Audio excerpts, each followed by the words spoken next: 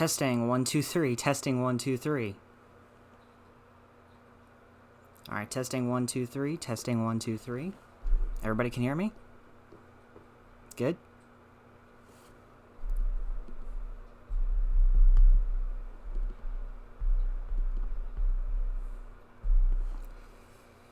Alright everybody, welcome back to Orange Juice Gaming, and last time we finished off Horizon Zero Dawn, which was pretty nice, and my apologies if people didn't like the fact that I went on break, but I just felt like it was needed, you know? I needed a little bit of time to clear my head a little bit, and also plus I couldn't figure out a game to play yet, because, you know, I didn't expect to finish Horizon Zero Dawn when I did. But I did, so, yeah. But now we're back, and we're here to play some more Final Fantasy XIV Endwalker. Last time, we talked about going to Garlemald? Are we really going there this early? I mean, shit. If we're going this early, then... Oh my god, are we going to be at the moon soon? Jesus. But before we do anything else, if you haven't already and you enjoy what you see here, make sure that you leave a follow here on Twitch, like, comment, and subscribe to the YouTube channel, and follow me over on Twitter to stay up to date for when I go live next. All of this is really great help, and it helps support the channel a lot. Now, without further ado, oh yeah, spoilers ahead for Final Fantasy XIV Endwalker. You've been warned. Last warning. Gotta point my finger.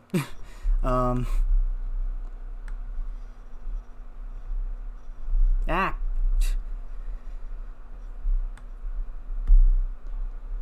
That corner. And... that's about the size that I had last time. Oh god, when did I start moving over there? Now, last time, we did our first dungeon, which was really fun, so let's see what we have in store next. Sound the bell, school's in. No! Oh yeah, Frank DeLuizzi, thank you so much for the follow, man. I appreciate it. I didn't see that. So, yeah, thank you so much, man. I appreciate the support.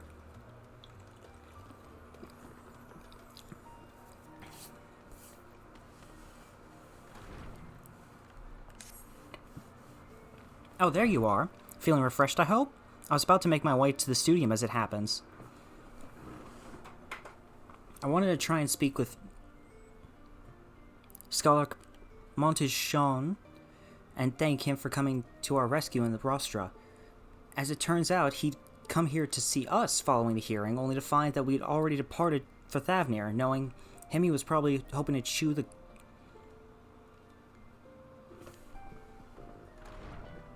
cud with his former students. Since we're still waiting for Y'shtola and the others, I thought now the perfect time to pay him a visit. Care to join me? Sure. Then it's settled. The twins will be coming too, assuming Alphinaud can tear himself away from his new toys. I'll let you rally the troops while I go on ahead to Phenomenon? Considering my recent impropriety, perhaps I should avoid showing my face around the studium for a time. That might be for the best. If the others should return, tell them we will not be long.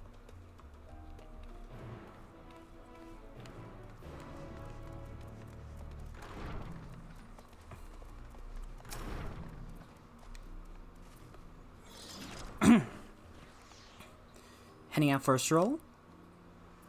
Now we're heading to the... whatever the fuck you call it. The Scholar himself was here? In that case, what are we waiting for? I too am eager to see him, though. Somewhat dread the thought of visiting the studium. I dare say our notoriety precedes us. Alphinaud, of all the people worrying over his reputation, at our alma mater, no less, wonders never cease. You'll understand soon enough. Off we go.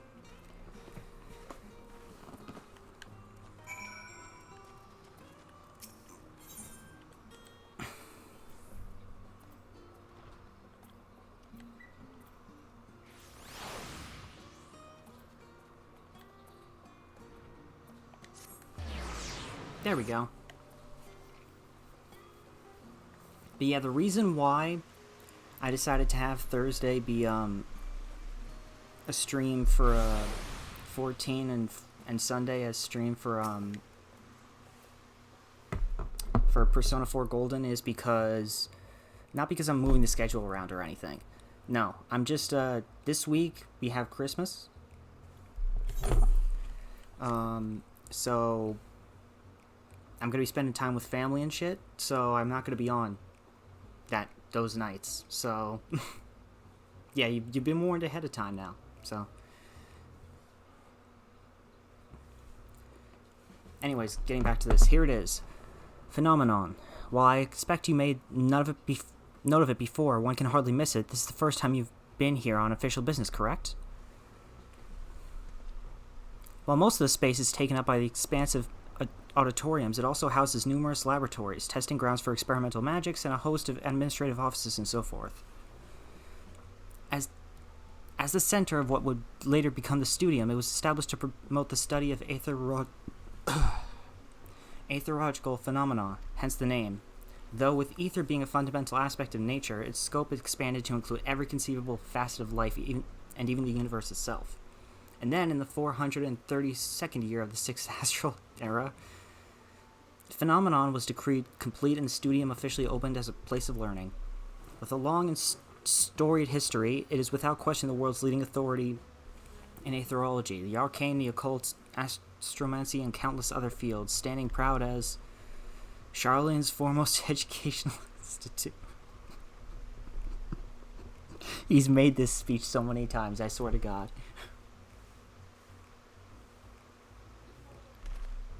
You always did enjoy giving the grand tour to new students. Indeed, I've long since lost track of how many times he has recited that same foolish speech. Such as his undying love for his old stomping ground. He was in top form back then, youngest to enter the studium, graduated with highest honors in magical arts and aetherology, undisputed champion of the debating chamber. Hold on, you both joined the studium at the same age, yes? And from where I stand, you're equally prodigious scholars. Nice of you to say, but Alphino actually entered half a year before me. Nor did I do well enough to graduate with honors, and I am certainly not the studium's most notorious master debater. In all respects have I ever been in his shadow. If nothing else, just remember that this was where the legend of Alphino Leviera began. We should expect everyone to be fully aware of our recent escapades. Hopefully we'll be somewhat more welcome here than we were at the last stand. I know better than anyone the adoration the student body has for Alphino, and with a bit of luck it might work to our advantage. Well, there's no time like the present. First things first, let's look for Scholar Montijon. Other faculty tend to frequent their offices, but unfortunately for us, he's fond of wandering wheresoever his whims take him. Let's split up and ask the students if they've seen him. Alright, got it.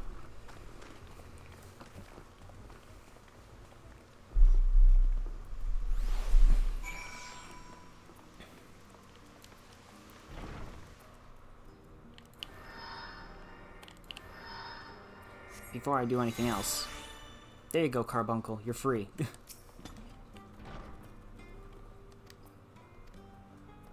I'm just not even gonna say what he has to say.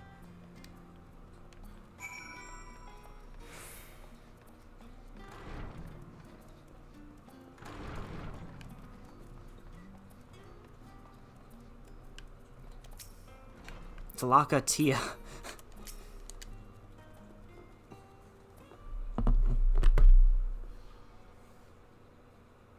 Oh yeah, that's right. I almost forgot. There is a...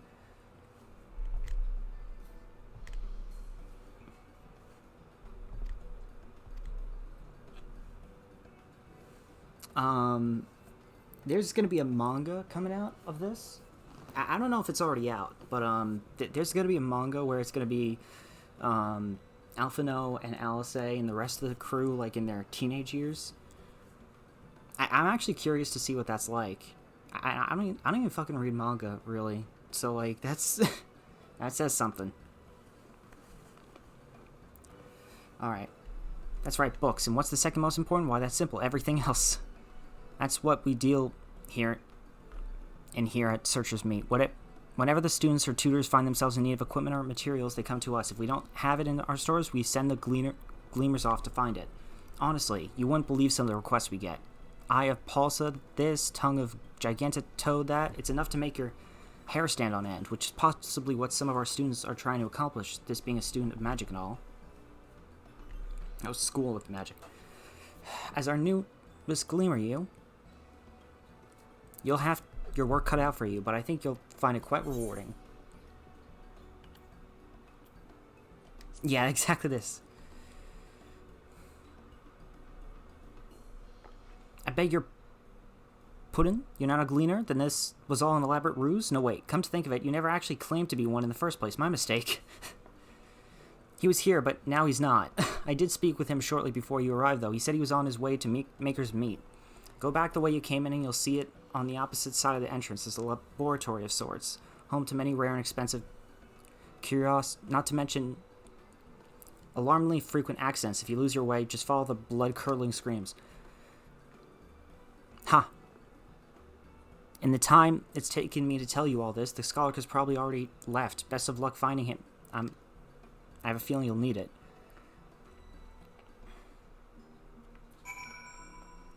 Oh, so he likes to wander around a lot, huh? How the fuck has the school not fired him? Why are you wandering the school grounds? Get back in your fucking office.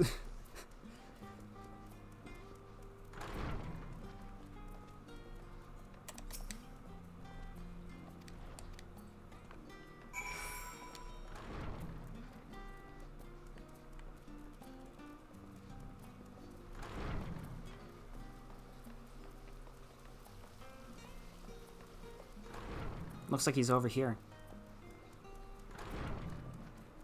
Ah, I found him.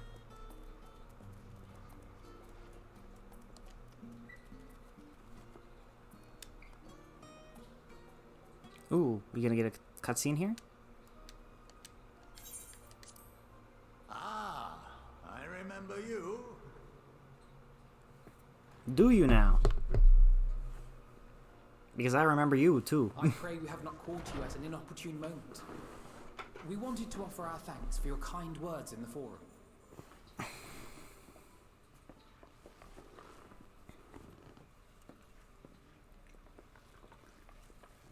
Well, I could hardly let that inquisition go unchallenged.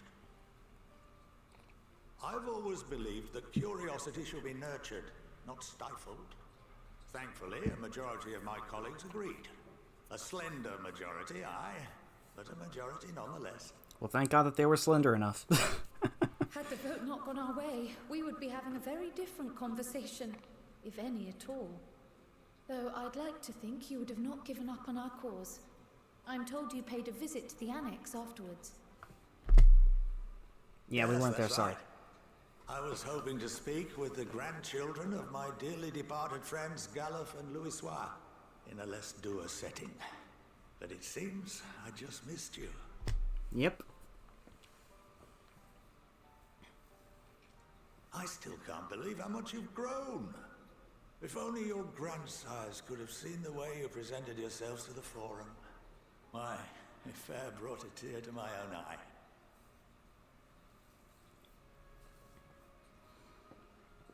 You must have the patience of a saint, putting up with this lot and their antics. Never mind Montoya's prize student. Oh, you have no idea. Luckily, I know a thing or two about managing unruly younglings. If you ever need advice, don't hesitate to ask. I'll take any I can get.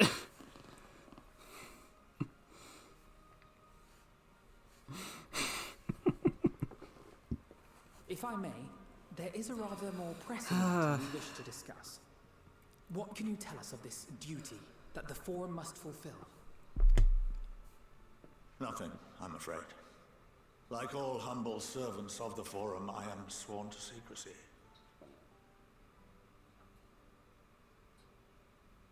Or rather, I couldn't tell you if I tried. What do you mean, you couldn't tell? Our duty is of the gravest importance. Furthermore, if the particulars were made public, it would incite widespread panic. As such, those entrusted with this duty have been bound by an enchantment, which prevents us from speaking of such matters without the express permission of the Forum. How is that even possible? It's been some time since I last gave a lecture. Please, take a seat.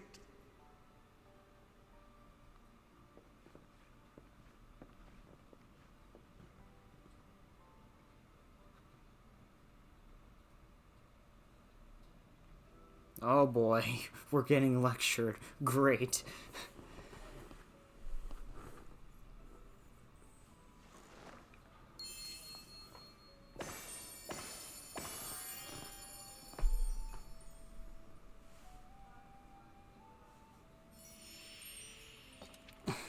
"16 minutes and we're already getting lectured. What the fuck?"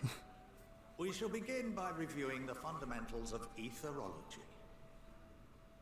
Yes. The ether, which imbues us with life, can be categorized into 3 forms.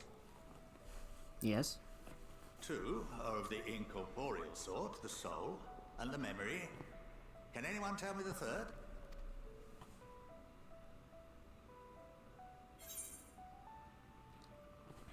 Corporeal? Yes. Very good. This is the form with which the layman is most familiar, consumed by even the simplest of daily activities, and replenished by the food and drink that sustain us. This form of ether is in constant flux. In contrast, the ether that comprises the soul is rarely subject to dramatic change. The same can be said for memory, as the two are intrinsically linked. Aha!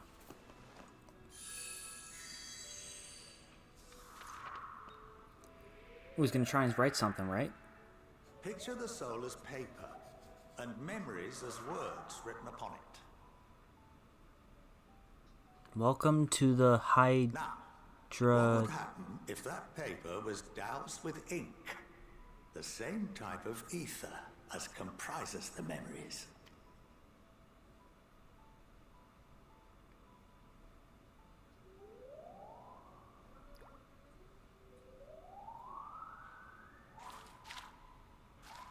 I couldn't read it beforehand anyways. It would blot out everything that was written. Yep. Precisely. We would be unable to recall the memories, and any activities that depend upon them would be hindered as well.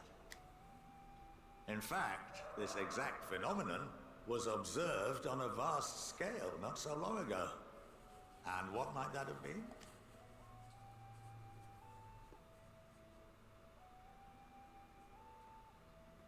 The 7th Umbral Calamity.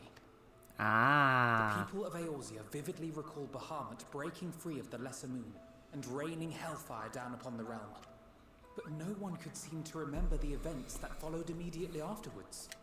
That's right. Indeed. To this day, we have yet to determine whether it was an unintended consequence or a deliberate act. Ooh, that's actually very The interesting. enchantment which binds me and the rest of the Forum is based on a similar principle. And yes, it is a contravention of the Sharlayan prohibition against the practice of memory manipulation. Only when a new member is inducted and told of our great duty are they subjected to the process. A necessary evil. You have my word that it would never be used to manipulate the populace. I should hope not. But can this enchantment be dispelled and your memories restored? If 9/10 of our members give their approval, then the process may be reversed. Then, and only then, would we be able to speak freely to others of our sacred duty. Barring that, we must wait until we return to the ethereal sea. Wow.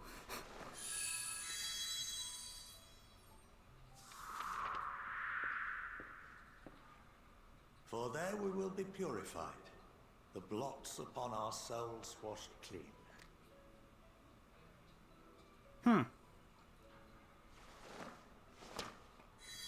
I would hope so.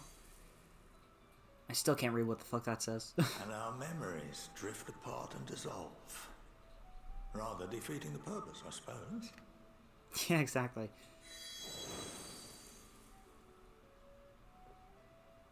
But there are those memories that are indelibly etched upon our souls, some believe. What happens after that? We are reduced to pure ether, coalesce with that of others, and create souls anew. Alternative schools of thought assert souls remain whole and return to the corporeal world, reborn into another form. Ah. Both theories have their proponents. Personally, I consider each equally probable. Right, okay.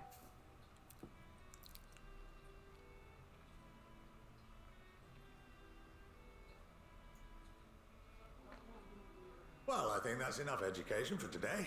Yes, Now please. that I've given you Please some get me out of food here. for thought, I didn't or ask for rather, this.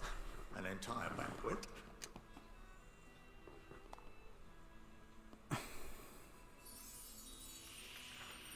A banquet?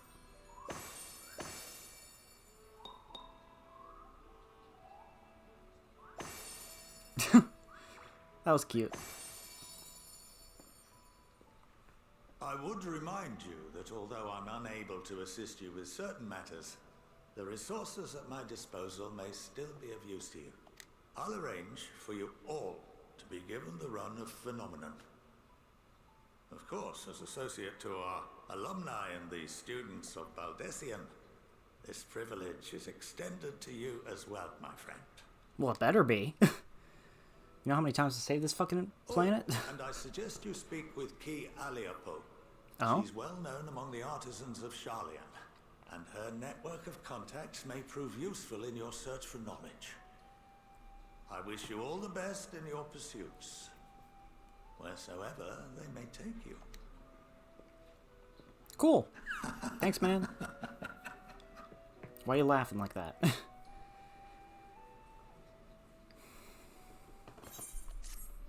Thanks for the lesson that I really didn't want.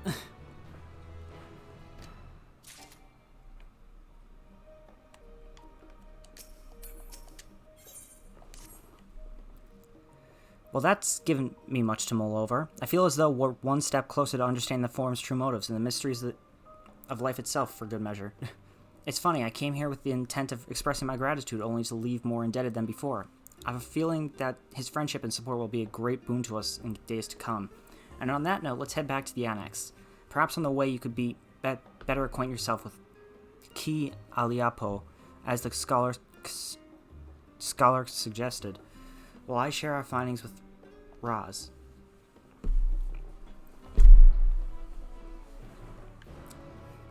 Alright. Oh yeah. Before we go, let's check out this new weapon.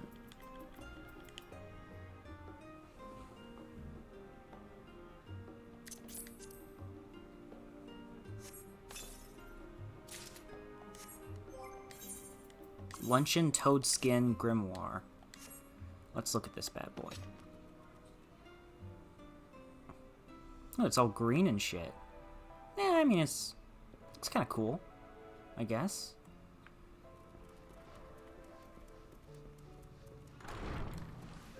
I think I like the other one better, though. You know, it was glowing and shit.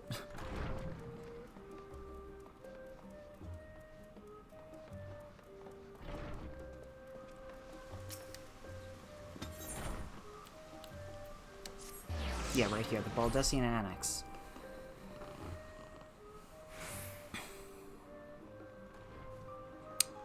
Actually, what? I have mail. But why, though?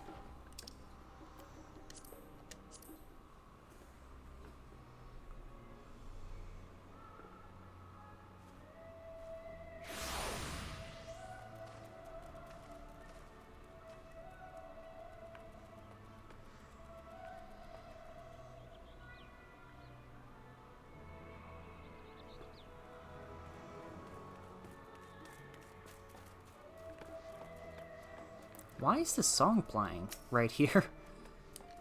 Like there are some points where this song just randomly plays, like vividly in the background, and you're just like, what the fuck? Why?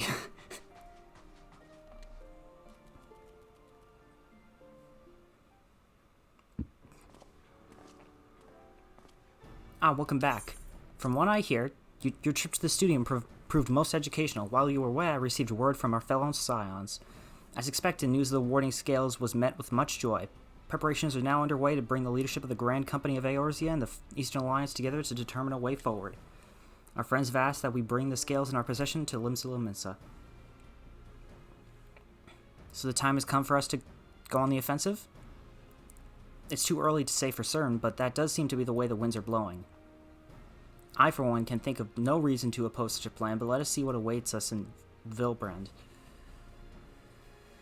Let's start by getting the scales out of storage. Give me a hand, would you, Estinian?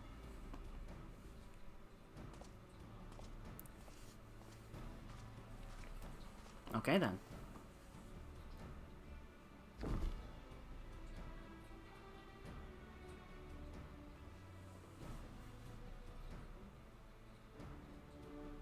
Whew, I didn't realize these crates were so heavy. I shouldn't complain, though. Vritra and the alchemists of the great work put their heart and soul into each and every one of these scales, so you must treat them with the utmost care. Are you not coming with us?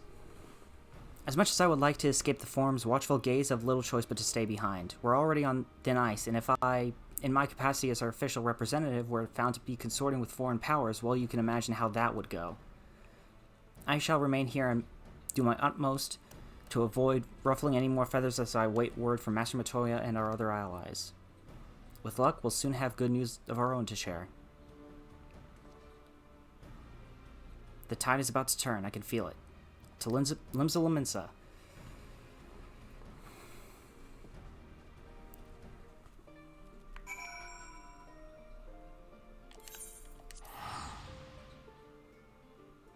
Well, that's easy to do. It's a good thing that my home crystal is still in Limsa.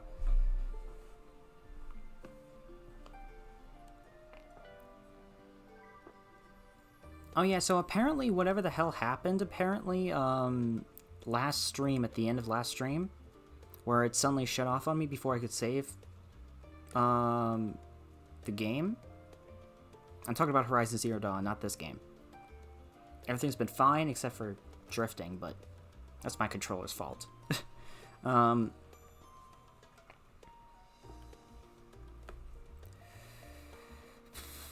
So, apparently, when I opened up the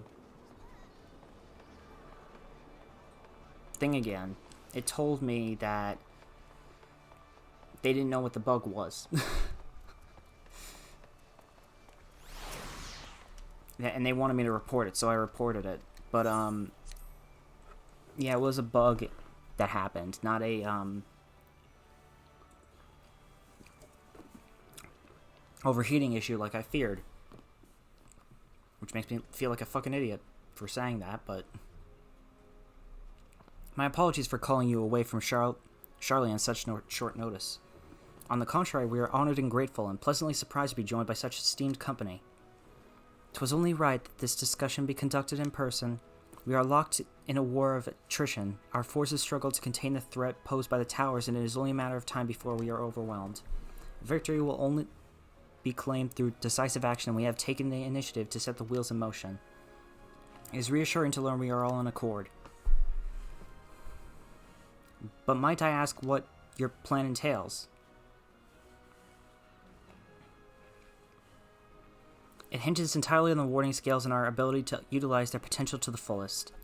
During your time in Charlian, the allied nations have been engaged on separate fronts with no end in sight. To make matters worse, the surge in abductions of Cabals, Sahagin, Ixal, and Ananta have given rise to an increasing number of primals as well. But your triumph in Radzat Han has given us cause to hope once more. The time has come to free ourselves of this menace, and it is you, the Scions of the Seventh Dawn, who have shown us the way. While the bulk of our forces will continue to hold the Telafroi at bay, we will dispatch our finest to strike at the enemy's heart, Garlemald. These brave few will be the Ilsapar contingent. To think such progress has been made in so short a span. Its objectives are twofold. The first is to provide aid to the people of Garlemald.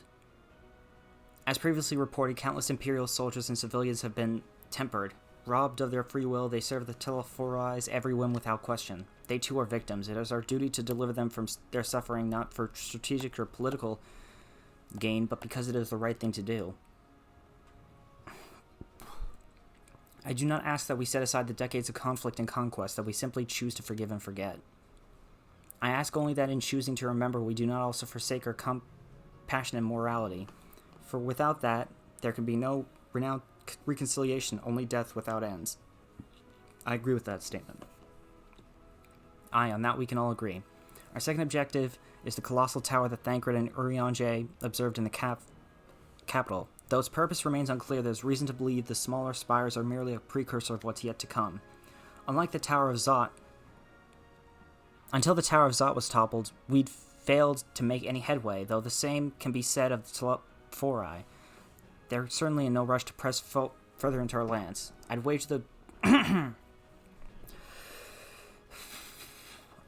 the Spire's primary purpose is to divide and keep us occupied, while they work toward our annihilation. This would appear to be sustained by Ystola's analysis of the tower's influence on ethereal currents. Based on her observations inside the Tower of Zot, the Spires siphon ether from the land, consuming it to maintain their form. However, they draw forth far more than is required for this task alone. The excessive ether remains unaccounted for, but we can be sure it's not being harnessed for our benefit. It wouldn't surprise me at the least if it was being redirected to the larger spire in the capital. There's logic in that. Regardless, once we have uncovered the truth, we'll bring their schemes crashing down along with their infernal towers.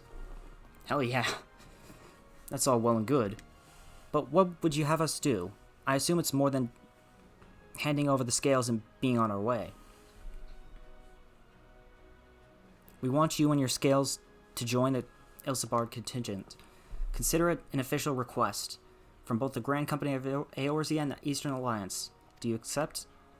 Do you have to ask? Perhaps you should be the one to answer that.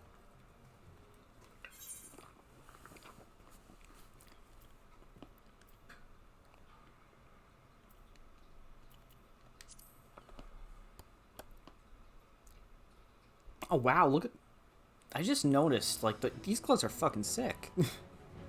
Got giant claw nails. Couldn't have put it better myself. Y'shtola, Thancred, and Urianger have already pledged their support and are on their way to meet the rest of the contingent. They were positive you would come to the same decision as they did. Luckily for all involved, their prediction was correct. Once you have delivered the warding scales to Alamigo, the contingent will embark on its journey to Ilsabard. Rabon and Lord Emmerich are overseeing preparations, so I suggest you make yourselves known upon arrival. Pack warm clothing, furs in the lake. Without it, the cold will do you in before the Telefori so much as draw steel. As for us, we'll keep the enemy busy while you're gone. They're not the only ones who can create a diversion. Now go. Safe in the knowledge Eorzea will be as you left it, or better, upon your return. Let's go. We're going to Garlemald, boys. Oh god, I've been waiting for this.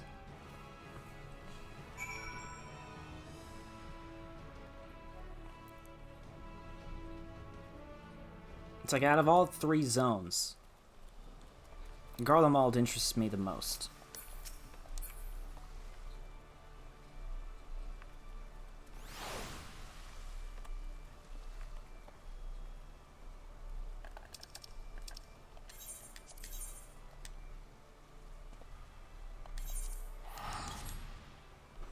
To the Alamigan quarter.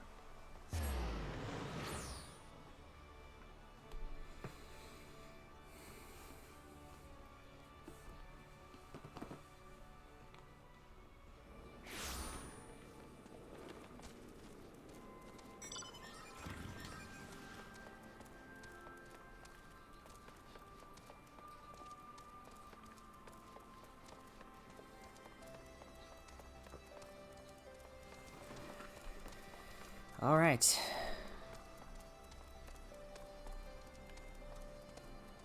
I would use a mount, but, well, my controller's already on the fritz today, so standing still is already a pain in the ass.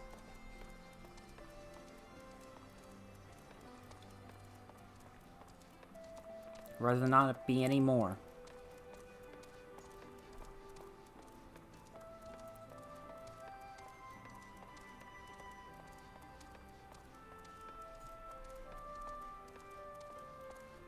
Nope, not in there. I keep on forgetting that.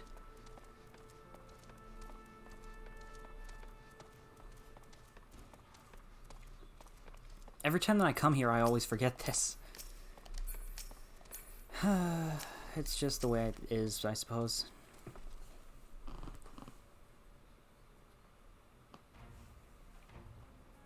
Ah, the Wanderers return. You've been busy bringing down a tower and producing the keys to destroying the rest of them. You should be proud. Those warding scales of yours are what's made this whole venture possible. Will you and Lord Emmerich be leading the contingent? Regrettably, no. Our role is to organize the various delegations into a cohesive unit. Once we have seen you all off, it's back to our respective posts. We dare not neglect our duties for too long, lest our defensive efforts fall into disarray. And just between us, there was a fair amount of opposition to the formation of the Ilsabard contingent.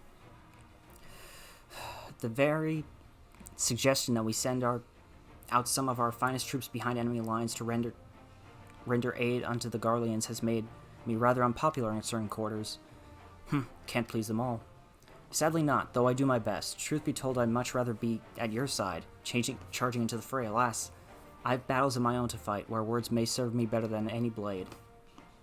I hate to say it, but Lord Emmerich's struggle mirrors my own. For the time being, the best we can offer you is the peace of mind from knowing Eorzea is in safe hands. As you fight the good fight in Ilsabard, I and the other commanders will do what we can to convince the naysayers that our cause is just. Thank you, both of you. We meet again. Oh, hi guys. Much has occurred since we parted ways in Wurlit. From what I gathered, the protective talisman you obtained led to the formation of this expeditionary force. My contribution on this occasion is but a minor one, that being the information I have shared with Maxima. For the sake of the people of Garlemald, may the fates be on your side.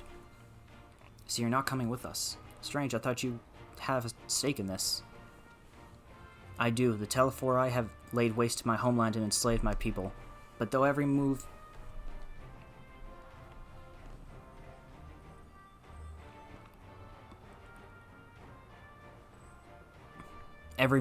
of my being cries for vengeance, I cannot be the one to deliver it. My presence alone would place the entire mission in jeopardy.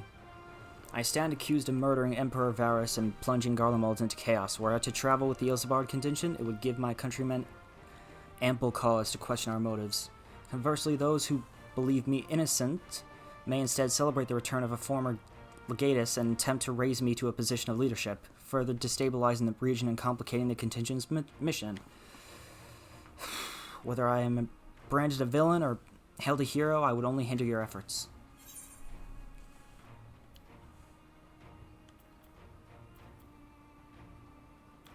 Wurlit is in your hands.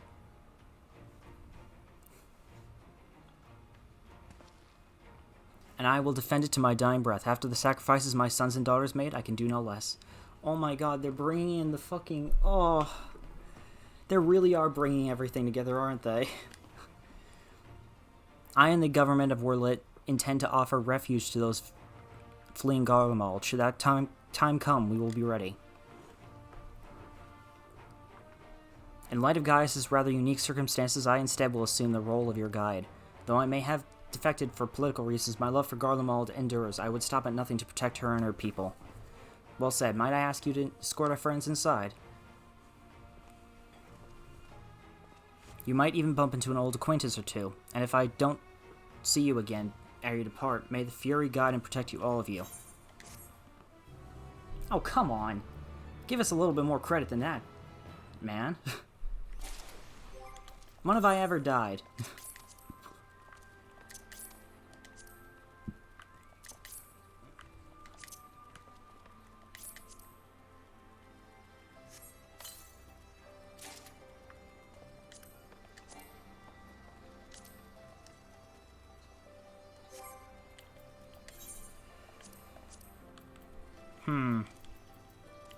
God damn it. I really need to get rid of shit.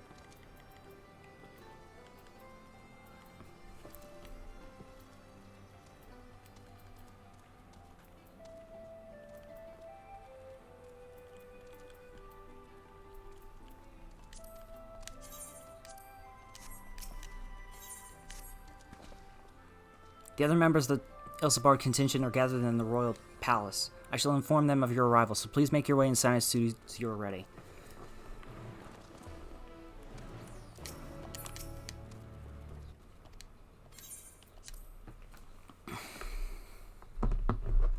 Who else is here?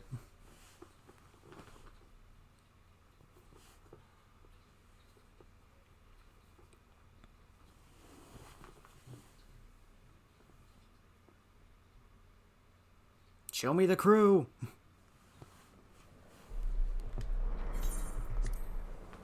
I'm imagining this is going to be voiced. By the 12. Mm-hmm. I was right. Oh my god. Lise, Corey Boulder, Glad you could join us. I hope you don't mind, but we went ahead and started without you. As you can imagine, our traveling companions were eager to become acquainted. 'Tis a rare thing indeed to see such a diverse and talented group of individuals assembled for a single purpose. oh yeah, Yashtol's sister is here We too. fight not only for the sake of Eorzea, but for the entire world, including the people of Garlemald. Much rides on the efforts of the Ilsabard contingent. Indeed, which is why I am glad to find myself in Lucia. the company of many trusted comrades, yourselves included.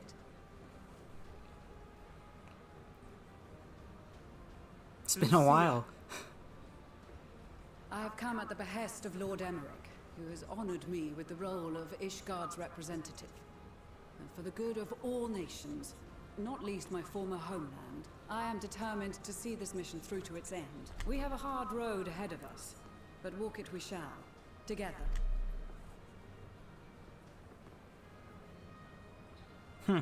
We too welcome this opportunity to work together once more.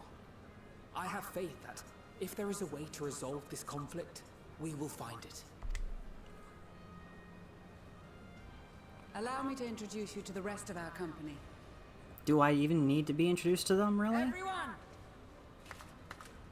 If I may have your attention.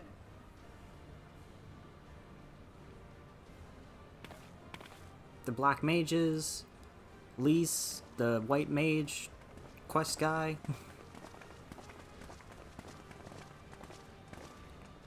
Our conjurer quest guy.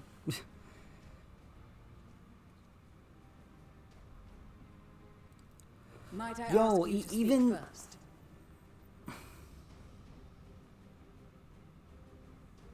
If I must, I am Arun Senna, spokesman for the Gridanian delegation, here on behalf of my esteemed sister, the Elder Seedseer. We shall Oh, provide support I and actually didn't protection know to that those part. in need during our time in Garlemald. To that end, I am joined by healers selected by the Conjurers Guild, with the Order of the Twin Adder's Finest serving as our escort. I mean, it makes sense. Suppose I'd better say my piece. Wait, I know you. The name's Sicard, in case you've forgotten. Truth be told, I'd rather you had forgotten. Wait a minute. The Admiral asked Captain Hilfear to send his best, and for whatever reason, he picked me.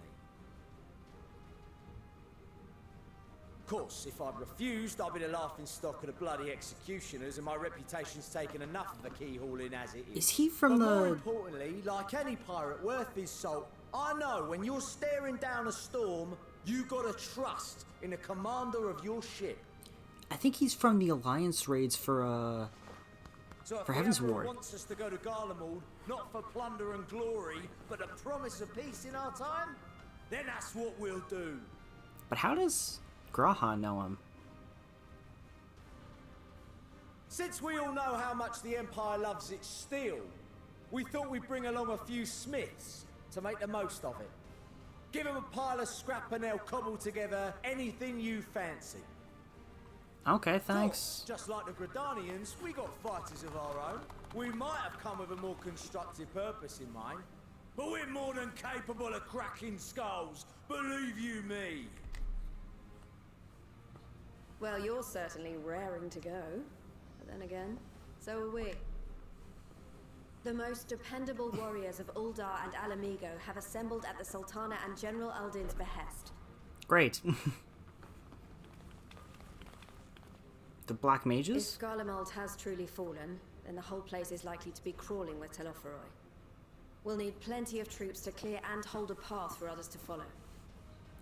That's where we come in. Naturally, Marshal Terrapin and I will be leading from the front. Yo, it's my dude. I haven't seen you since Stormblood, my dude. It's been some time since I last saw you in your element on the battlefield. From what I've heard, you've become pretty fearsome yourself. Master Matoya, the avatar of destruction.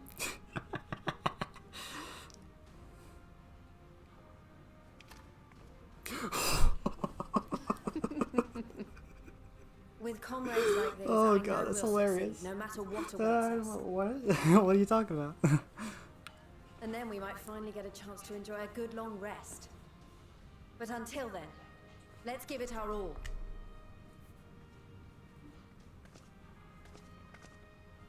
As for Ishgard, we Temple Knights have come in force to uphold our nation's commitment to the peace and welfare of our allies. The bitter cold of Garlemald is a formidable enemy in of itself. Our experience fighting in ice and snow will prove invaluable in the days ahead. Oh yeah, that's true. That's true. Accordingly, I have been designated commander of the Ilzabad contingent. I will do all in my power to provide you with the leadership and guidance you require. The four high houses, House Hylinart foremost among them, have arranged for a host of machinists to join us on our mission. Their knowledge of Imperial Magitech is sure to be a great boon. They will address any problems of a technical nature, together with the smiths of Limpsa Lomitsa. Nice. Like everybody's suited up. Another awaiting introduction. Why him? Why out of all the brothers? Marlene de Forton, at your service. Though, lest there be any misunderstanding, I should stress that I've not become a fearsome warrior while you were away. Rather, far from it, actually. Great. Great. You've learned nothing. Fuck you. Chance to make something of myself. Oh, and fight for world peace and all that. You can't fight your way out of a But goddamn... should the opportunity arise for a spot of ballroom dancing, I will be your twinkle-toed gentleman of light. There's only one gentleman of light here.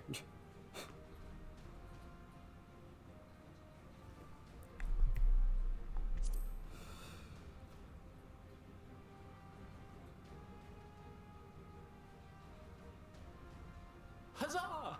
I cannot wait to regale Honohua with my tales of... You better be in 6.1, son. I believe that concludes introductions for the Grand Company of Eorzea. I better see Hildebrand come back. Our allies from the Eastern Alliance were due to arrive some time ago, but it would appear they have been delayed. 6.1. Expecting it. Would that be the I want him Shinobi back. Actually, they've been tasked with relaying messages back and forth between the various Eastern nations. According to Lord Hien, however, an equally capable company of warriors has been sent in their stead. Oh? Out of my way, you preening fool!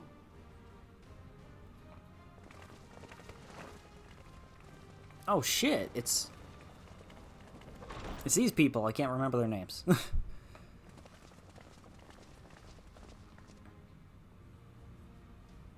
Forgive us for coming late. We are the delegates of the Eastern Alliance. Cyrena, and you've brought company.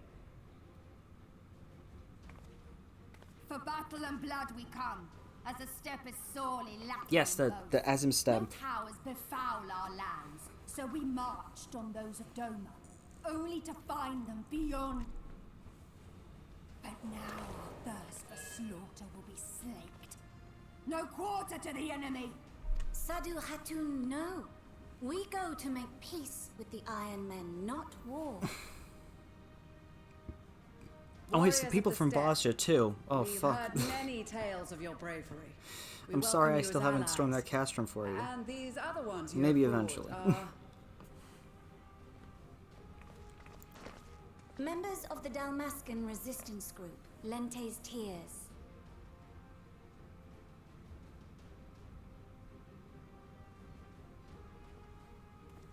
And the Bosnian resistance. Yes, them. Between them, they have a wealth of experience in espionage, and are particularly adept at infiltrating Imperial facilities. Which is fortuitous, since Garlemald's domain is so vast that I could never hope to handle reconnaissance duties all by myself. Yep. Dalmasca, Bosnia, Alamigo. All lands which have suffered the tyranny of the Empire. I would never presume to question your motives. Nevertheless, I must reiterate that our goal is to aid the victims of the Telophoroi, the common folk of Garlemald. Yes, something And which is they surprising are even me. victims, make no mistake. Though I understand that many may struggle to see them as such. Yep, it's gonna be difficult. You're more right than you know. For every one of us that answered the call, there were a dozen that refused.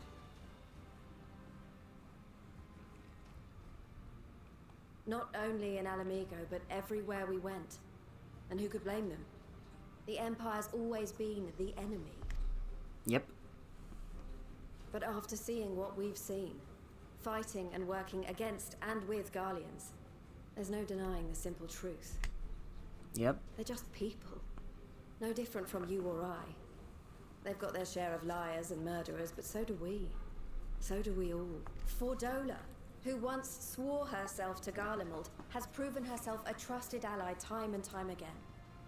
Every Eorzean here knows Cid Garland. Yeah, that's true. The Imperial defector who shared with us countless technological wonders. Gaius bloody Baelsar himself is working to help rebuild Wurlit, a nation he once conquered.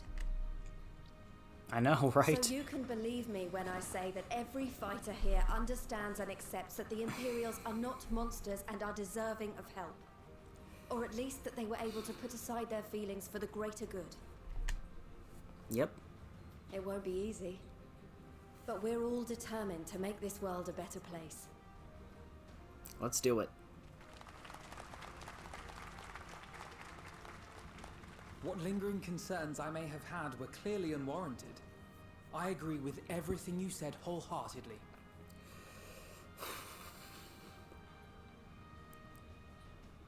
Then we are in accord. Now, let us review our strategy. Let's just go. Let's To just reach go. the Garlean capital in northern Ilsabard, we must cross the central mountain range.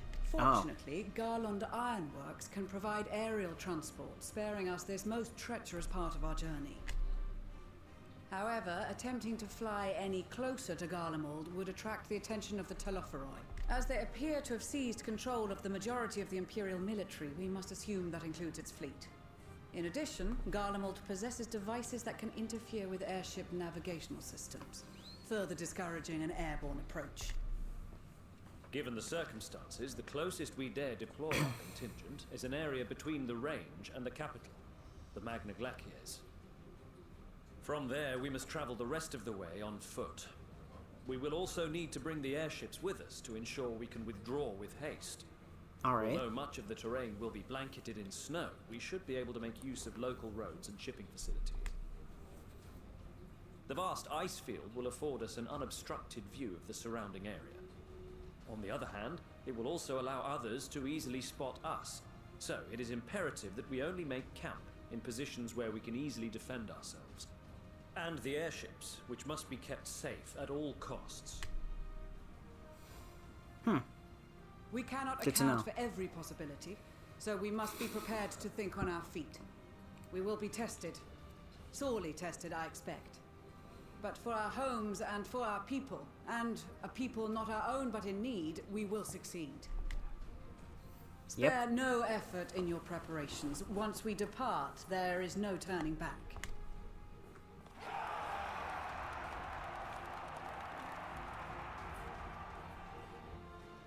Yeah, this is a crazy-ass army that we got here.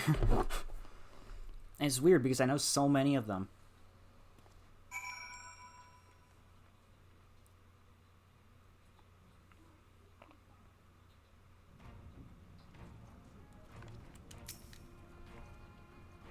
Besides the delegates assembled here, the Malja and several other tribes offered to send troops of their own. Unfortunately, due to their physiology, many would struggle simply to survive in the harsh climate of Ilsabard. They would also likely prove tempting targets for abduction by the Telephori. All things considered, they can better aid the cause by bolstering our defenses in Eorzea, though their eagerness to do more has been noticed.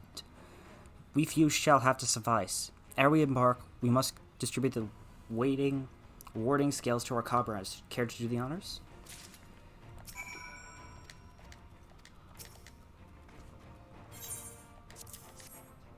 Here you go.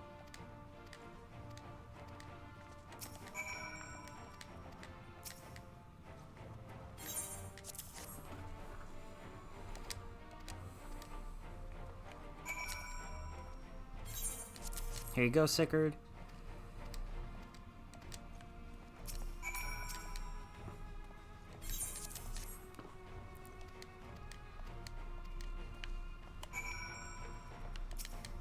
Serena.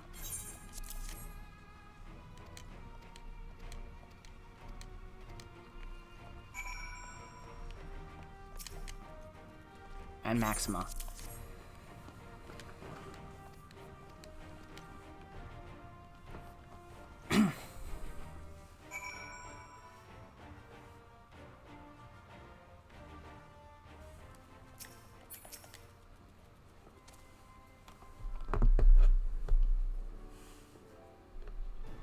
This is our last chance to make ready before we set forth.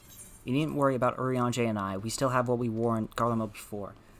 Estinian claims to be quite warm and toasty beneath his armor, and since he spent a fair bit of time up north recently as well, I have no reason to doubt his words. Most of the others will be borrowing Grand Company stock. The rest of you could do likewise, I suppose, provided you're not overly concerned with style. Not to put too fine a point on it, but I wouldn't be seen dead in one of those ridiculous overcoats if only I had time to find something to my liking. Hark, is that the city of Cry of Scions in need of a tailor, I hear?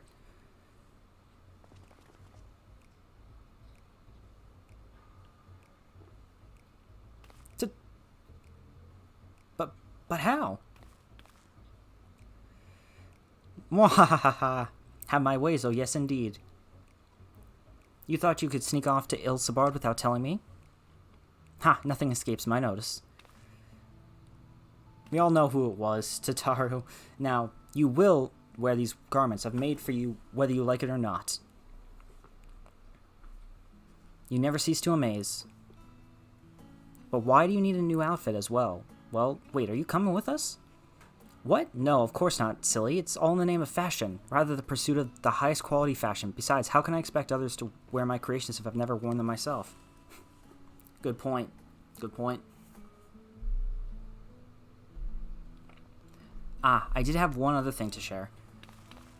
Argmus and Blue Weeda have finally returned from assignments in faraway lands. They'll be staying at the Rising Stones for a while to keep an eye on events throughout Eorzea. Since they'll be running things back at headquarters, was wondering if I could lend a hand in Charlian. Oh, why not? You can keep Kral company in the Baldessian Annex. Yes, we'd love to have you there. And I heard did a fine job carrying on in our stead while we were lying comatose. With them in charge of the Rising Stones, we have nothing to worry about. My thoughts exactly. Also, while I'm confident you won't go collapsing again, because a certain someone who shall remain nameless is in a position to transport your souls to another world, if anything similarly disastrous were to happen, I'll be well positioned to do something about it. Anyway, I've got a few things to take care of, and then I'll make my way to Charlian. I really do hope these new clothes are enough to keep you warm in Garlemald. It's not much, but it's the only thing I could do for you, other than pray for your safe return, which I will, every day. Let's not keep the contingent waiting any longer.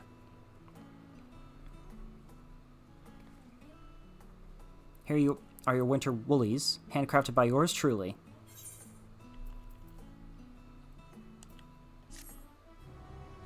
Oh, look at that. North Sea coat.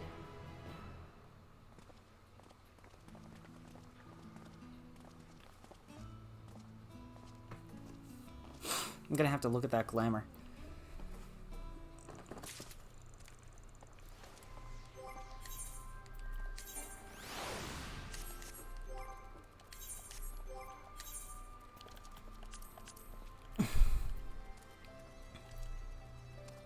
Yeah, you just made things more difficult. God damn it. I should have just, like...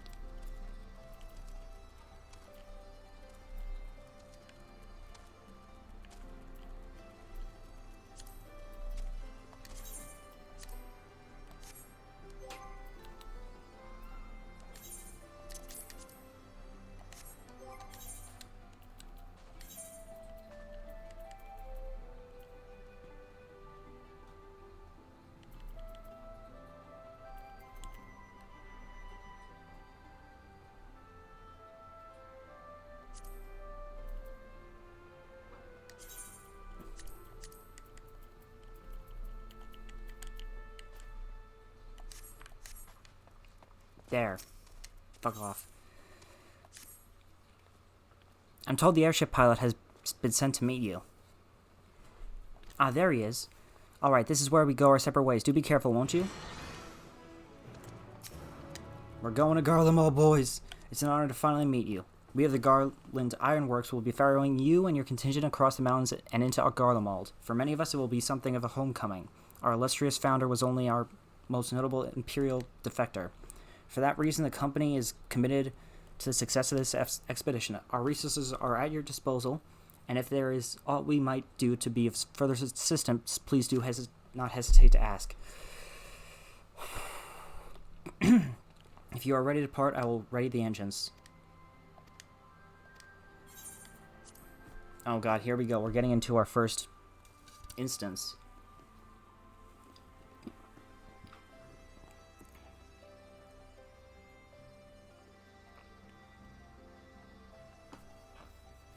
Which is a surprise, but I guess going into Garlemald isn't going to be as easy as walking in the door.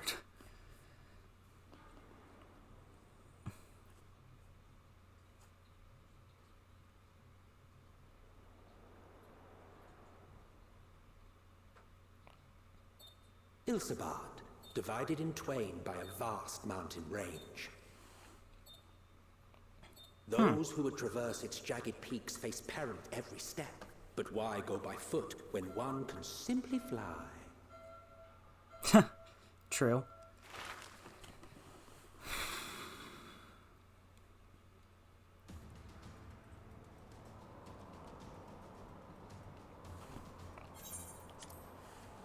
On the outskirts of the imperial capital, in the frozen wastes of the Magna Glacius,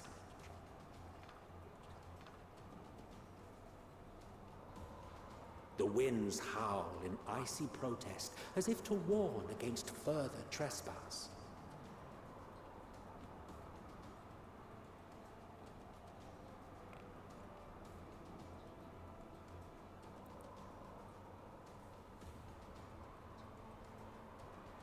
I look dapper, don't I?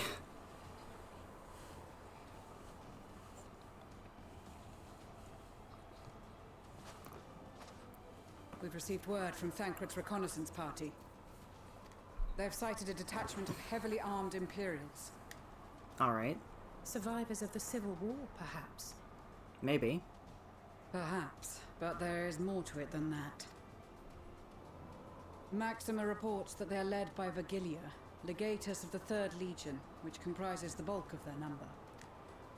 Ah, okay. However, they are also joined by several members of the 1st. From what I recall, the 3rd Legion fought for Nerva in the War of Succession following Varus's death. The 1st, on the other hand, were under the direct command of the Emperor and rejected Nerva's claim to the throne.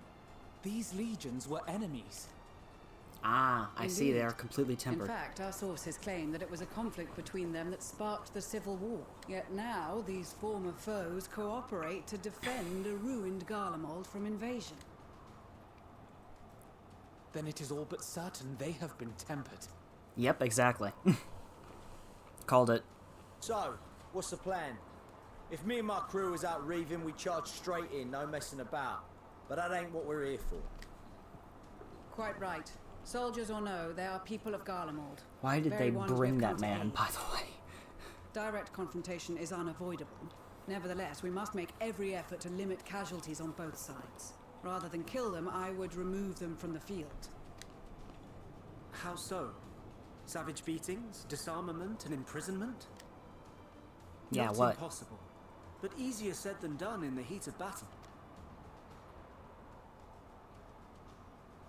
Having observed the opposition, I imagine Thancred had something to suggest? Yeah, I could imagine. He did. He and the other scouts have already infiltrated a supply depot some distance beyond the Imperial Detachment's current position. Stored within is a stockpile of Magitech armaments. And once we give the signal, Thancred's team will destroy them all. In so doing, we will deprive frontline troops of materiel, and likely force the detachment to send men to investigate. Ah, that's smart. Divide and conquer. Not a bad idea.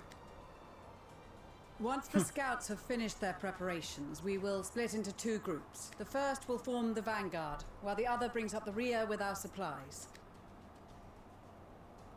Got it. As for the Scions, I ask that you lend your assistance where you deem it needed most. I would prefer, however, that you accompany the rear guard and be prepared to join the van at a moment's notice. Kept in reserve as our trump card, so to speak. Ah, yes, that's right. I'm too strong for these fuckers.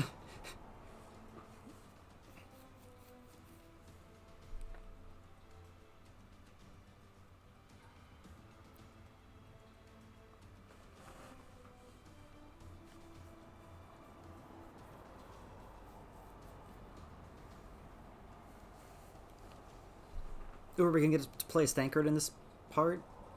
I think we are.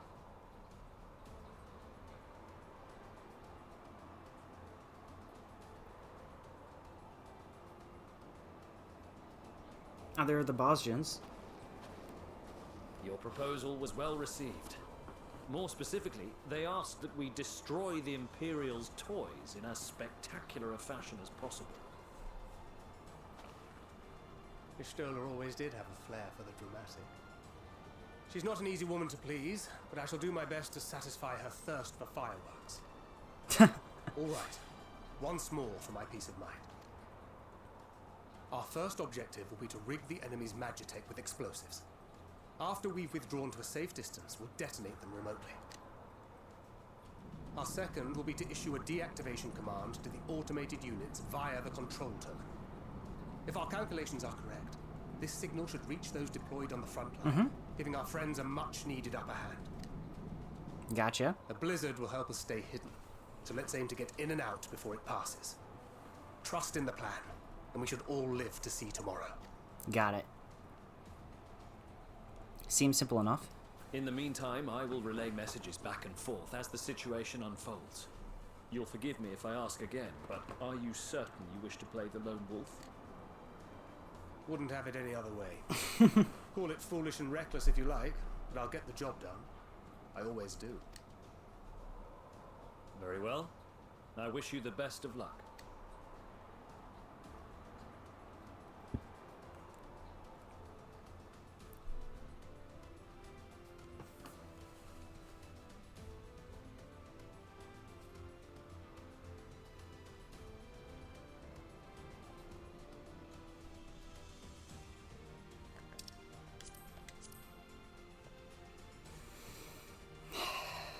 Now, Gunbreaker's a job that I actually know, so I can actually do some shit with this.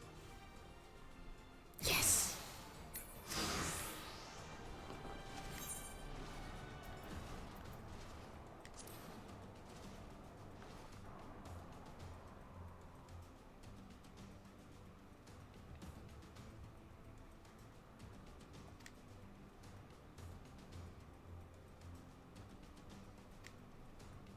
Ah, awareness gauge.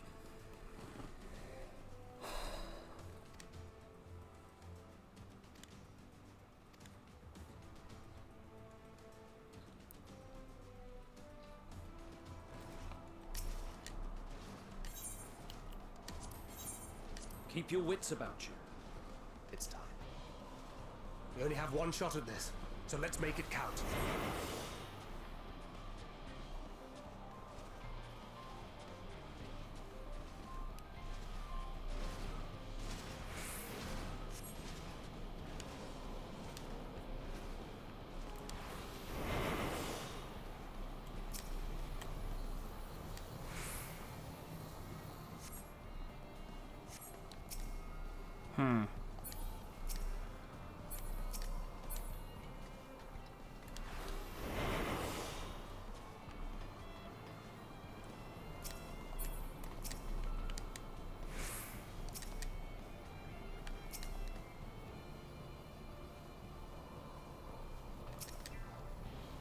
God damn it.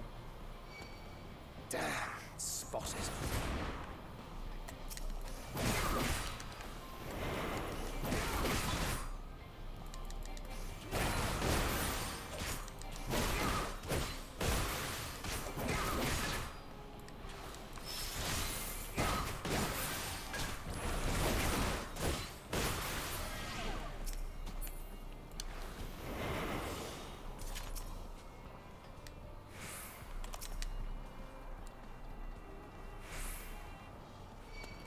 Seven hells.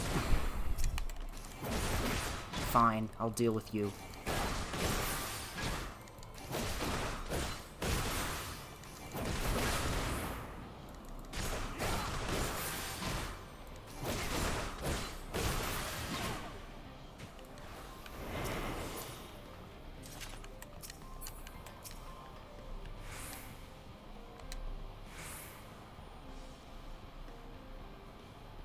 Now let's set this explosive.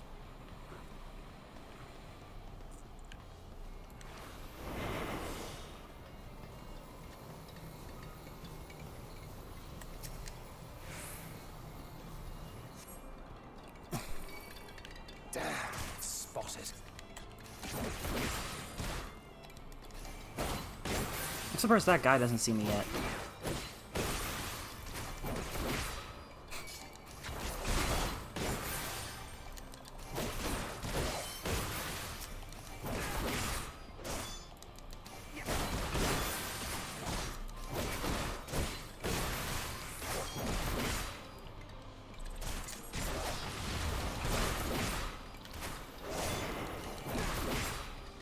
No, not yet. God damn it.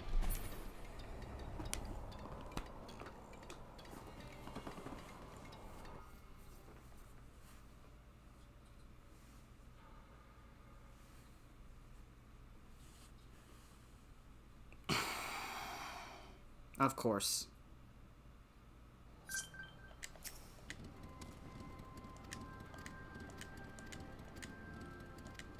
This always happens.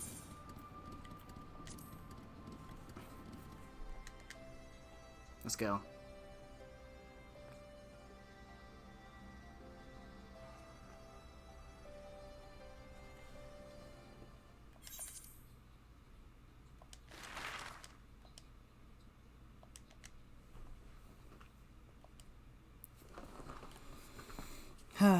Come on.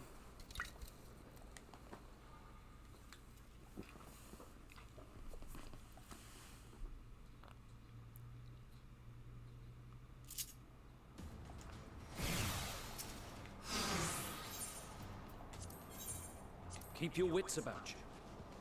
It's time. We only have one shot at this, so let's make it count. Must be losing my touch.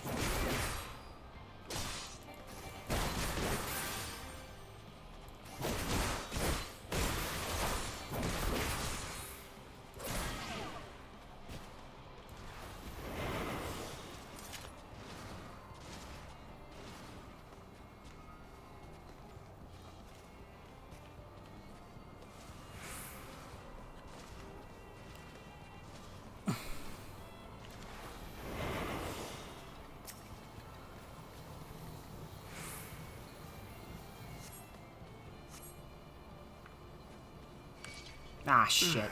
Of course, that makes sense.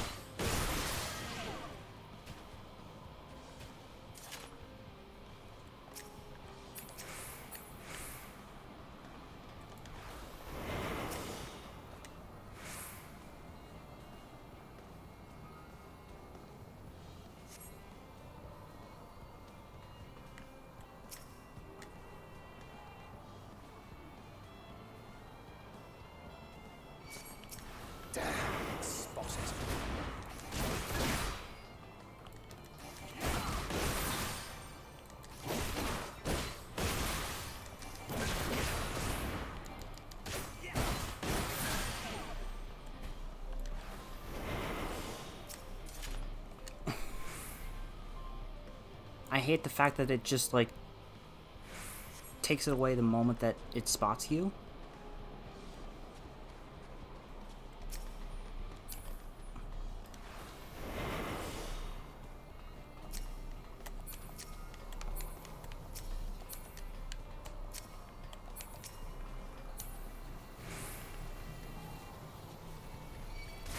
Damn, spotted.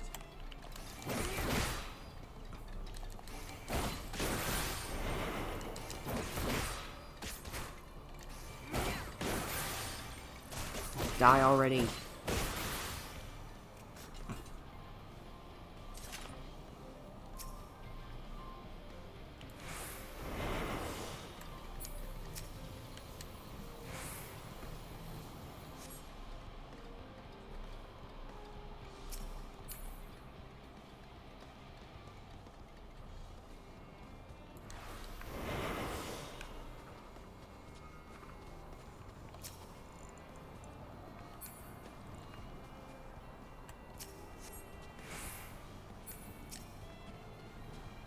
What do you mean you came prepared?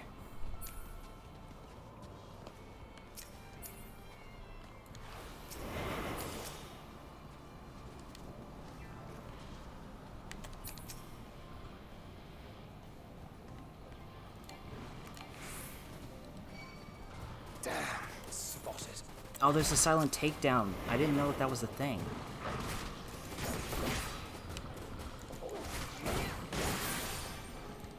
I should have noticed that before I went ahead and decided to do that.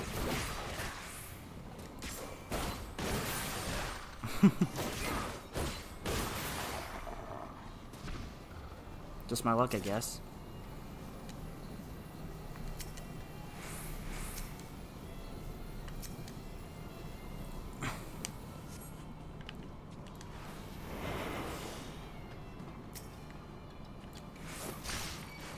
Must be losing my touch.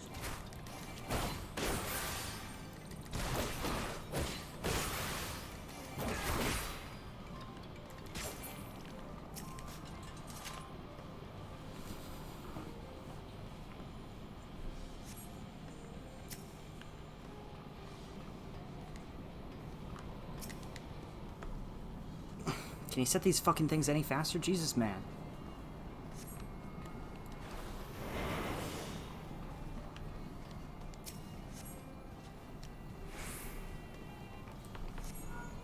This is Thancred.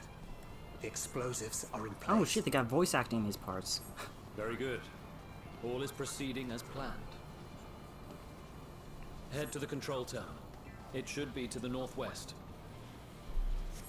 Understood. Have the others wait at the rendezvous point.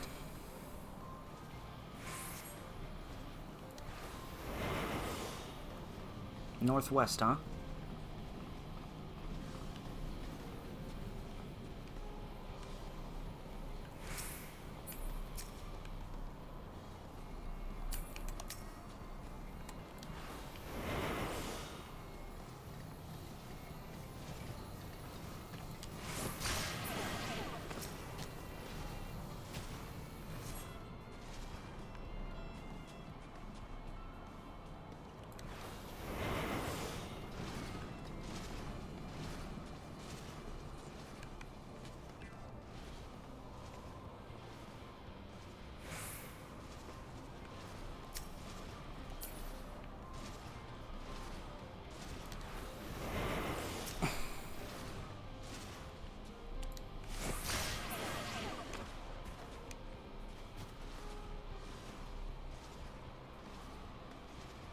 Two, one.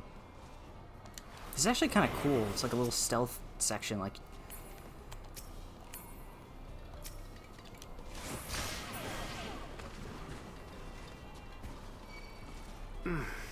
Must be losing my touch.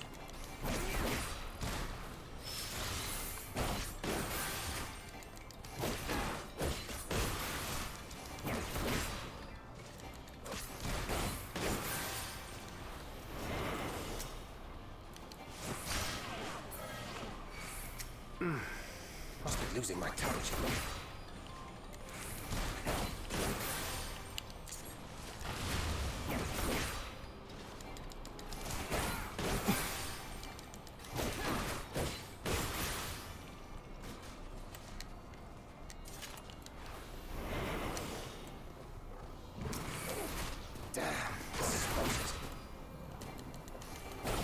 Didn't even have enough time.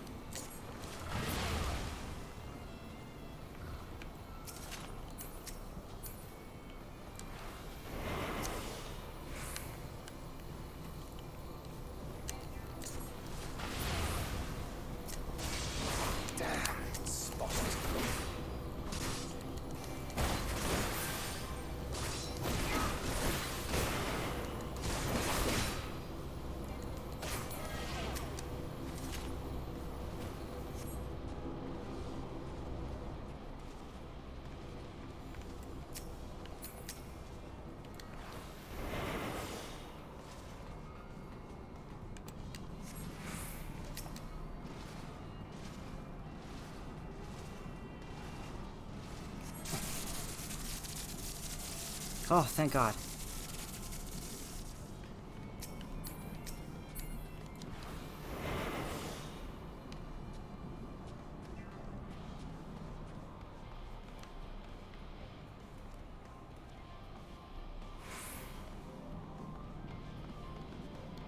Where am I going?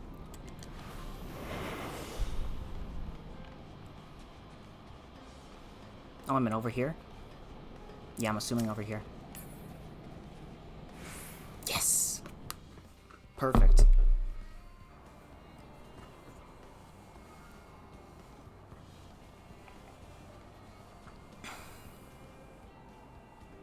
Everything's going to plan.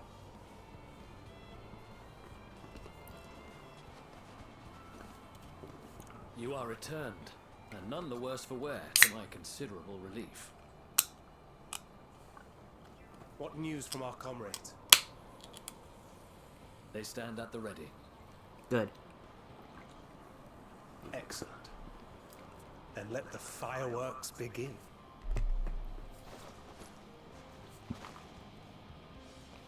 Oh, the detonator. Oh, shit.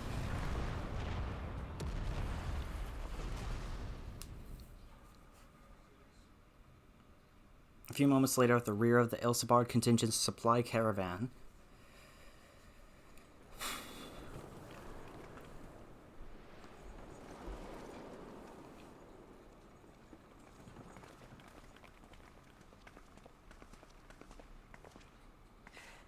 The blizzard's beginning to clear. You know, I heard that the stealth Vanguard section should be was engaging the bad Imperials any here, but I moment. was like, If just they beat that the haven't second already. try. Like, Ishtar bruh. and the others are with them, so I'm sure they'll be all right. But You just have shitty directional skills. That's what I think it is. Wait! Something's coming!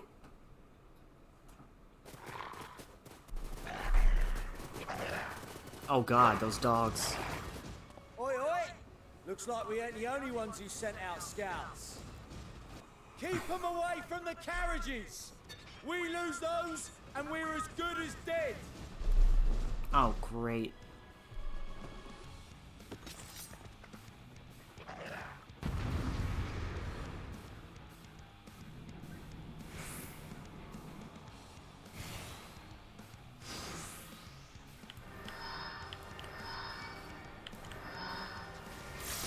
Fighters! Protect the others!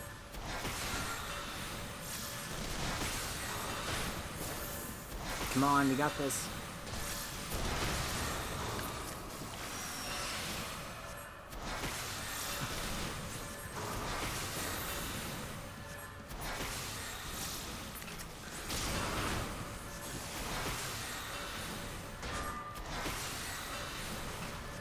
Come on, Ruin, please. Work for me.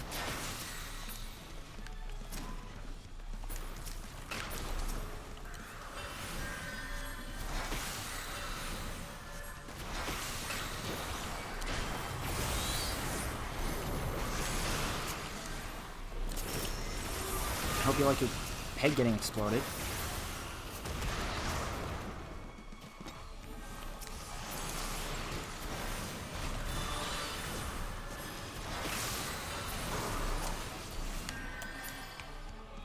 A brief respite, but stay alert.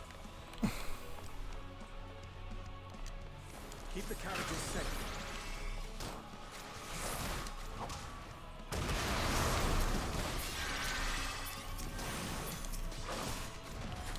Alright. Let's use Garula here. I mean Garuda.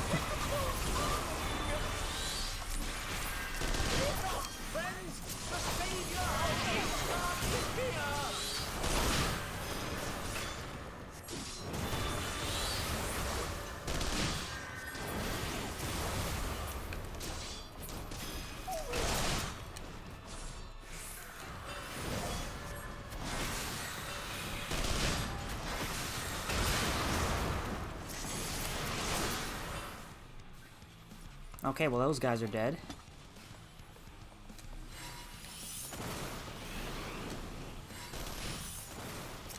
Oh, over here. A fine display, but the other carriages are still in danger. Go on ahead. We'll hold the line. Oh, okay. We have to keep on going forward.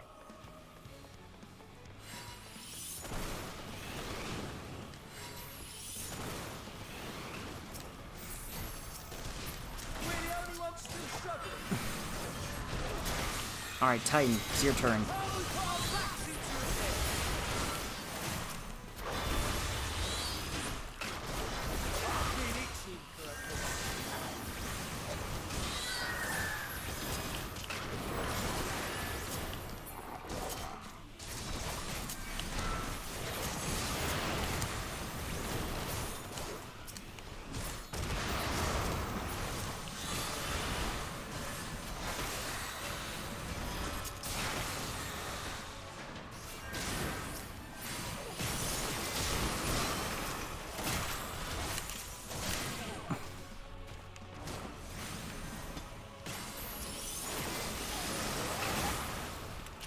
Reinforcements have arrived. Oh, that's not good.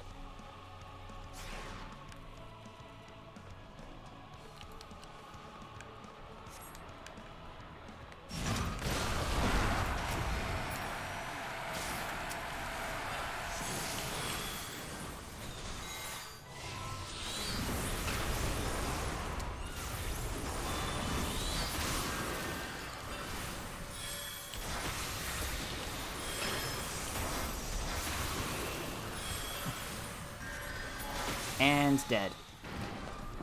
You lot all right back there? We're fine. I'm ready for more. Whew. Hear that? Get to the front and turn the tide.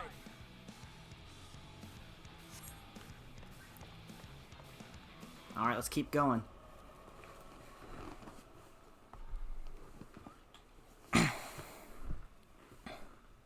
To the front of the line we go.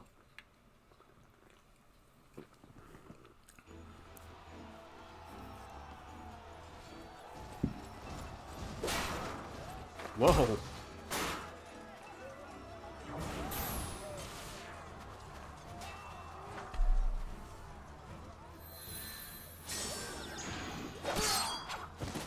Yeah, let's go Estinian. Y'shtola kicking ass as always. Removed from the field was not a euphemism for enthusiastically murder. Oh god. It's nothing that won't heal. In time. In time. The trouble is, their tempering has made them utterly fearless. Subduing them would be easier if they had the capacity to submit in the first place. Well, this is the path our young charges would have us walk, and that we all agreed to follow. You knew it would be hard, yet still you pledged your lance, did you not?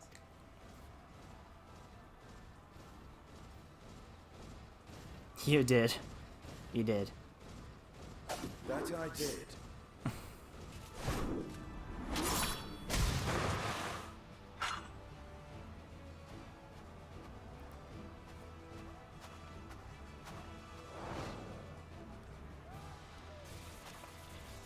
Oh shit.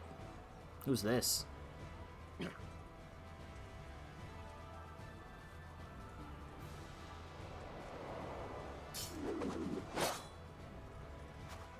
That's Vigilia. Damn it. I need to help the others take her down. There's no end to them. It's a good thing I'm here.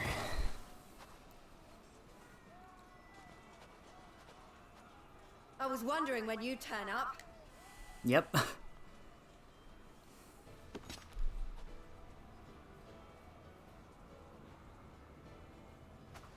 There's no stopping us now.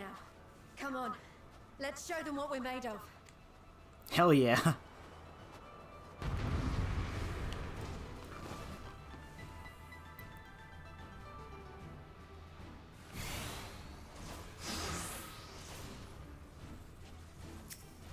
We have them now! Forward!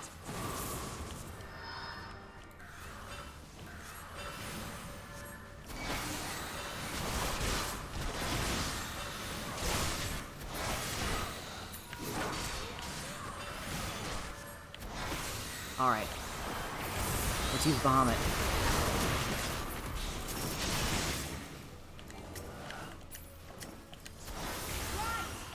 Let them have it!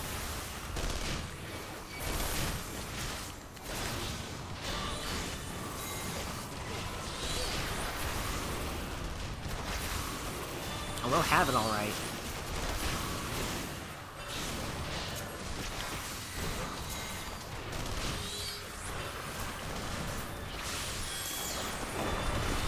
As a rising ball!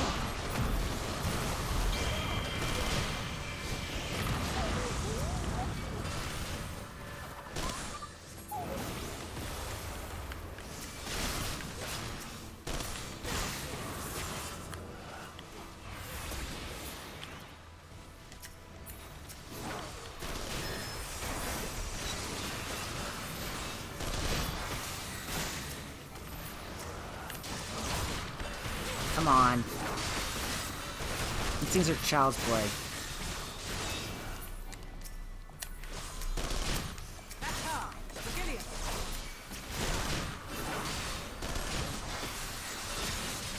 Virgilia's here. Do not fall behind!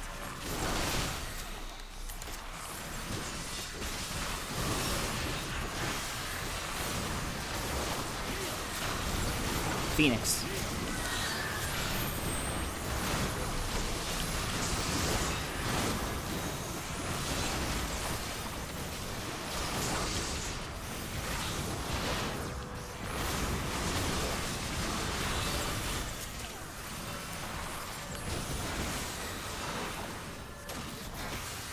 Ah yes, mechanics again.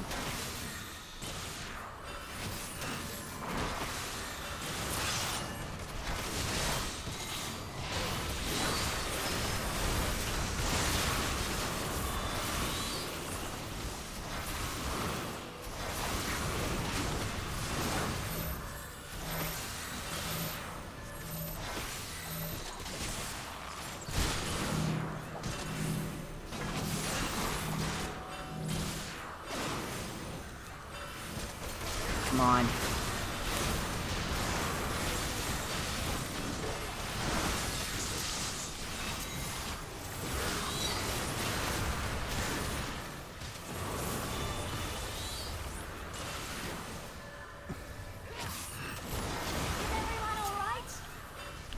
Well, I would have been fine if I didn't realize what that thing was doing. I've been a fucking idiot and just like put myself right in the middle of it.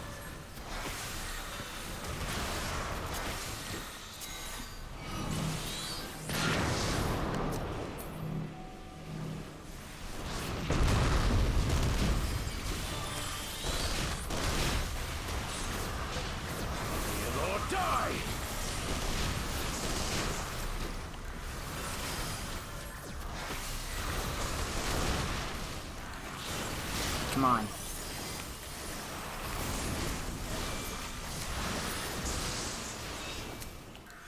Oh, she's back.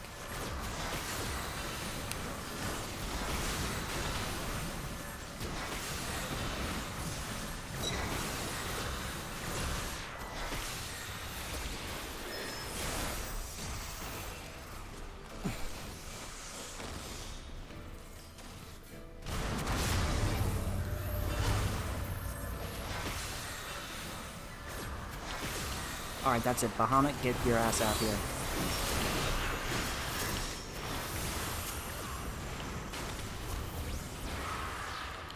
Oh, what's this? Astro Flare. I didn't notice this being here.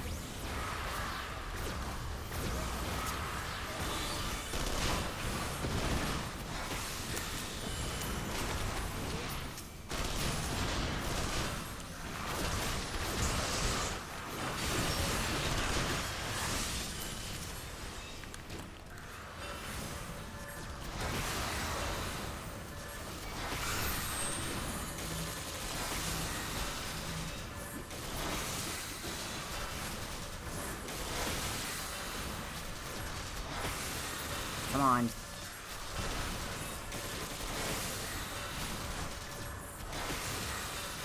Tremble before the sun!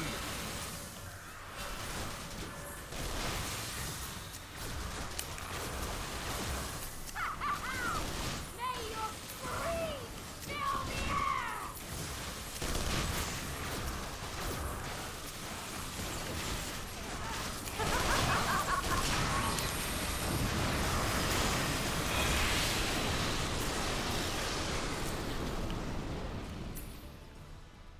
Oh, it's over.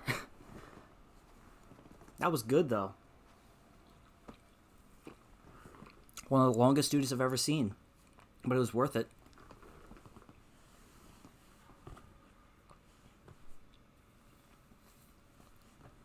Woof.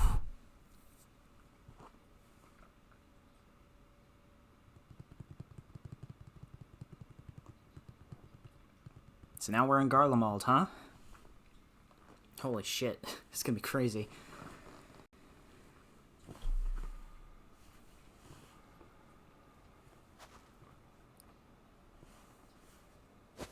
A worthy adversary. Rest, recover, reclaim yourself. Then we will fight again, to the death. No we won't, Sadu. Sadu Hatun. She does not listen. That was the last of them. Let's hope that was. The day is ours, thanks to your timely arrival. What of the supply caravan?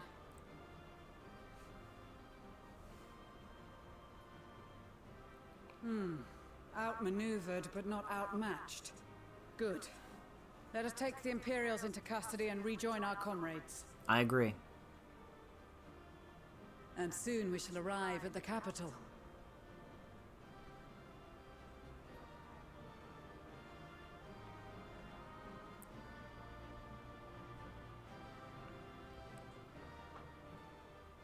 Oh boy.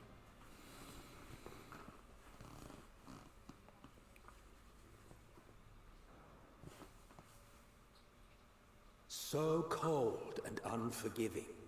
Thus spoke Emperor Solus as he gazed upon his barren domain.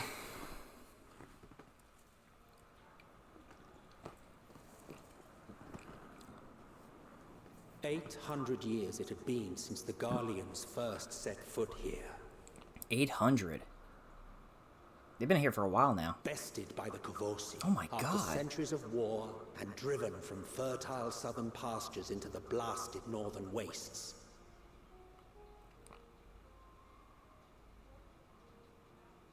In that garden of desolation, they clung to one another for warmth. Freezing, hungry, desperate, hated.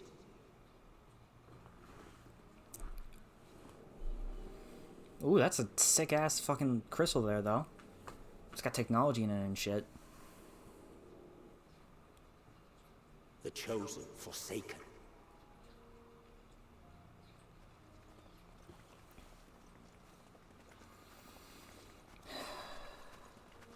Do we even call this a place anymore?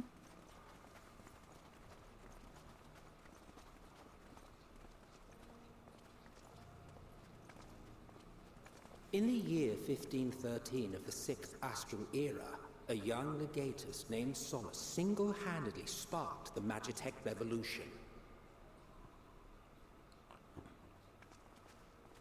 Solus von Galvus, right? How did he conceive the machina that feed on ceruleum? Once a common, soft-spoken soldier, how had he so quickly ascended through the ranks? He was a genius, that's like why. so many others, those who knew the truth are gone. Taking in the capital with his eyes for the first time, I recall thinking to myself, far colder on the earth than in the heavens. Yes, far colder indeed. Bitterly so. Emmett knows a lot about this place. He literally constructed this fucking place. Welcome to Garlemald.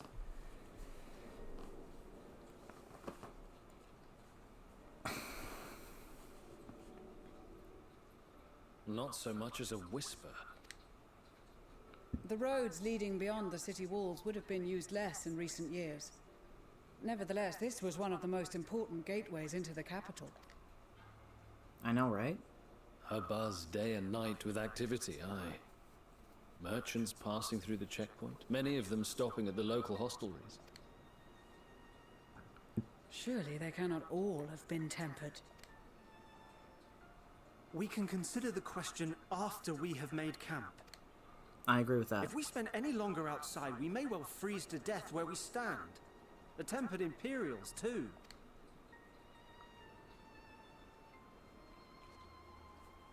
This will be our temporary base of operations. Secure shelter for ourselves and the injured, and dispatch scouts to survey the surrounding area. Got it.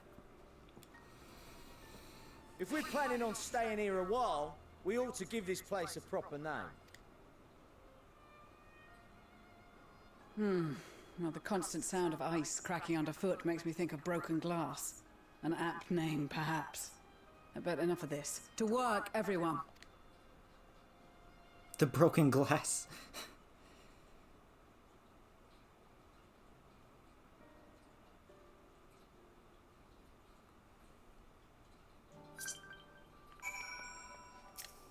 Alright, let's attune. Welcome to Garlemald. Holy shit.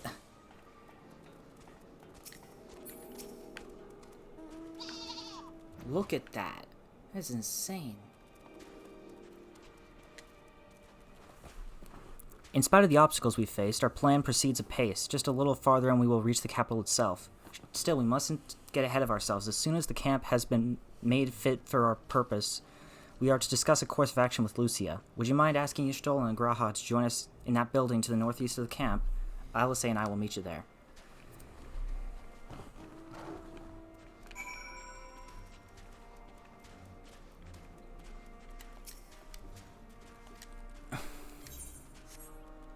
Oh, wait. Merry Christmas.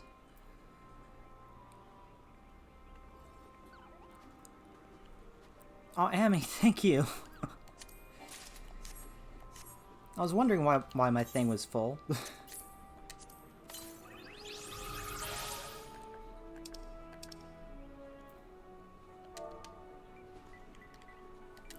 She just logged in. Perfect timing.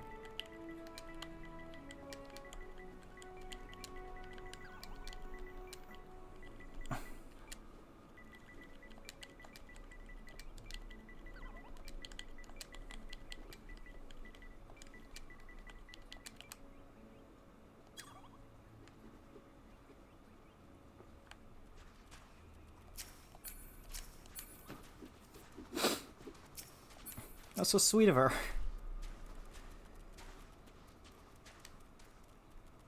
A meeting? Yes, I'll make my way over once my head is cleared. In truth, I've been feeling out of sorts since we arrived. The air is thick with a palpable aura of malevolence. 'Tis the monstrous tower on the horizon, jagged, hideous, unholy. Even at this distance, its presence is overwhelming. Much like the sensation I felt in the Tower of Zot, only far more terrifying. Aether flows unceasingly towards it, converging into a swirling mass of unfathomable power. For a blessing, the constant chill in the air is helping to anchor my senses in the here and now. Tell the others I shall be with you in a few moments.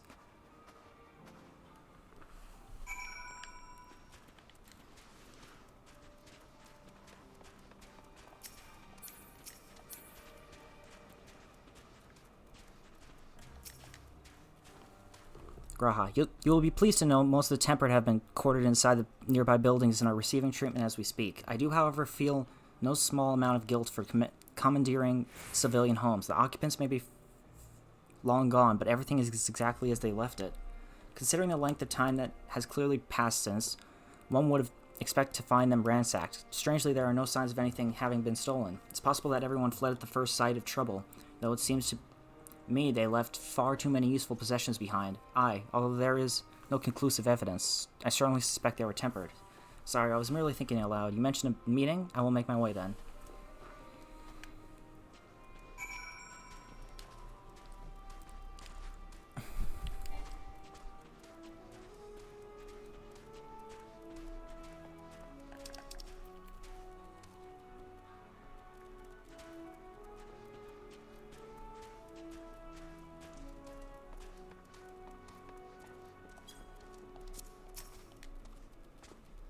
Thank you for informing the others of our meeting. When everyone is here, we will begin.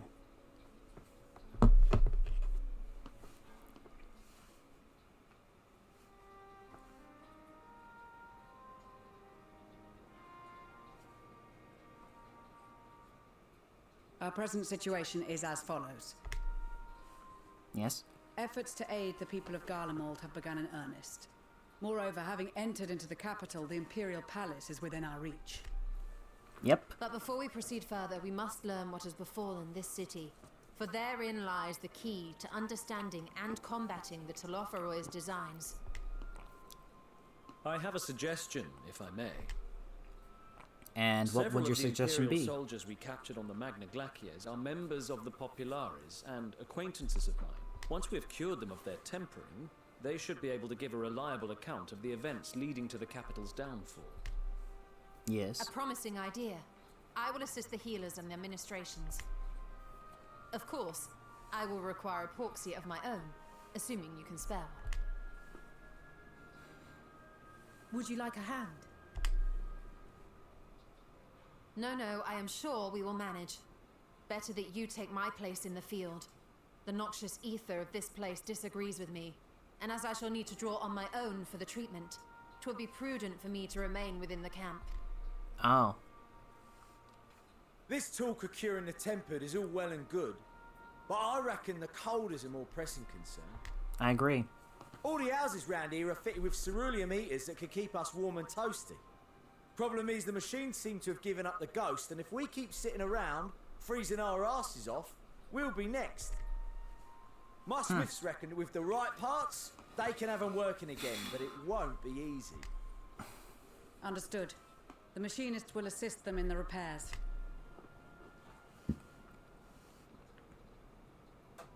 The rest of us should either stand watch or survey the area. We've made our presence known to the Telophoroi. They will be searching for us, if they have not already ascertained our position. Got it. That we have seen no sign of them since the battle suggests they have yet to do so. However, I suspect they may be biding their time. And what makes you say that? Or perhaps we are beneath their notice.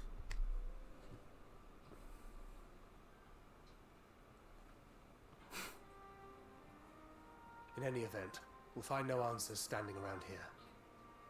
Urianger, Estinian and myself have visited Garlemald recently, so we'll lead the reconnaissance efforts. Perhaps bolstered by a few Bosnian and Dalmatian scouts from my previous excursion for good measure. That's a good choice. Don't forget about us Alamegans. We have experienced scouts of our own. Well now, this is turning out to be a rather sizable team. With such numbers, we should be able to cover a wide area with relative ease, including that surrounding the Imperial Palace. Great. How about you, Graha? I have a feeling we'll find a use or two for that vanishing spell of yours. Yeah, I'd say so. 'Twould be my honor to be of service, though I doubt that you of all people need rely on my tricks. I love how he's like the That only one leaves who us has like a with straight up Starfleet. fur coat. As a matter of fact, I have something else in mind for the two of you and Alphino. Between here and the center of the capital lies the Eblan Rhine. I would have you search the area for survivors. Your keen sense of direction, honed in your extensive travels, Should prove useful in navigating the ice fields. Okay.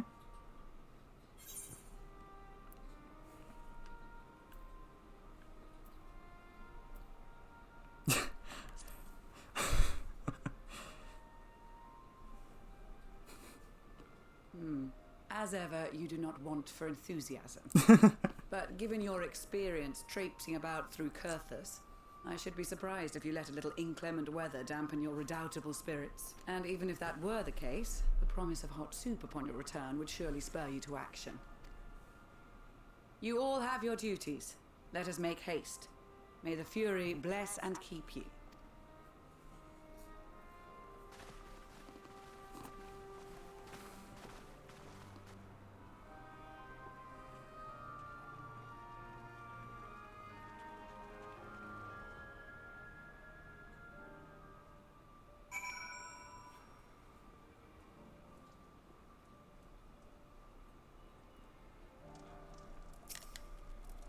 Alright. Gods be good. If it's this cold with Tataru's clothing, I dread to think how we'd fare without it. I must remember to thank her when we meet. It makes me realize, too, that while the people of Garlemald have spent their whole lives in conditions like these, even they'd be hard-pressed to survive away from the warmth of their homes. If there are any survivors, we must find them and quickly.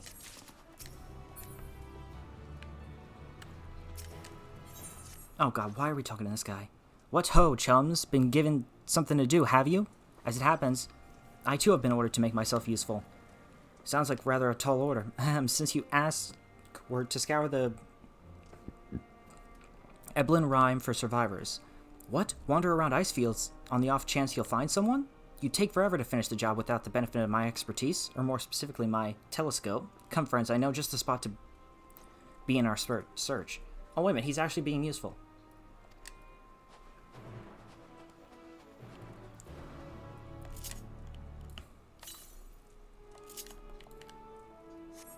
Yeah, great, cool. We can actually access ether currents here.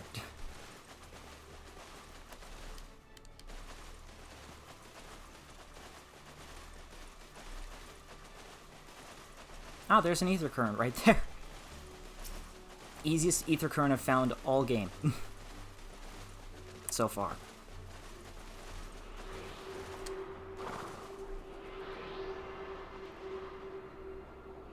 Literally. Have not found an easier one yet.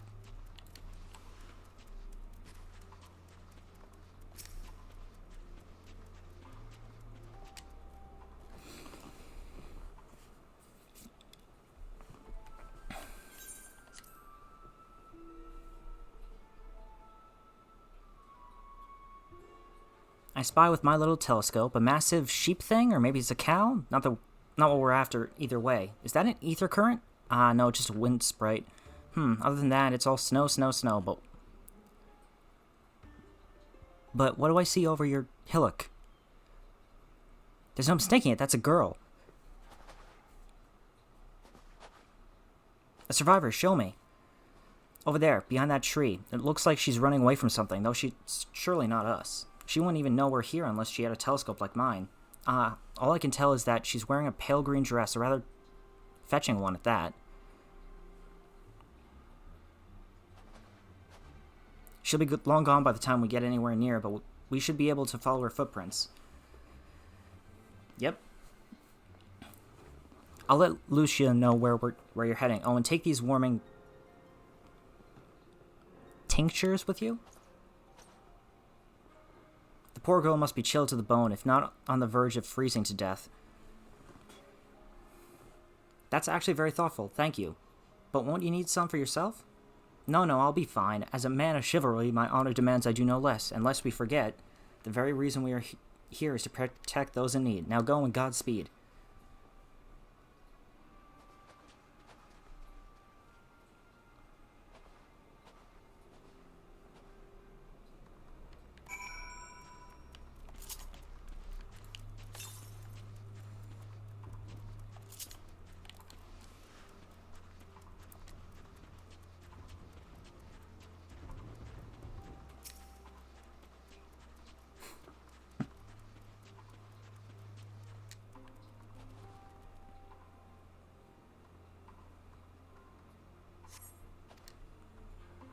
They lead east.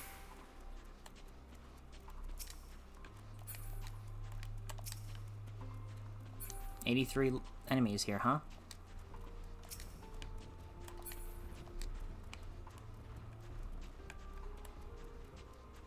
Oh, I mean, those are my footprints.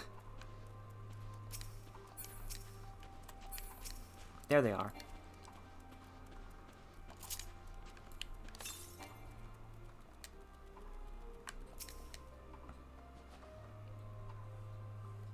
Guys, just like back in Coerthus, my god.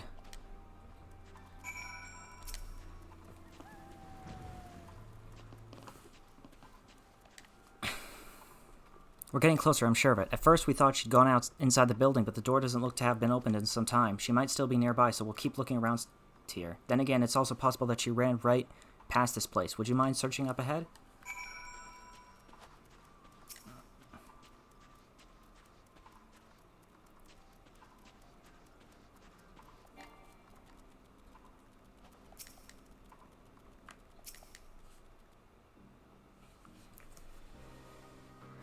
And here we go, looking around.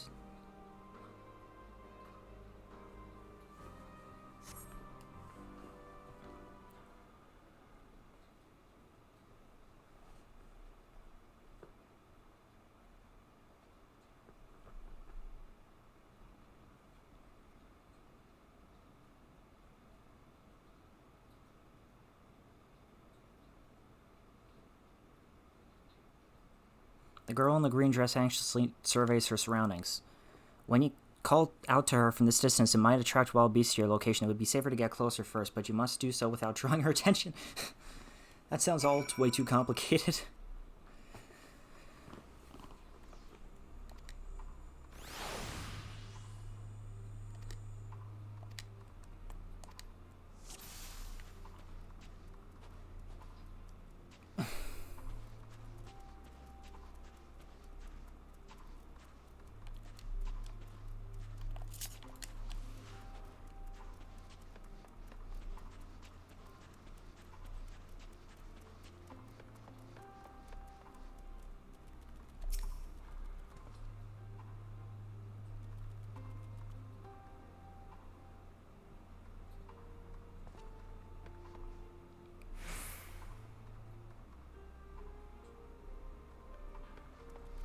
I see.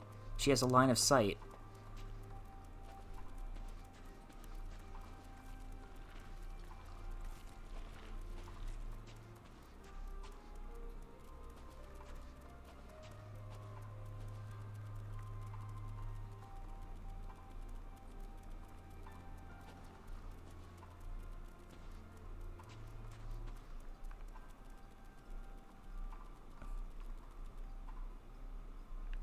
Nope, no one's here.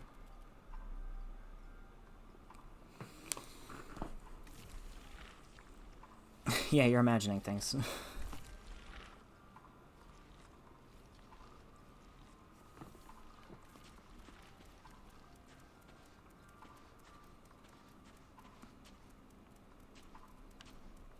Gotta keep away from those damn enemies.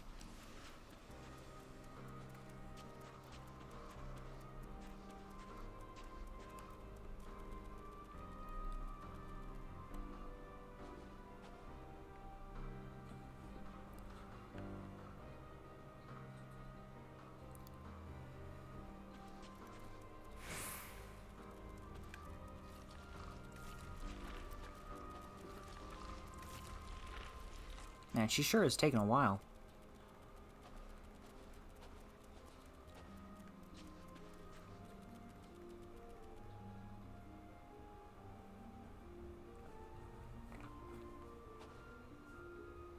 This reminds me of like Assassin's Creed missions from back when the Assassin's Creed was still Assassin's Creed.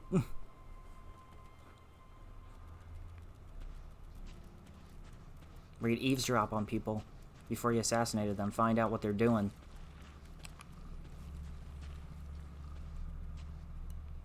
Ah, god damn it, they saw me. Ugh.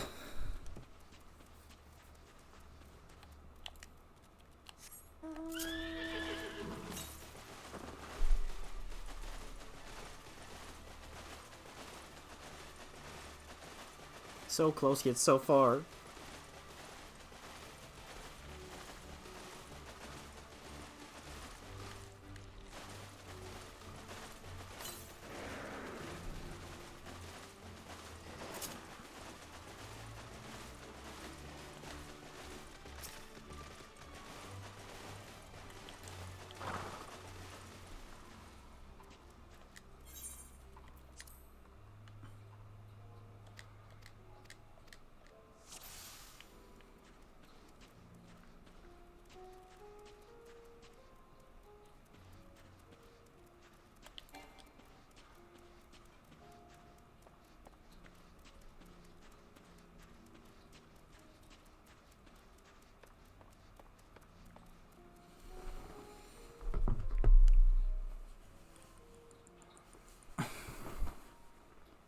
Nope, not following you. Totally not.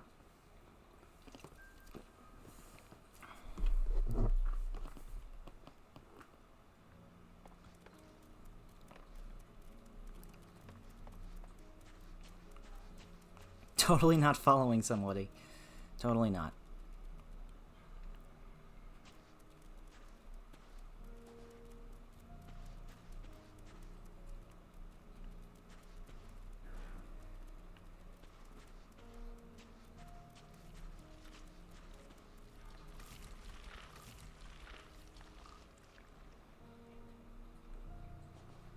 Nope, nobody's here.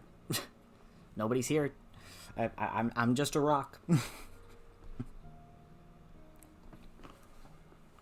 I'm just a rock, man.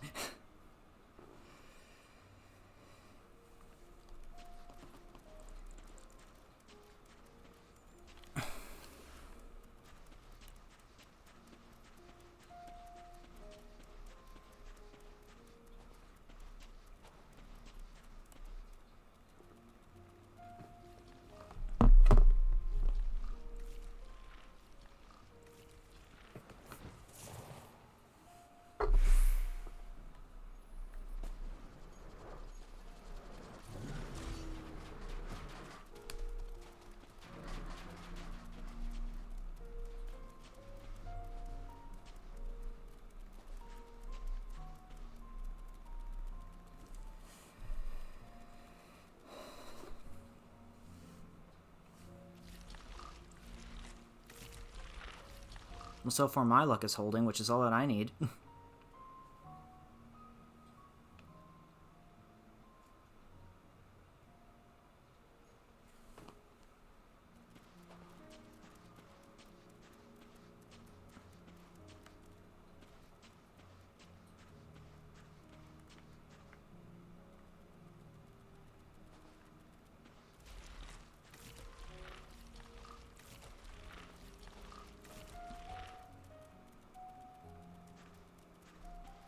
Hasn't spotted me yet.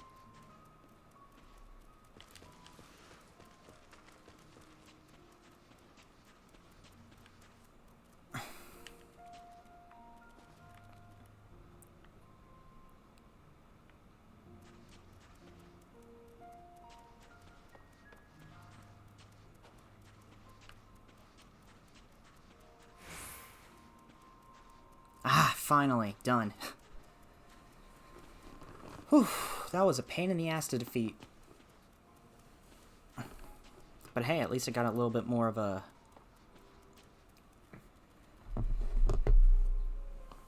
an idea of what the place is like. Whew, still in one piece. Hi.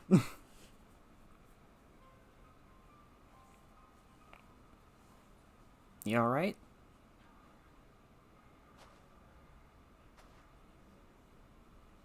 Who are you? Stay back. This house is packed with explosives. Take another step and I'll blow this place sky high. Whoa, whoa, whoa, whoa, whoa. Lady.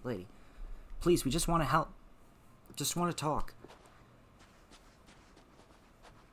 I'm Alphino. This is my sister Alice and our good friend Orin. We have no intention of hurting or taking anything from you or anyone else. I give you my word. We and our comrades have come to provide aid to the people of Garlemald. Aid? You savages are the ones responsible for all this. You did this to us. We didn't, I promise you. One of the other reasons we came was to find out what happened here, in fact. The Telophori are the ones to blame. They're the ones who laid waste to the Garlemald, and they won't stop until they've destroyed the entire world. They're the enemy, our enemy. On our way, we encountered Imperial soldiers who had been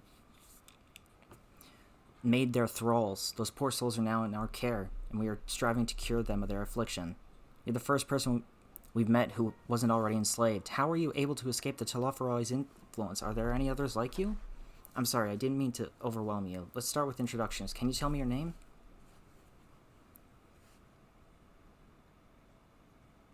My name's Licinia. As for how I've managed to stay sane, I've been asking myself the same question ever since that night. And the roar, that terrible roar, and then the screams. I was screaming too. I'm not sure. I can't remember. Then came the silence. Everything was still. It was like waking up from a nightmare. I thought that maybe the fighting had stopped, so I stepped outside. If your hells are real, I saw one that day. I ran past friends, people I'd known all my life. Eyes vacant, dead, staring at the sky. Others were mad and violent. I saw them struggle with soldiers, but didn't stay to watch. I fled as far as my legs would take me.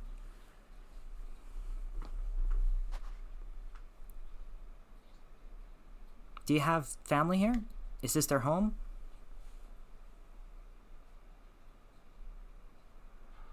No, this is Victor's Spoils, a mansion for retired soldiers. Or it was, but now me and a few others are borrowing it. As for the explosives, I was making that up. I just want to keep everyone else safe, and I didn't know if you were... The truth is, our supplies are running low. You said you're here to help, can you? Of course, whatever assistance we can provide, we will. Thank you. I'd better tell the others first, though. Wait here.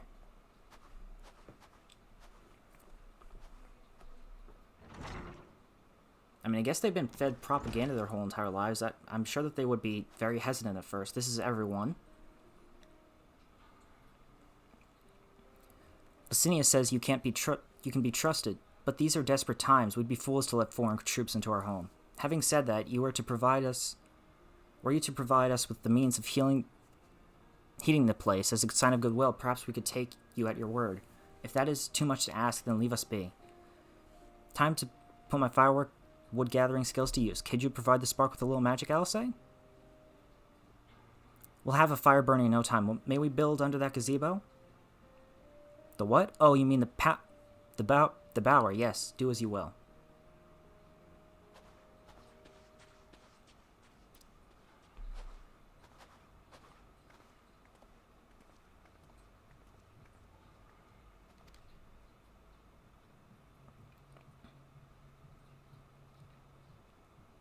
She's very hesitant to talk. I can tell why. She doesn't know whether to trust us or not.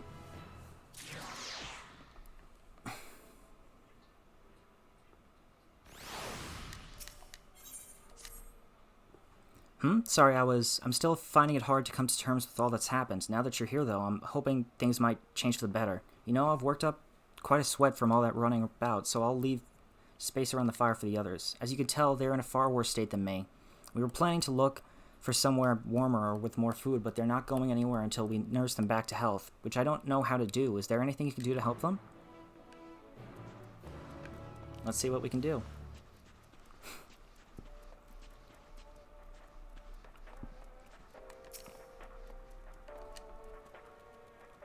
I can treat their frostbite and their wounds, but it will take time for the fire to do its work. Now would be a good occasion to make use of Nalane's tinctures, the ones that can warm the body from the inside out. Would you make sure everyone gets one?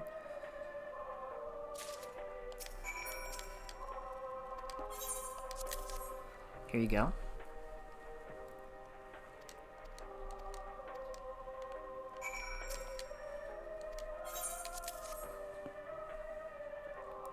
Here's one for you.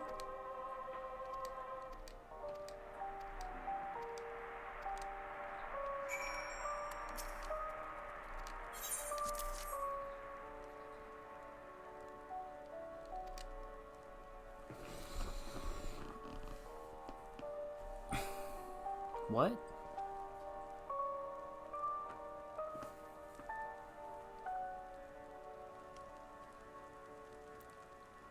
This? It's a radio. You don't have them where you're from, where you come from, I take it? We use them to listen to messages sent by others, even over great distances.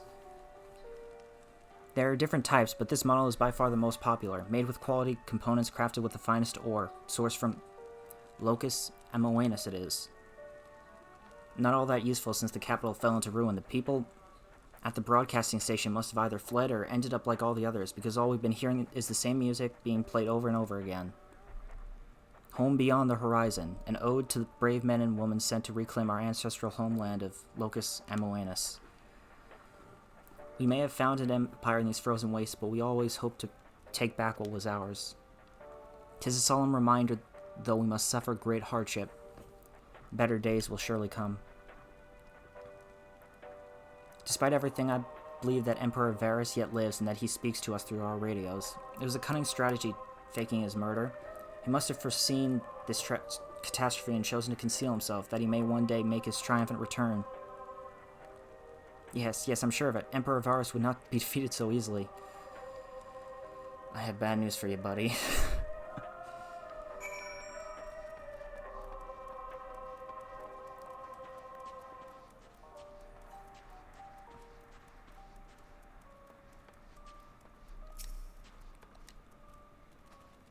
What's that?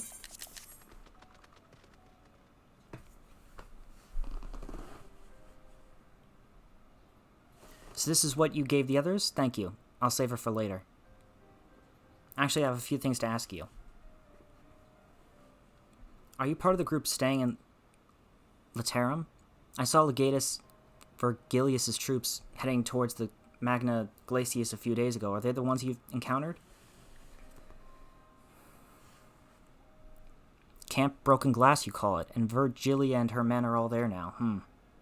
So how did you reach the Magna Glacius? Did you cross the mountains on foot? No, we did a couple little things.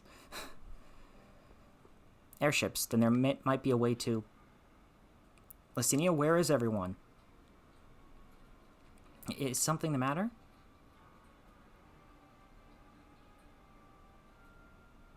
A voice from inside, you say. You must be imagining things. Everyone's out here. Perhaps a baby Almasty has found his way into the house. It wouldn't be the first time. Without the soldiers to scare them off, wild animals have been roaming closer to the settlements. Some have been known to attack people too. I've just had an idea. If you and yours are strong enough to defeat a Legatus, then surely a few beasts shouldn't pose a threat. If you've a mind to continue helping us, perhaps you could head to the other side of the lake. There's a small group of tappers living there, people whose job was to extract ceruleum. They still do, from what we can tell. I've already tried asking if they would share their fuel with us, but they're not willing to give it away. They want food in exchange. Lots of food, and that's something we don't have and can't get on our own. On top of that, to even reach their den, we have to make our way past all those creatures. Would you be willing to go in our place? We only need enough ceruleum to last until the others are strong enough to travel to your camp. If the offer still stands, that is. Oh, and I don't expect you to give up your own supplies, but there might be another way to pay the tappers.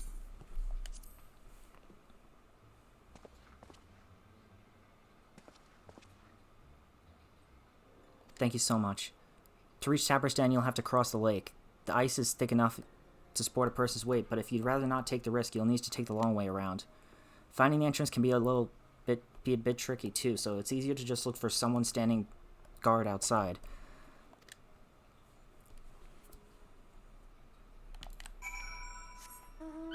Yeah, it should be easy enough, though.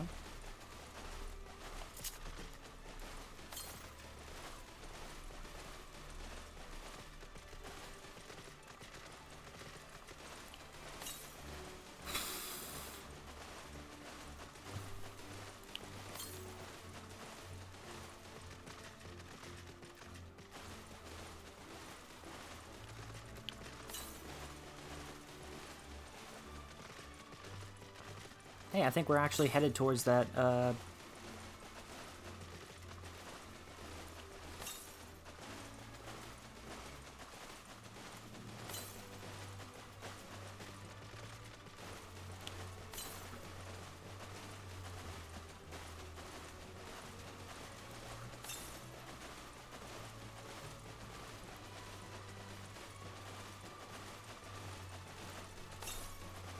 think we found the entrance already. Okay, yeah, we're moving away from it. That's fine.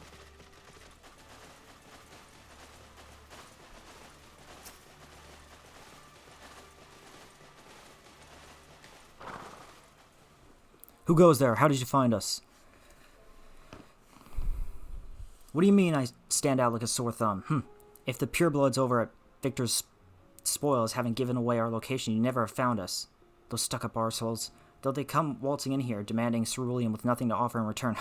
Looks like the boot's on the other foot now the capital's gone to shite. So they've resorted to sending you to negotiate. I know your game, Sellsword. If they think we'll give in to intimidation, they've got another thing coming. Whoa, okay. You want to play that fucking game? Fine, bitch. Eat Bahamut's ass.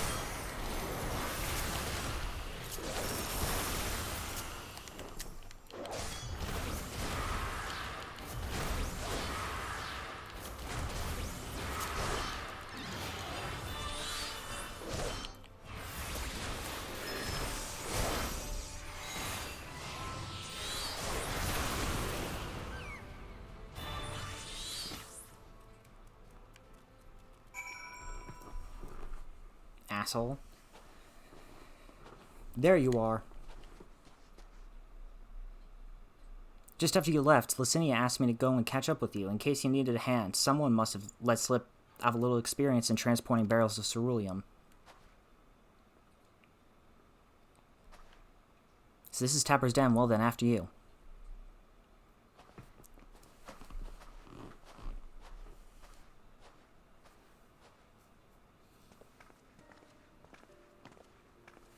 Ah, it's a fellow Hrothgar. Who are you? What happened to the guards? Eorzins and rebels here to save the people of Garlemald. That doesn't make any goddamn sense. Why in the hells would you pass up this chance to put those Imperial bastards to the sword? Let me guess, none of you are Garlean? You were brought here from other lands? I mean, he's a Hrothgar, duh. Girabania, Yangxia, Bosja, Dalmasca, to name but a few. Some dragged here against our will. Others fed bollocks about a better life, all put to work extracting ceruleum. All given the esteemed title of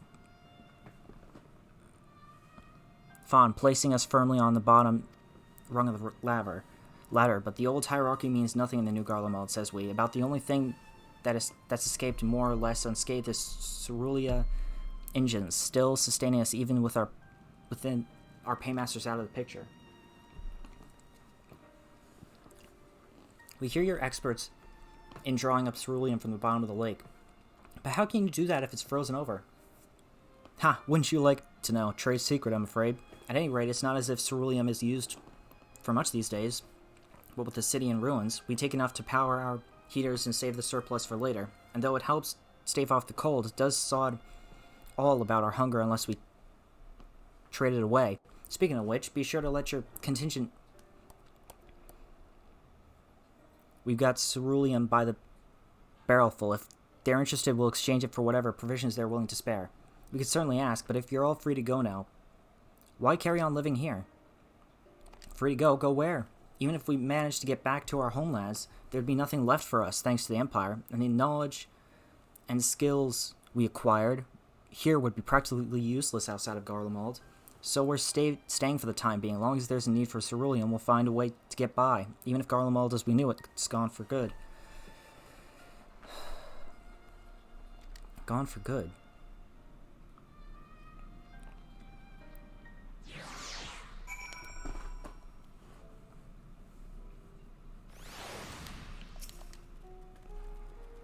Regardless of what the Ilsabard contingent does for the people of Garlemald, the Empire itself is already a thing of the past. For many, that would be a cause for celebration, while for others, their whole way of life will have been turned upside down. After all the atrocities committed in the Empire's name, perhaps it is for the best that it is consigned to history, but what of the ordinary people, their lives, their stories? Should they be forgotten too? I suppose there will be plenty of time to ponder that later. For now, let's see about getting some ceruleum. So you've come seeking ceruleum, have you? What? Those purebloods up at Victor's Spoil sent you? To turn their enemies to their enemies for help. They must be more desperate than I'd thought. Then again, Licinia's got her little sister to think about. A sister, but we only saw Licinia and 3 men. It's possible she died from whatever was ailing her. If she needed treatment, I doubt there'd be any way to get it around here. I may have refused Licinia at first, thinking she'd come back with something to exchange, but I could spare them a bottle's worth of ceruleum. Consider it a reward for introducing me to the rest of your contingent. Be sure to send them on our way, you hear? I can't, for the life of me, think why Licinia would keep her sister a secret from us, but we can ask about that after we deliver the ceruleum. Come on, let's hurry back. Well, I mean, we're kind of strangers to them. And, you know, like, it seems like life here is pretty fucking hard. So I don't think they can trust us right away.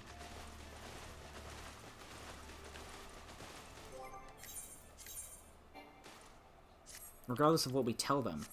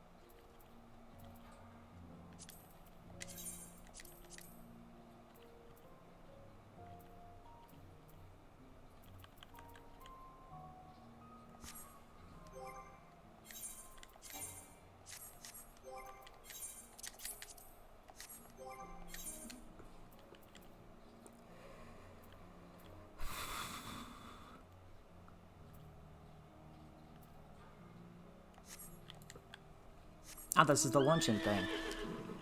Some more of that armor. I see.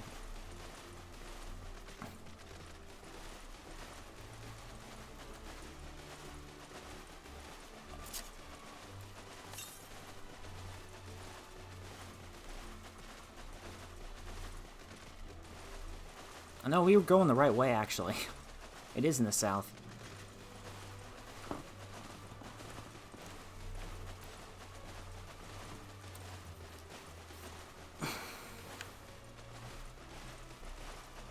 But I can understand the plight of the Garleans now, more than ever. I mean, they said it.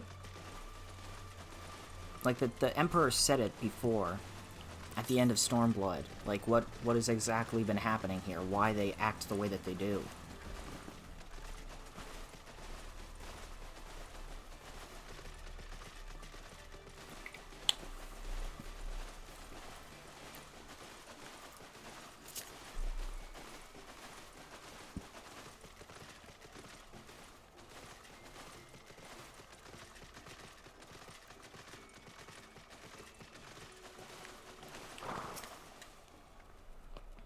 This isn't right, it's too quiet. I would have thought Alphino would still be treating them by the fire, but they're nowhere to be seen. I'll look inside the house while you search outside. They can't have gone far.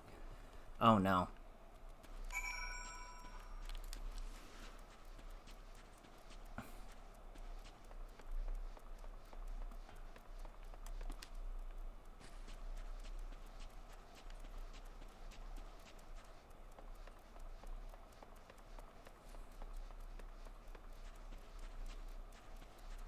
What the fuck happened? They were all just here.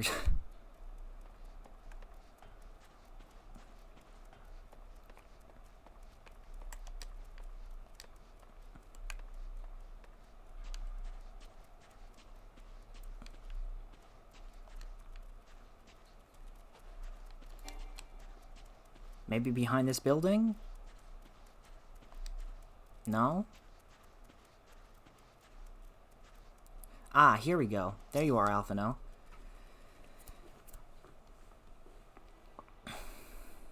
What happened? They asked me to help carry supplies, but when I followed them back here, they attacked me, caught me off guard, forced me to defend myself. I fear they fared rather worse than me. You can't fool us. We know what you're about. Vultures, that's what you are. Waiting the wings for us to show weakness, then in you swoop. Here to help? What rot, all a ploy to make us lower our guard. Let you in, Put ourselves at your mercy, put us in chains, steal our lands, get your revenge. You're wrong. That's not what any of us want. Save the arguments for later. We've got bigger problems. I found empty medicine bottles in a bed that was still warm. It's true. Licinia was hiding her sick sister inside the house. But now there's no sign of either of them. Where are they? Where did they go? Away from you and yours. And if you think I'll tell you you're a fool. I never give up my people. We're trying to help them, you idiot. Her sister's ill. The empty bottles prove it, so the medicine ran out, or she put it in her pocket to make it easier to carry, or to avoid the sound of clinking glass. There are beasts everywhere. How could you let them go alone? To protect them from you. You invade our homeland, taint it with the same sorcery used to slay our countrymen. A Garlean should sooner die than suffer the insult. Better for them to flee, keep their purity intact, than be corrupted by your vile magics. We were waiting for a chance to free them since the moment you arrived.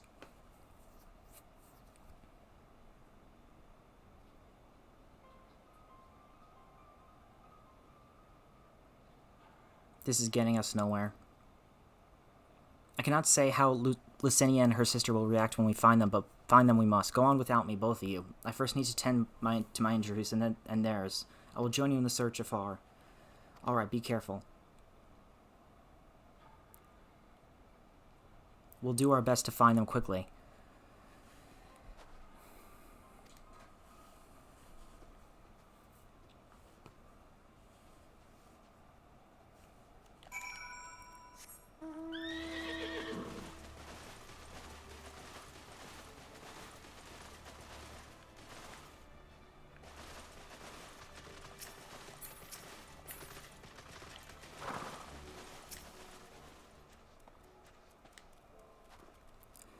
Two sets of fresh footprints. Young woman, judging by the size. This is definitely them. Come on.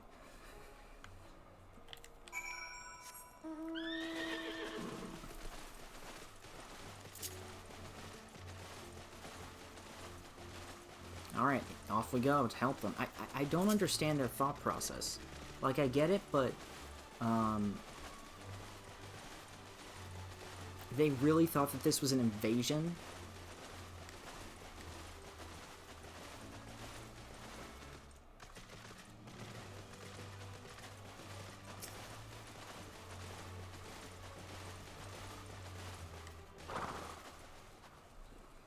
The trail stops at the frozen lake. Perhaps they chose this route so as not to leave footprints. I can't think of any other reason. Look at this place. It's crawling with beasts, and I can only imagine how hard it must be for her ailing sister to cross the ice.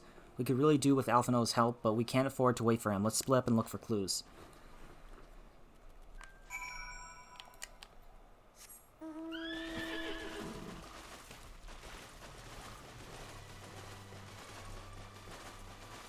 There's a clue right there. That was easy. One of the empty bottles.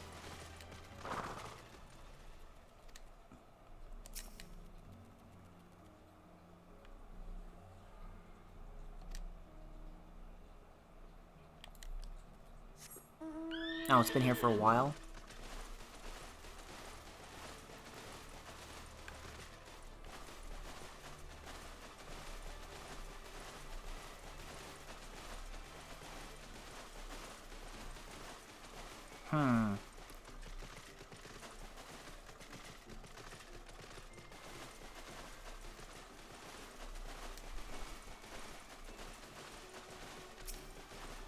Fresh blood. Okay, this is, that's sus.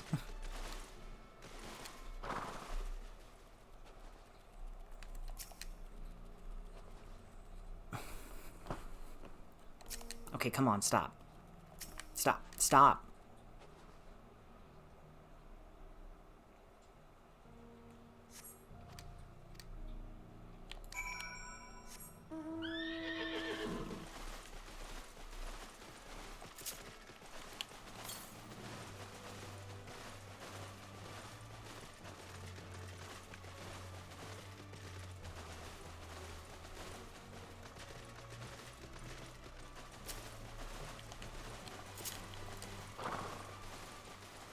Oh, God.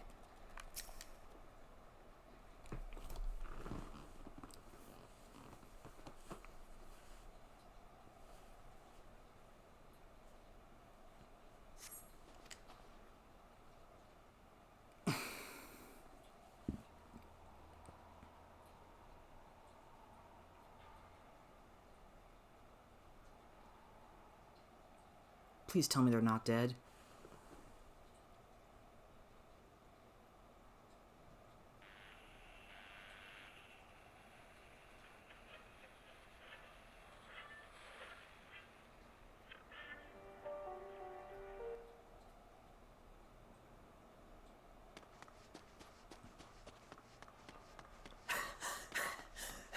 Up, looks like she found us.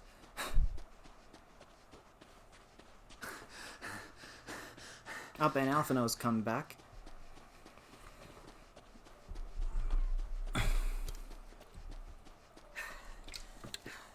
Blood trail. We found one. They were attacked.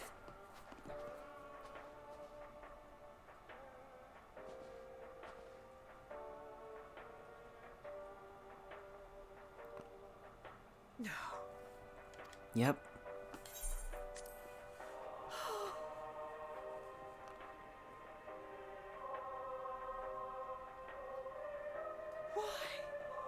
Why wouldn't they? Why do you think? They hated us for years. It's not going to be this Safer easy. to brave the wilds than trust in our magic.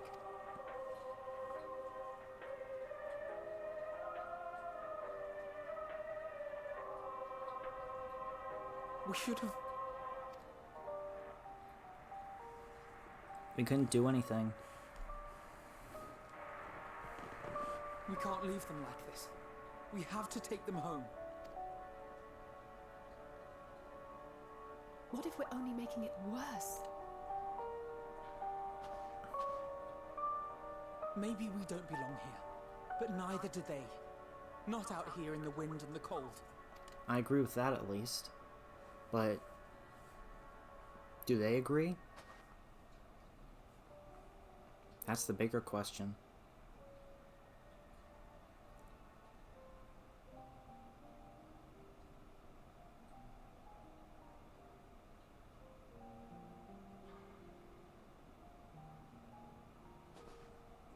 I heard the story about Varus's voice from beyond the grave. Of course, I didn't believe it. But Licinia and her sister did. Perhaps there is something to the tale after all.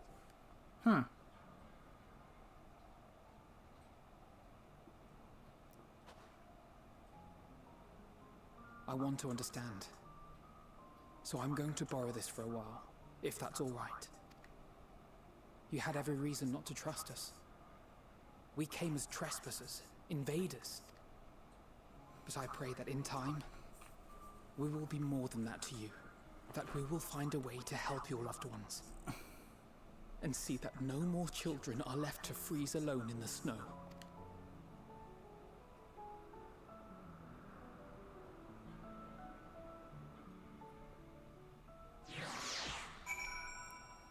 Amen to that.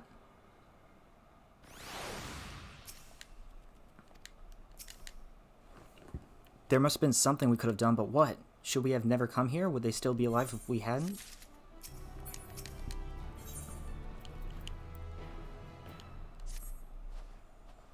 We have already caused enough harm here. Let us return to the campfire before we cause any more. As for those inside the house, we should send someone to care for them. Take someone who isn't us. All we can do for now is make our report to Lucia and do everything in our power to prevent further tragedy. So let us linger here no more. Come.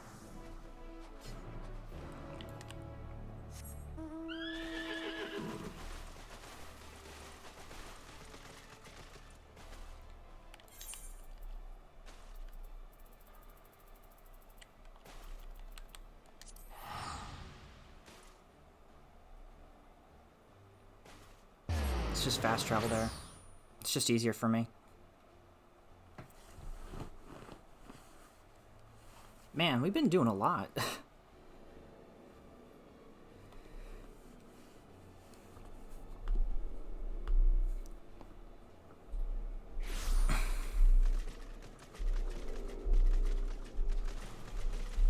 Oh god, we're moving again.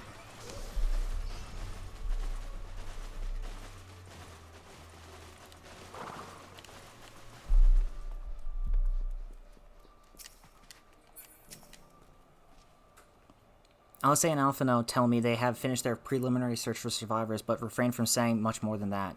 Clearly they are reluctant to provide details. Might I ask for your account? Don't even get me started.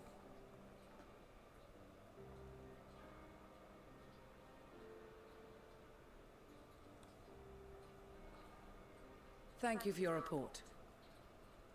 Mm-hmm. We shall inform the troops of these developments and instruct them to proceed with the utmost caution should they encounter any survivors. Yep. Allow me to go and speak with the ones at the victor's spoils. They may be more willing to listen to a fellow Garlean and accept our offer of assistance. Maybe. Or they'll just see you as a traitor. And though I am loath to burden you any further, should there be an appropriate occasion to speak of Licinia and her sister, please do so.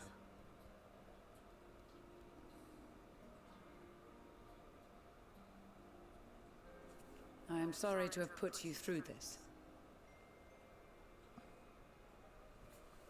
My distress is nothing compared to their suffering. So tell me, what else have we learned?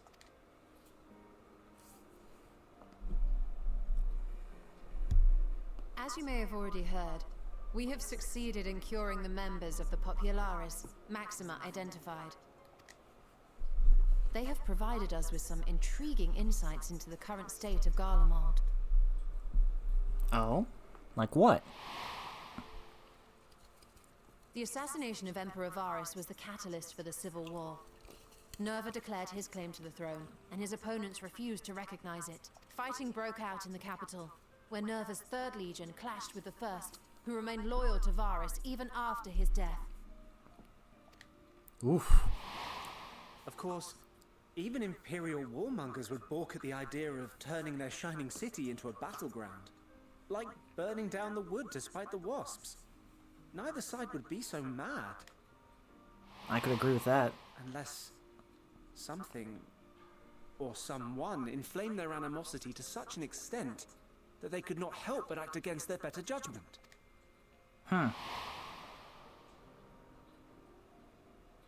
It brings to mind events at the Gimlet Dark, does it not? The Emperor's sudden withdrawal from the front lines, specifically. Huh. Yeah, I think Nerva so. and his father, Titus, Varus's then political rival, took advantage of rumors that Crown Prince Xenos had been possessed by a demon. Elidibus, what better way to disparage your enemies than with the truth, or a close enough approximation? Indeed. But before their accusations could be substantiated, many of Titus's followers were silenced. While some were merely stripped of their status, others died under curious circumstances.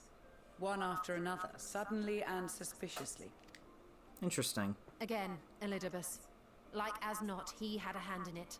No evidence was found to implicate Varus, certainly. Nevertheless, Titus, Nerva, and the Third Legion would have judged it a brazen attempt by the Emperor to rid himself of his political enemies. And then, in the midst of this growing turmoil, Varus Sosgalvus is murdered.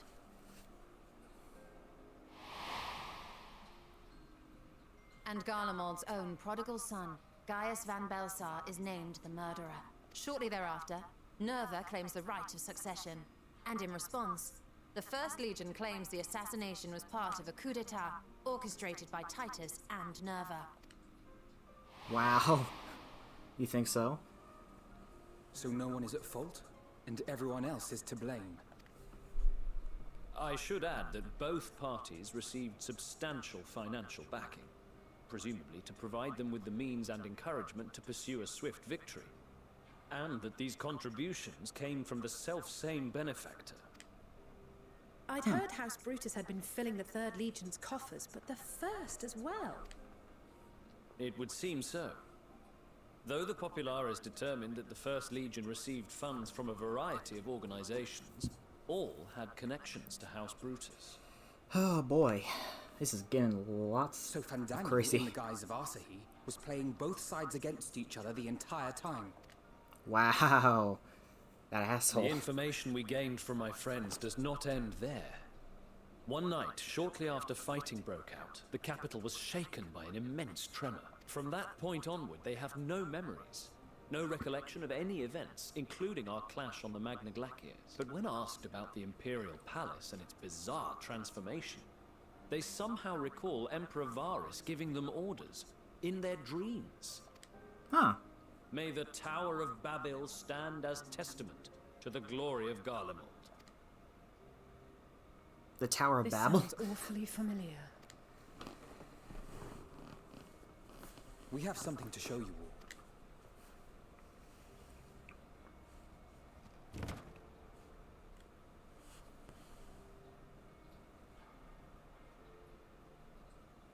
Varus spoke to them through this radio.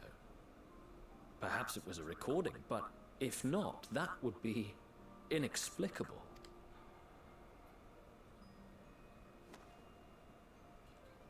We are of one mind, then. Yep.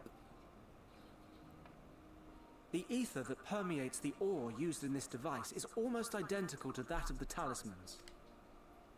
I see it. While it is likely more by coincidence than design, these devices might also ward against a primal's influence. A picture is beginning to form. If the tremor felt throughout Garlemald was a wave of ether emitted by a primal, then while those within range would have been tempered, those huddled around a radio desperate for news concerning the Civil War would have been spared. Ah. No wonder Licinia kept it close. My friends, I must speak with you. What's up, Serena? A young man was caught trying to steal our supplies. He is a soldier of the Iron Men, we think, but one who has not been made thrall. Oh. Thankfully, Magni restrained him before blood was spilled. The stranger is outside, if you wish to ask him questions. I think we do. Yep.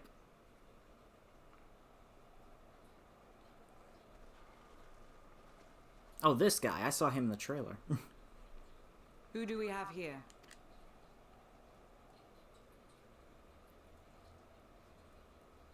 Garleans? Traitors to your homeland! Have you no shame? You're the real traitor, dumbass. You're a traitor to your own kind.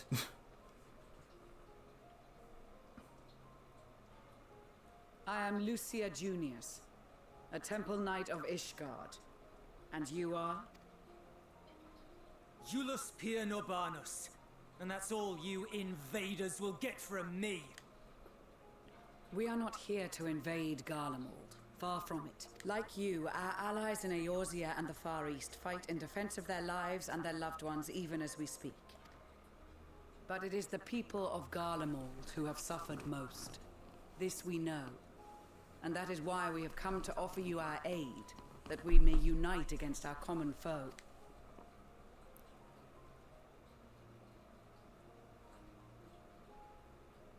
Whether you believe me or not, those are the facts. Now, answer me this. Why would a proud soldier of the Empire be reduced to stealing? The situation must be dire indeed for you to go to such lengths. That's true. That's true. There's no reason for you to steal. If it is supplies you seek, we would gladly share ours, or turn a blind eye while you leave with your spoils. I will not negotiate.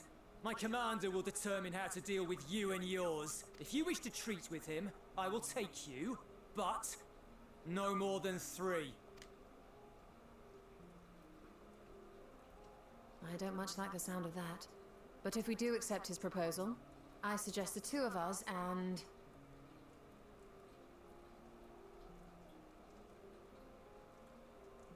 Please allow me and Alize to act as envoys.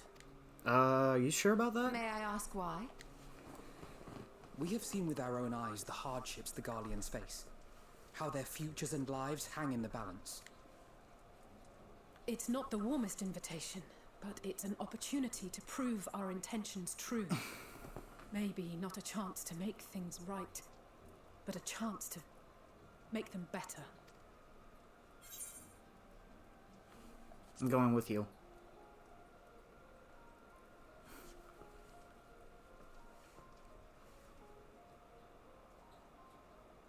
I can see that persuading you otherwise is a lost cause, but you will proceed with the utmost care. Got it. But I ain't letting these these fuckers die, alright? Couple of children and what? A sellsword?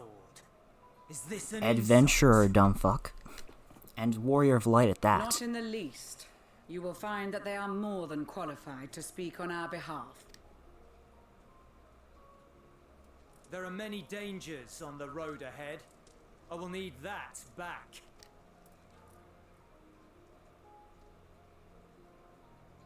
If you kill me with it, I'm going to kill you first.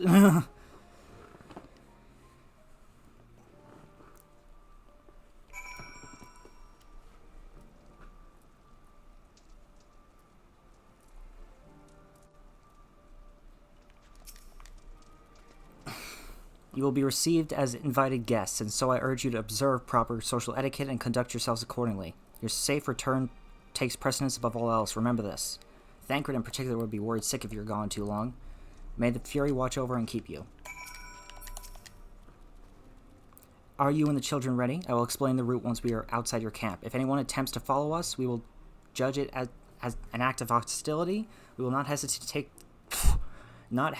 to take appropriate measures. I would expect nothing less. You have our full cooperation.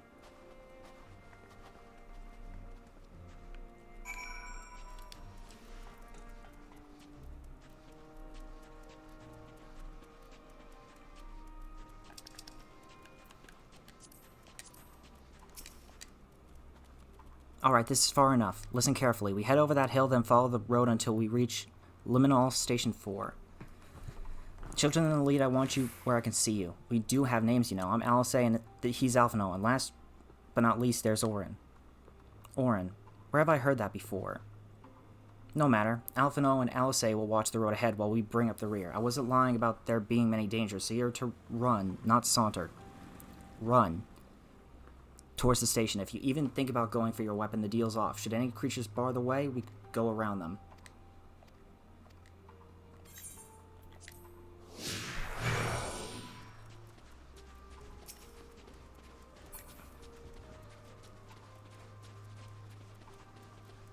I kind of can't run right now. I hope you're okay with that, Julius.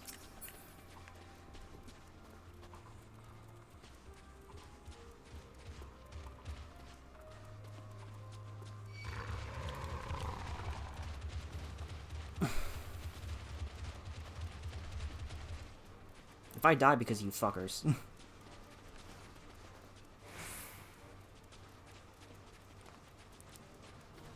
I can agree with you on that.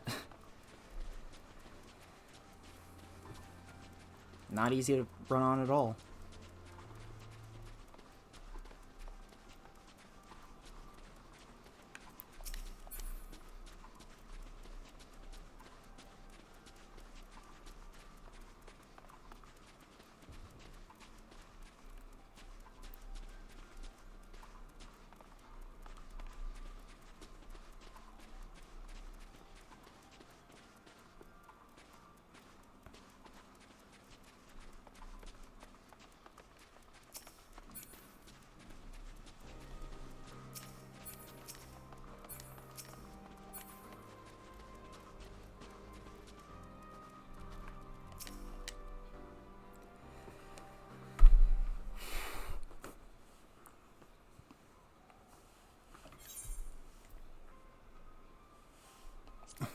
This is it. The first stop, that is.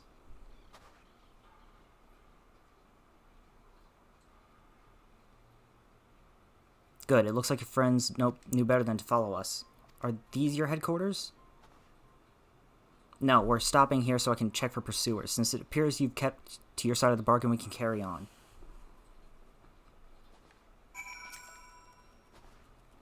North of the station is Regio Demorum, one of the main residential areas, or at least it was.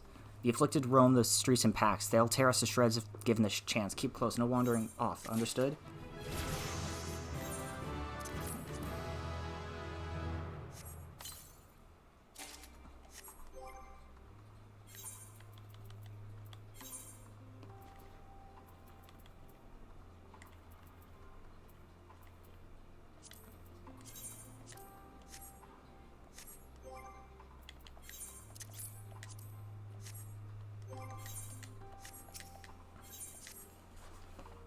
From here, we'll be heading northeast, keeping to the left of the railway. While the route itself is straightforward, getting past the hordes unseen is anything but. Keep your weapons at the ready. They would attack their own countrymen? Aye, they spare their own, but slaughter the rest without hesitation. Though we'll try to avoid detection, the chances of sneaking by completely unnoticed are slim at best. I will lead the way, but in the event we are seen, you're to fight them off. Those two will follow us, provided they can refrain from drawing their weapons. While I doubt that they would be foolish enough to stab their guide in the back, I will not take that chance. With that said, let us proceed.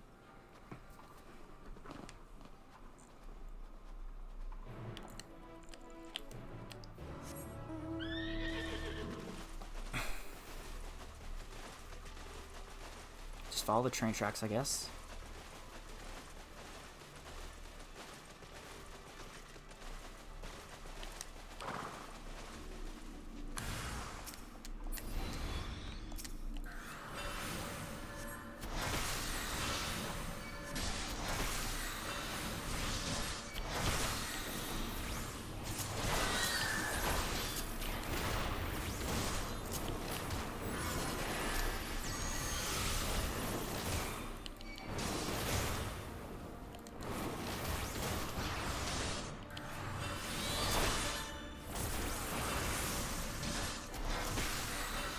Come on.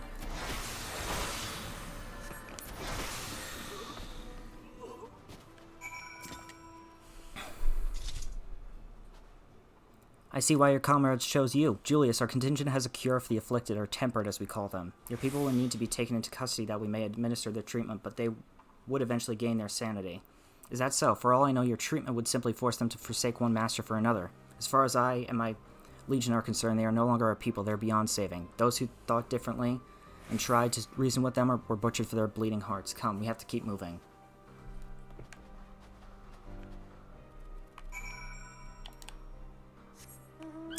Wow. Cold-hearted fuckers. They are.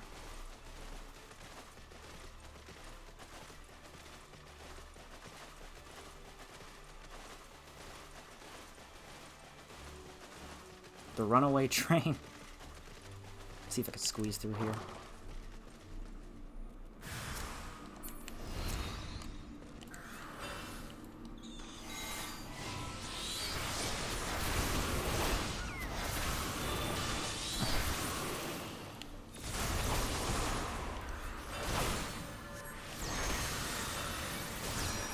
Come on.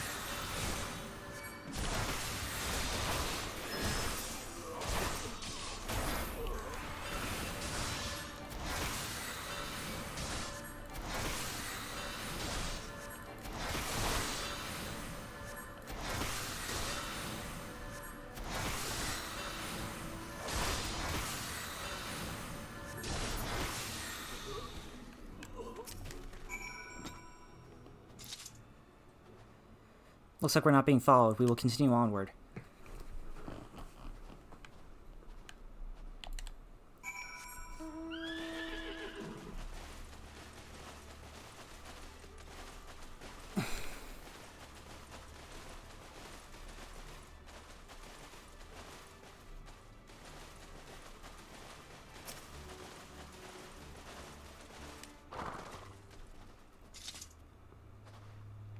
I meant what I said. These people deserve only death. I stayed my hand before only out of a desire to remain undiscovered.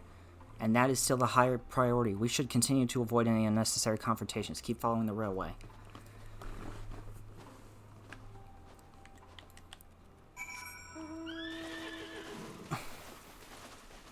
I can't believe that he's so cold about the deaths of their people. Instead it's like, nah, they're traitors. They're traitors. Might as well be one of you.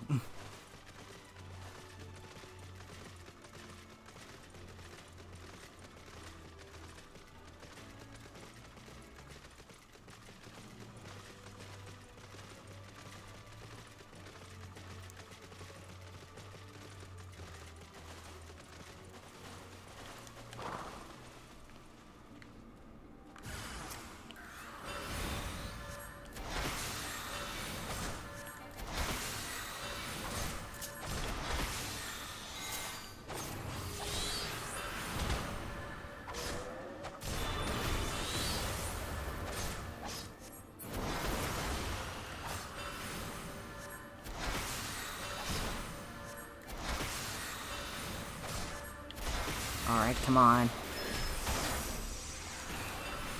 Just one more hit. Yep.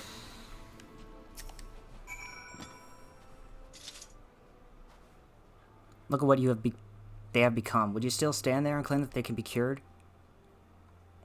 Those exposed to a vast quantity of a primal's ether may suffer severe corruption. Even with treatment, such victims are beyond salvation. Then you admit it. Now that you have seen these monstrosities for yourself, perhaps you will think twice before speaking of a cure.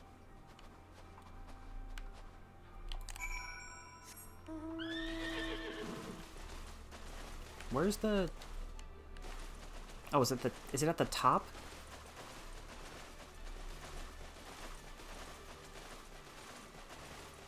Or is it underground?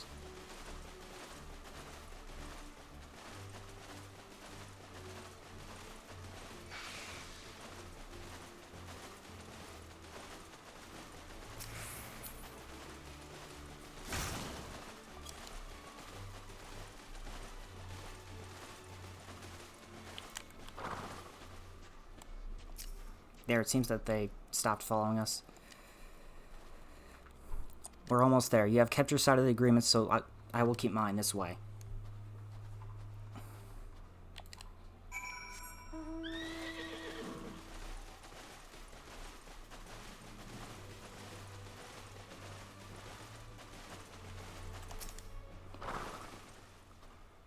This is Tertium, one of Garlemald's largest stations. It now serves as our headquarters. I've already sent the twins ahead. I will be with you soon, so wait for me at the bottom of the stairs. Oh, it's literally a... Oh shit, it's a railway station.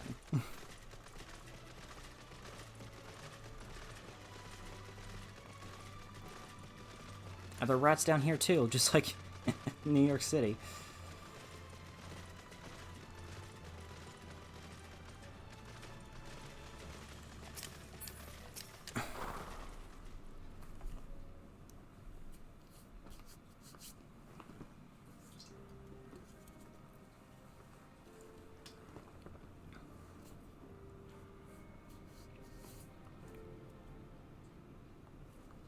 It's plain to see why they chose this as their base of operations. They could have done a lot worse, even so I imagine it's not the easiest place to live. Indeed, and if Julius was willing to make the perilous journey to Camp Broken Glass in search of food, their own supplies must all be exhausted. They may be shielded from the wind and snow, but it's still bitterly cold. Much like Victor's spoils, it must be a constant struggle to keep their people warm. Lower your voices. While you may be here as my guests, the others will not take kindly to your presence. My commander is in the locomotive over there.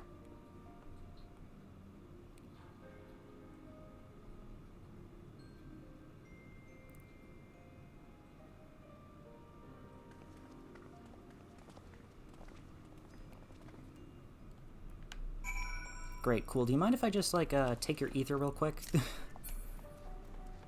Great, great, great.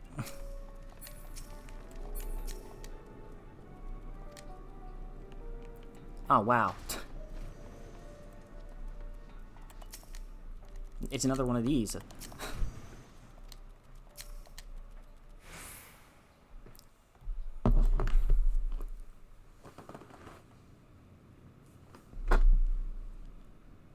These are their chosen representatives. Very well. Let us hear what they have to say.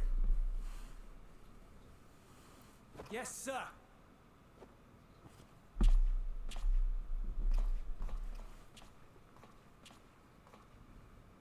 I present to you our commander,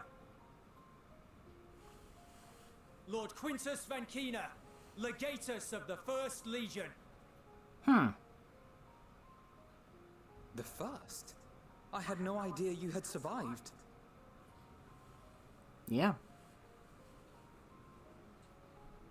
We lost our emperor, our city, more than half our troops. For my wounds, I may never take the field again. But we survived, aye. In a manner much to your liking, I dare say. Not so much. We have no intention of adding to your misfortunes, nor do we bear you any ill will.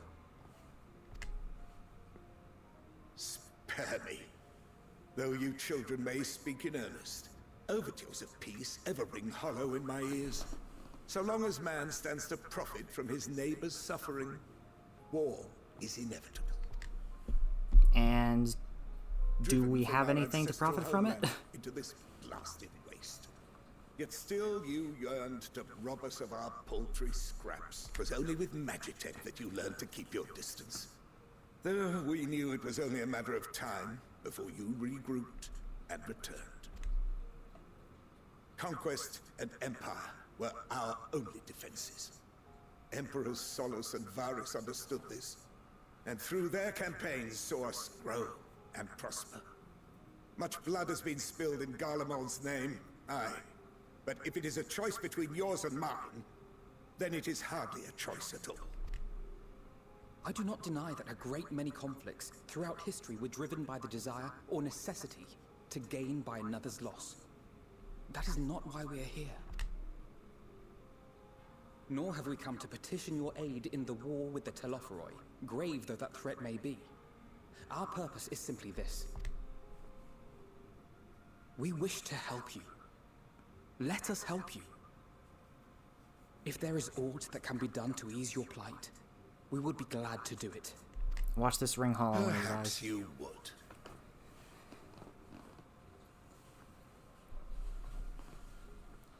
But regardless of the ideals you espouse, your leaders would not send an army into Garlemald if they did not stand to benefit. If we accept their aid, they will expect their efforts to be rewarded once the Telophoroi are no longer a threat.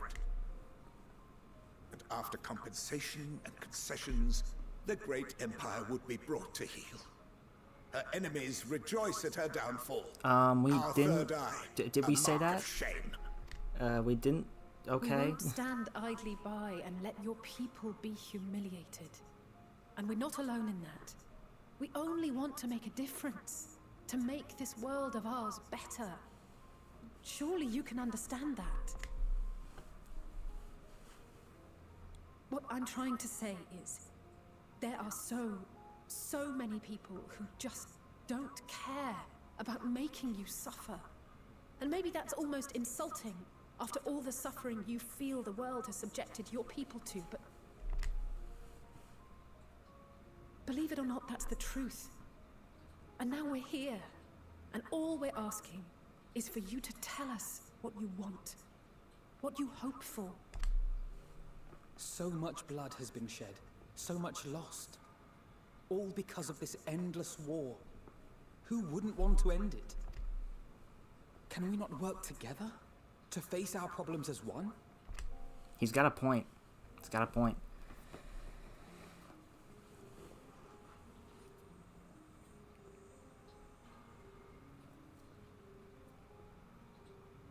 Answer me this, young peacemakers. Oh, great. If a world without conflict is your desire, why reject the unity and prosperity of Garlemald? Is it because we do not share your faith? That we do not share your heritage? That our ideals and virtues differ? That we cherish and hold in the highest that which you do not? Disparity is the root of discord, and peace built on compromise is flawed and fleeting. Happiness for one and all is a dream, and the reality is that to the victor go the spoils. I won't fully agree with that. That is why we Garleans will never submit nor surrender. For freedom and for pride, we will remain true to ourselves until the bitter end. That is my hope.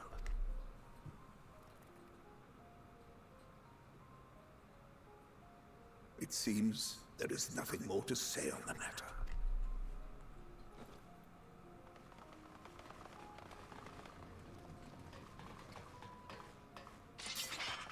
Okay, what the fuck? We come here to talk peace and then you will draw remain swords? Here while I decide what is to be done with you. Do not be alarmed. No harm will come to you if you cooperate.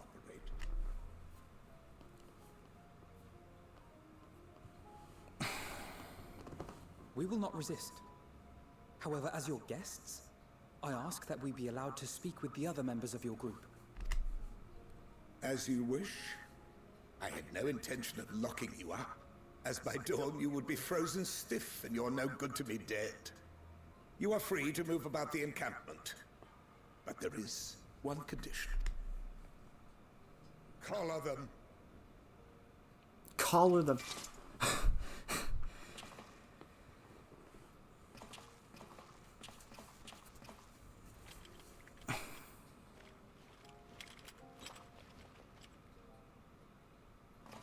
What are these?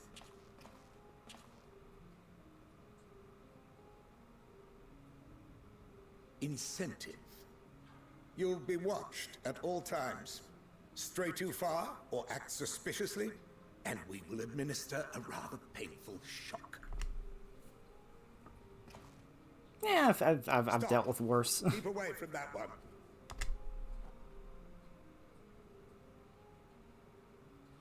The champion of Eorzea is not so easily cowed.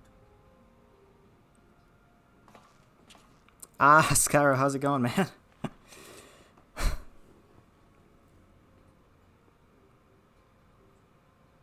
Even if he allowed himself to be collared, the shock would be no more than an itch. No. Love not crying? I don't understand. Obey, we will activate the twins' restraints instead.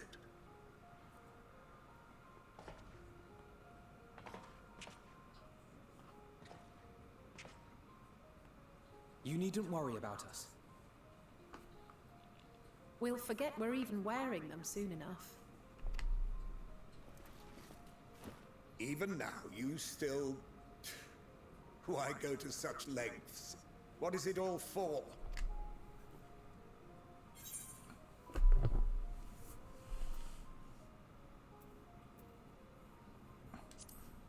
This one sounds happy whatever you're celebrating.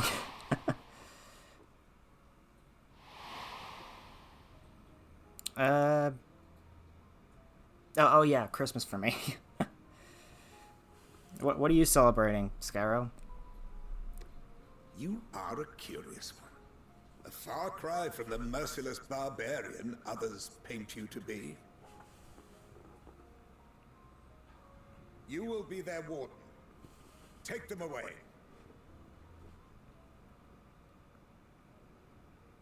Yes, sir.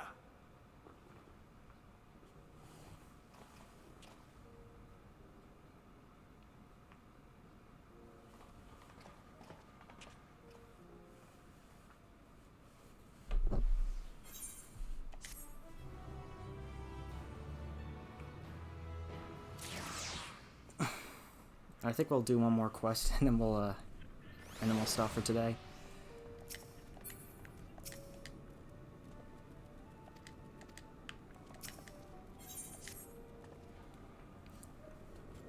As per Lord Quintus's instructions, I am to supervise you during your time here in Tertium. Before you ask, I don't have a key or any other means to remove your colors, nor would I tell you if I did. And if you try anything, you'll soon wish you hadn't. So do you truly intend to speak with the others, or was that merely a ruse? We're in no hurry to disobey Lord Quintus, if that's what you mean. Or perhaps you doubt the wisdom of his decision.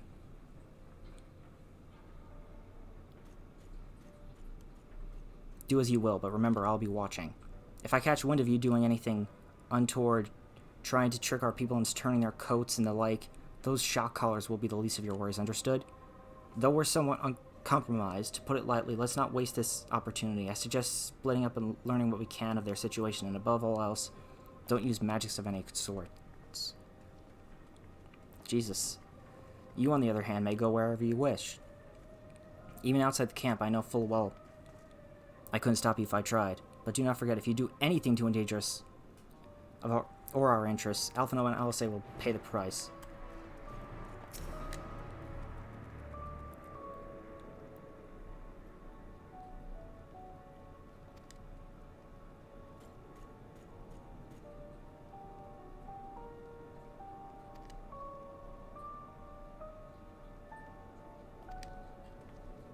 Oh, so they literally use this place as like a...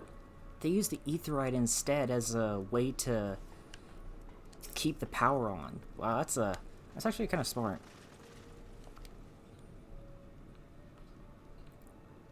Octavia. Wait, celebrating Christmas and not having been murdered in the hellhole of a state I'm stuck in for the holidays. Well, Merry Christmas to you too, man.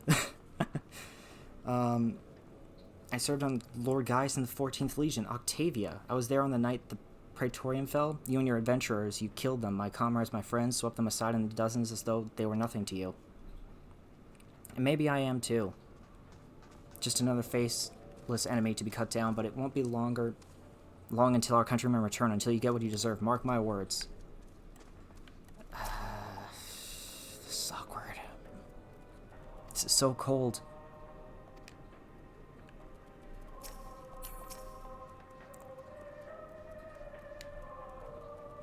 I know who you are, the so-called champion of Eorzea. Come to gloat, have you? I'll wipe that smirk off your face, but by the blood of our fallen compatriots, I swear I'll... Damn. Toward the setters. Of all the times, the worst of the lot within striking distance, I can't even muster the strength. All I want for Christmas is to be back in New Jersey alive. Oh, God.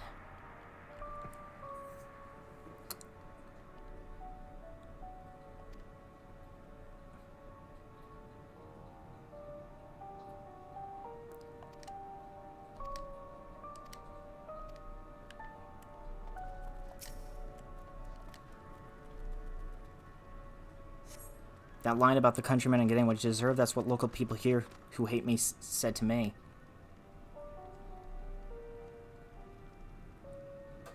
Oh, I'm sorry to hear that, man. That sucks. Nobody should be hearing that kind of shit. Nobody.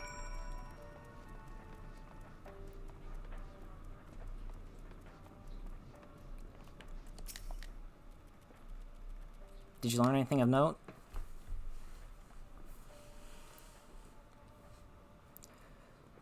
Then your findings are consistent with my own. Their plight is desperate indeed. The sick and injured are at greatest risk.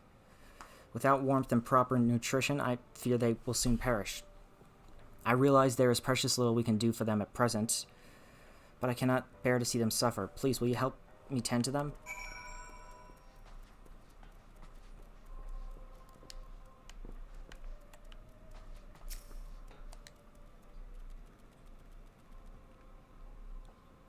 Here you go, buddy. Who's there? My eyes, I can't see it all that well. Thank you. The numbness has subsided a little, but I know I won't last much longer. It will be good. Glad I caught some of your stream. My signal sucks chocobo ass, so I might not be able to stay long. Oh, that's fine, man. We're gonna be done soon anyways. But I know I won't last much longer. You should look to the others who could still fight. Give them my ration. If me going hungry means someone else lives to see another day, so be it. At least I could still serve in that way.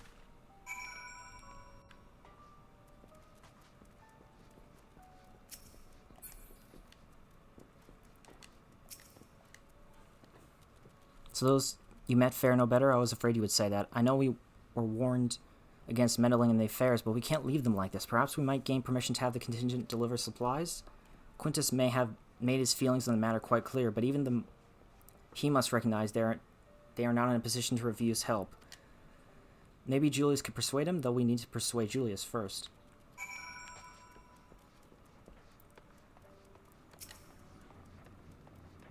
I'm gonna get to sleep. Happy holidays and good night from the hood. Alright, thank you so much, Skyron. Have a Merry Christmas, man. Well, seen enough?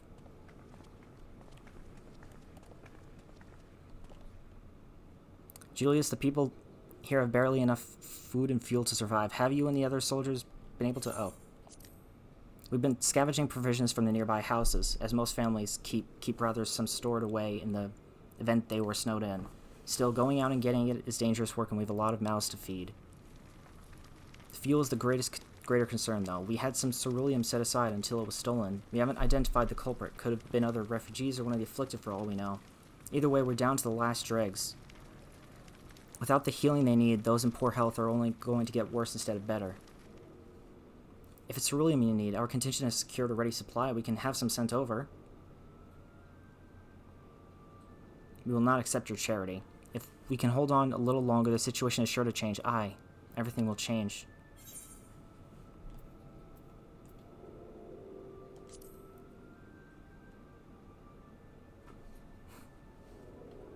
Heard something of it, have you? Well, from what I've seen, there's little you could do to interfere, so there's no harm telling you. One of our scouts spotted a hooded man issuing instructions to the afflicted, or in the bastard's words, loyal servants of the Telophori. Then he made his way inside the Imperial Palace, or what stands in its place. We'd identified the seat of the enemy's power. We realized Lord Quintus dispatched a member of the 10th Legion, saying as much, and instructing them to join forces with the provincial legions to prepare for a combined assault on the Telophori. Once our allies arrive, your contingent will be sent running for the hills. Then we shall reclaim the castle by our own hand. And how do you intend to survive in the meantime? At this rate, many of your countrymen will perish long before the reinforcements reach Garlemald. They need help now. Say the word and we will bring you ceruleum.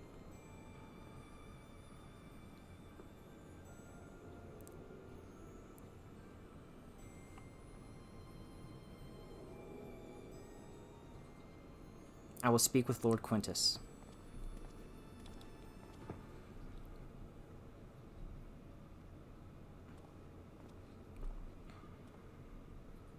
So, did he agree to it? This fucking bitch. No, he will not place Garlemald in the debt of our enemies. I have, however, been ordered to search for ceruleum outside. As you are under my watch, you will come with me. Very well, after all, many hands make light work. You lot are more trouble than you're worth. Once we are outside, you will follow my instructions to the letter. We depart shortly.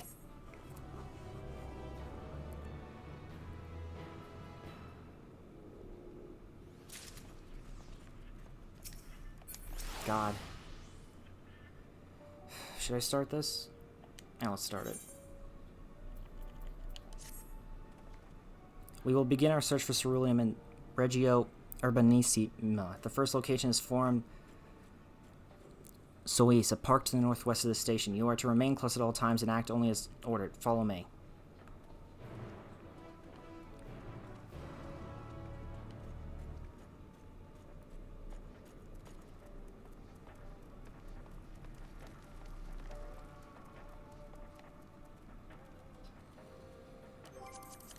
How far away is this?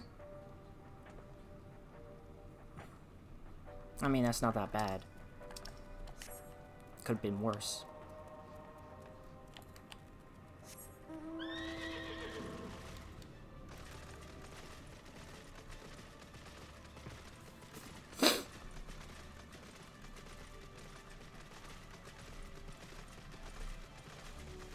I mean, the worst part of all this is that I'm in an area where I can't even,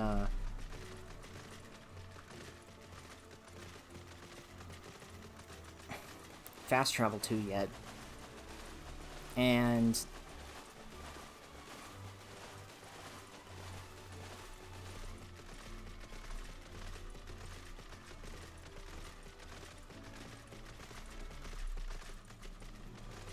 I don't know, it just feels off to me.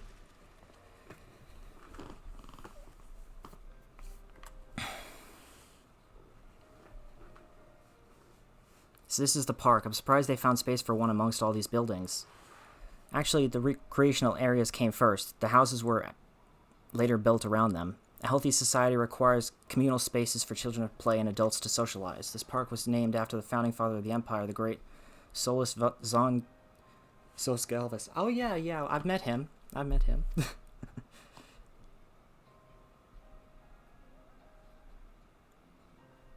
Did we come to extract ceruleum from the wrecked Magitech armor? No, we've already drained it dry. Same goes for the rest of the machina in the vicinity. But as our ceruleum has been stolen, we must scour the city for every last drop. And while I don't expect to find anything here, I've decided to try one more time in case something has been overlooked. I see them. With your permission, we'll commence the search.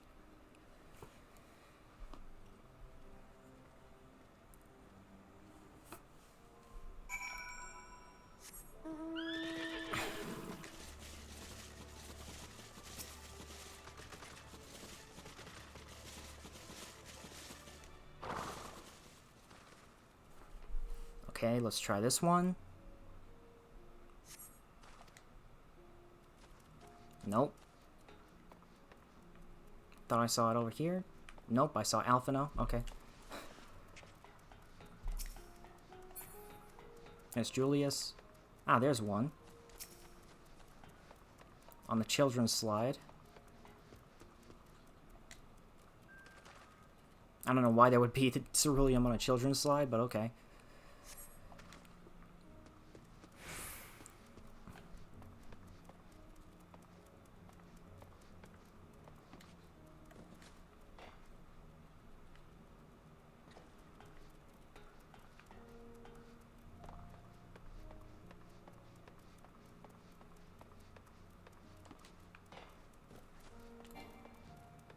I think I saw one right. Yep. Shop counter.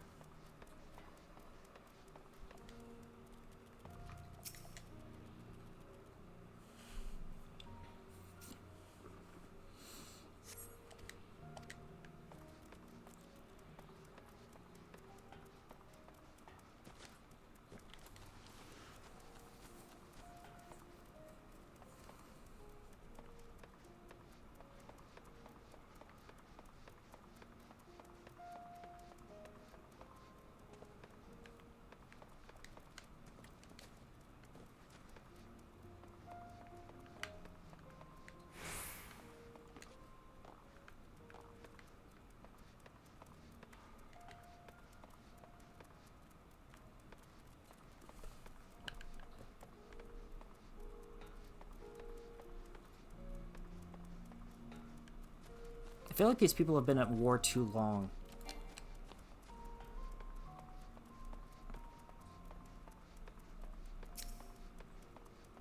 Oh, there's an ether current.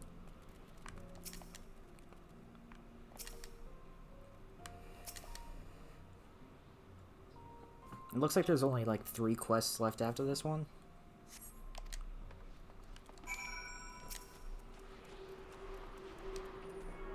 Where we're still part of this, so I think I might just do those 3 quests and get them out of the way.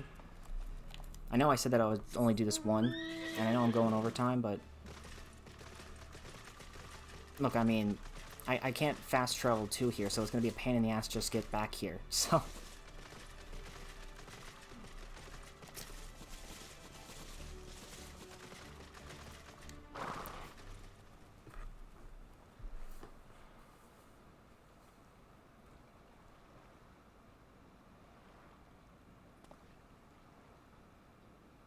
oh, it's you. Any luck?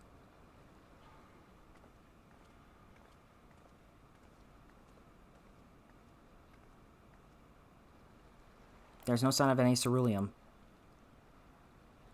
Hardly surprising, but disappointing nonetheless. I couldn't help noticing you gazing at the pond. Is something the matter? What? Yes, I mean, no, it's just, I used to bring my brother and sister here to play. The pond was heated to stop it from freezing over, so like all the other children, they just had to wade in and splash about.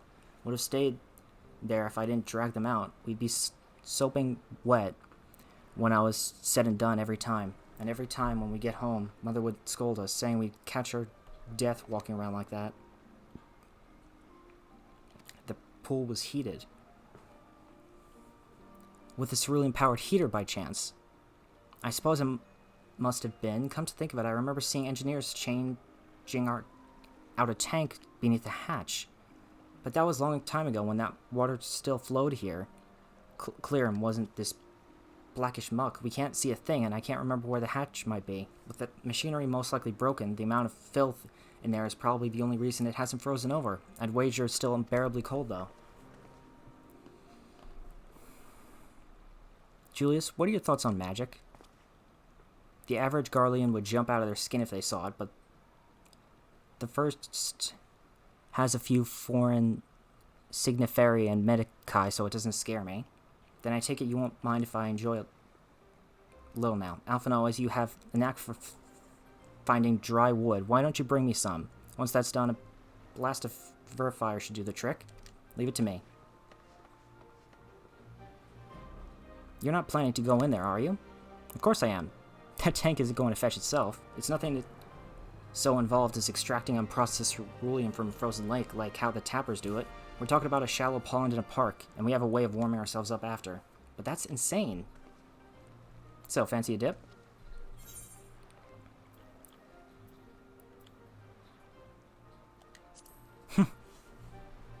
I'll drink that goddamn pond dry. That may be the stupidest thing I've ever heard in a while, and that's saying something considering who my brother is. I can't fault your enthusiasm, though. Let's do it my way first, and if that doesn't work, perhaps then you can try your method with Alphinaud's help.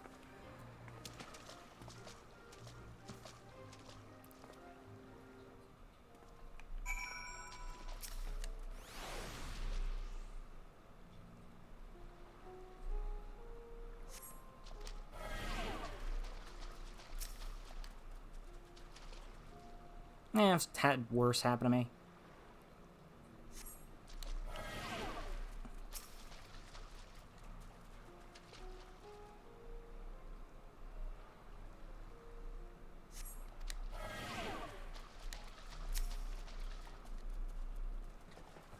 Let's try here.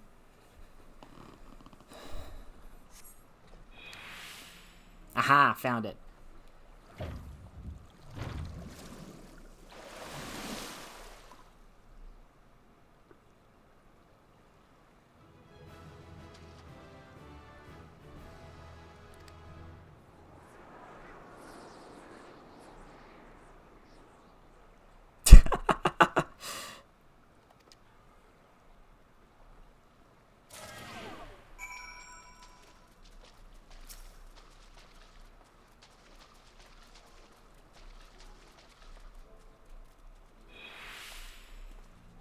Did you find anything?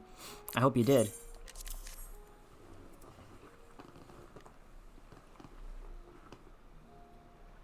That's it, and there's still some ceruleum left. Ah, the fire's still not ready. Hold on, I'll give Alphinaud a hand.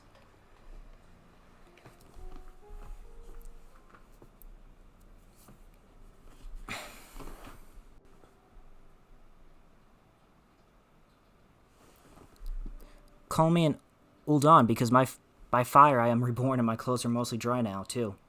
I appreciate you recovering the ceruleum, but I wish you'd taken the time to discuss the plan with me beforehand. Despite the way you've been treated, and Lord Quintus's eyes, you're still envoys deserving of protection. If you were to die on my watch, he would be most displeased. Your concern is duly noted, but it's, well, that ends wet. Julius, you mentioned coming here with your younger siblings. Didn't you grow up in Garlemald? I did, not far from here. My father was an accomplished researcher in his youth, and for his contributions to the Empire awarded in his state, we lived well, better than many. What was Garlemald like those days? Everything. It was everything you could imagine and so much more. Even during the coldest winters, we always found warmth and comfort at home. Coming in from the snow, taking off your coat and sitting down for a hot meal with family, visiting friends and relatives, receiving the same welcome, knowing they had everything they needed, or walking down the street, seeing the lights in all the houses, hearing the faint sounds of laughter and song, of happiness. And although the summers came and went all too quickly, in that brief respite, the ice would melt all the forgotten grass, make its triumphant return. Gray clouds gave way to blue skies. Some mornings we climbed to the top of the tallest building we could find, watch the sunrise.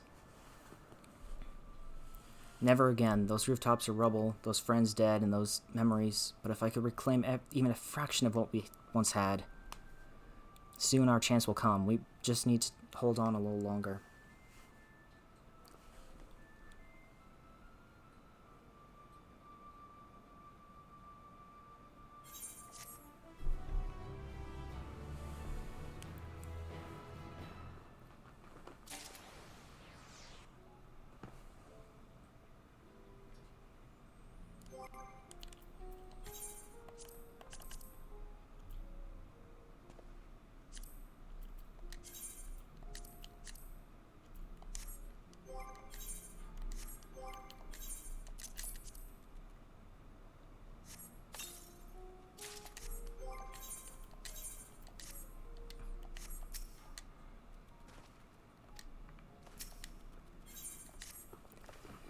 Alright, now that you've recovered from your escapades of the pond, there's another location I'd like to search, just outside the park.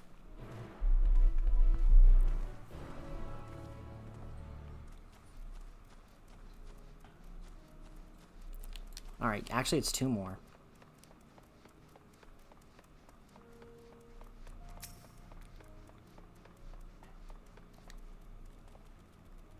As you can see, this place is littered with the remnants of various types of war machina. While my comrades and I have already recovered the tanks from the less damaged units, those that took a more severe beating are still harder to scavenge. We decided to save those for another time, that time being now. Rather than prise them apart piece by piece, it would be quicker to remove the outer casting using compact explosives. With luck, we'll gain access to the tanks without rupturing them. Though the force generated by these devices is relatively weak, I would advise you to stand well clear to avoid being hit by the shrapnel. Before even bothering, though, you should check the Machina's ceruleum gauge to see if there is any left. It should still provide an accurate reading even when the unit itself is inactive. If the gauge is broken, I'll let you decide whether to use an explosive or not. Should you need more, come to me.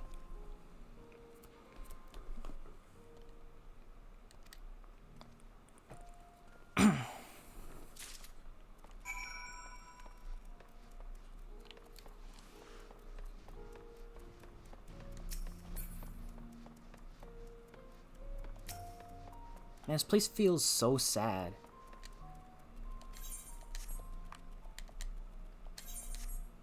I mean, I expected it to feel horrible, but...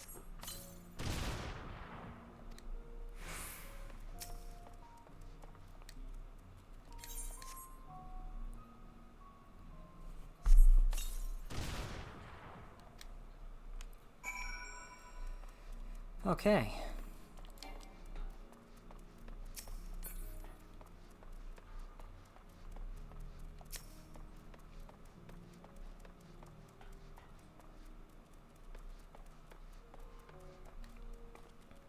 More explosives? Wait, is that what I think it is?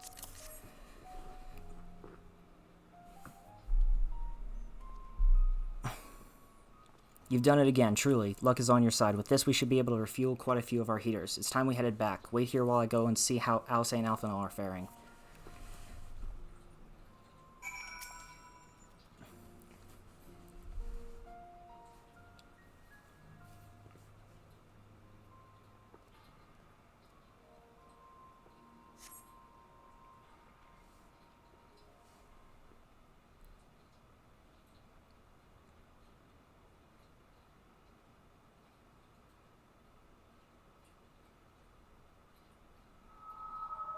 Finally escaped the watchful gaze of your keepers, have we? Oh wow, Thancred. Don't react. You'll only draw attention to yourself. Just carry on as you are and listen. After you left with the Garlean lad, Lucia bade a few of our scouts follow you at a discreet distance.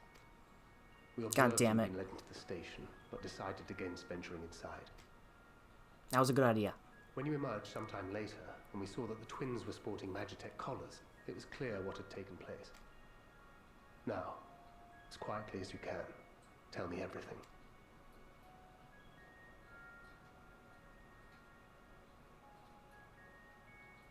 The Legatus himself, eh? Now there's a surprise. Yep. This is also the first I've heard of a plan to join forces with the 10th and storm the Tower of Babel. An interesting development, and perhaps the opportunity we've been waiting for. Our comrades back at the camp also received some rather promising news, but it's still too early to get our hopes up. Okay. For now, keeping yourselves out of harm's way comes before all else. Whatever demands the Garleans make, indulge them. Got it. With luck, this will all be over soon. Until then.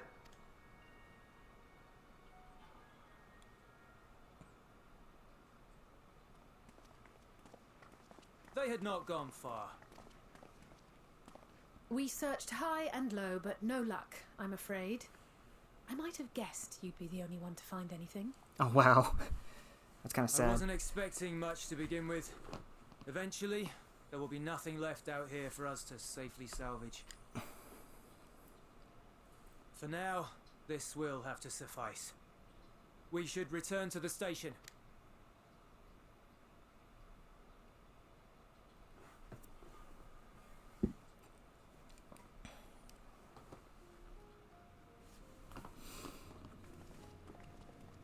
Ah, there you are. Heard you'd gone hunting for ceruleum above ground. Yep. Brought back a king's ransom? Hardly. But thanks to these three, we have enough to last a little while longer. Well, well. It's not at all what I was expecting, these ones. For savages, they seem positively docile.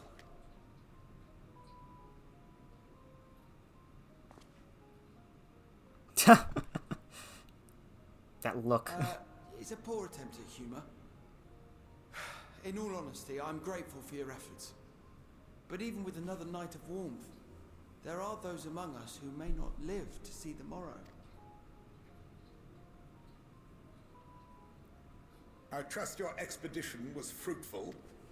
Yes. Lord Quintus!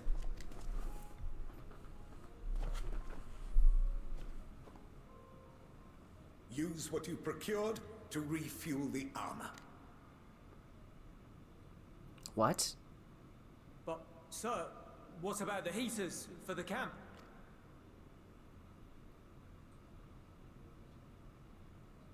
The time for action is upon us.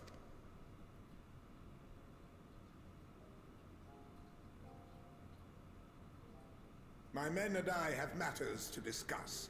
In the meantime, you are to wait here. Do not forget, you are being watched. This is dumb.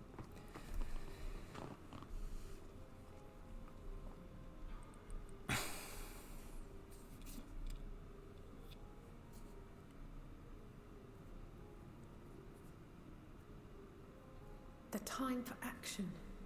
What did he mean by that? What do you think he meant? I can only speculate. Clearly something requiring their magitech, given what we just heard. Whether they plan to utilize it now, or after they join with the 10th, is another question. Yeah.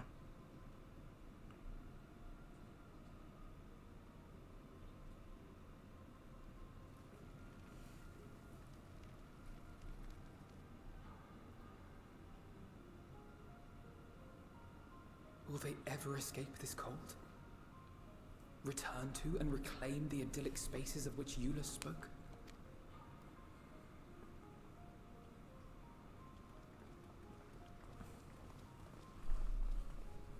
Finished your war, Council?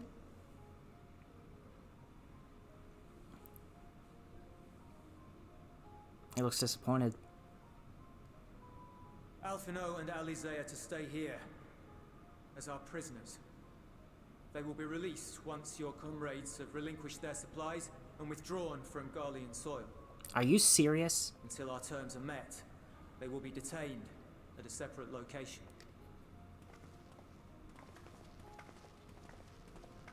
This is the thanks we get? After everything we've said and done, this is how you treat us. Our allies have but limited supplies. They may stave off cold and starvation for a short while, but what then?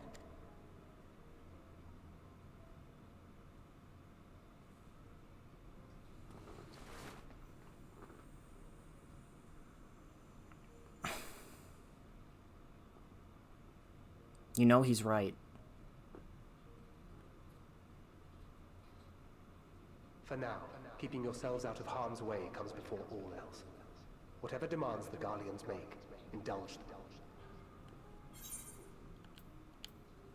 Everything will be alright. Have faith.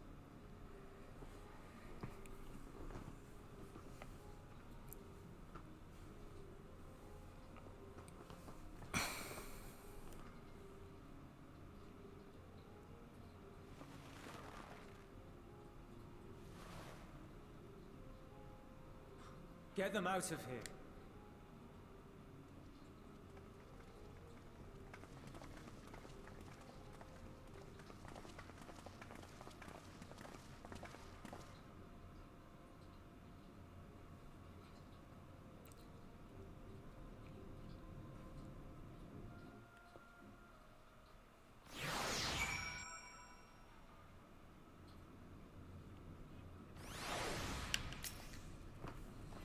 Alphino and Alizé will be fine, provided they do not resist.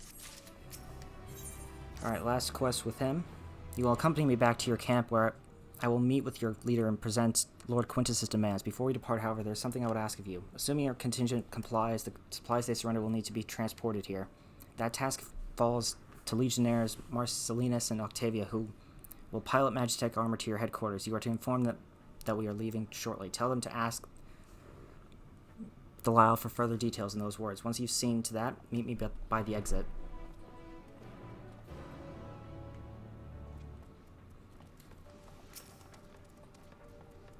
Alright.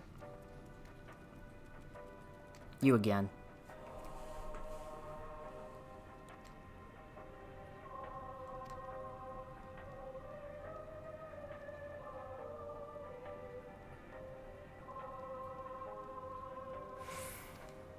Use supplies to get supplies. That sounds fucking dumb. Oh, I know that she's gonna get off to this, I can tell.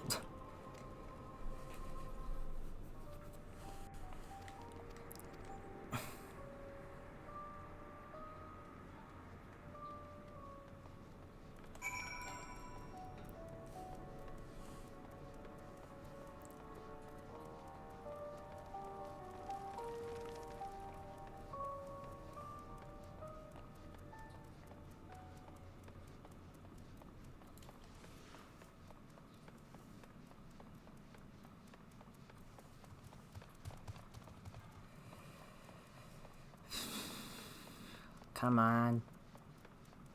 Man, this place is hard. A pain in the ass.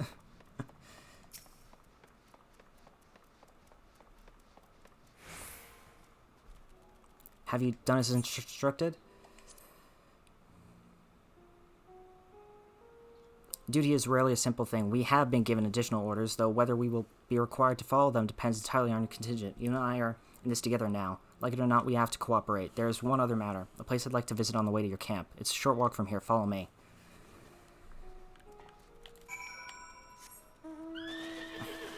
Is it the house?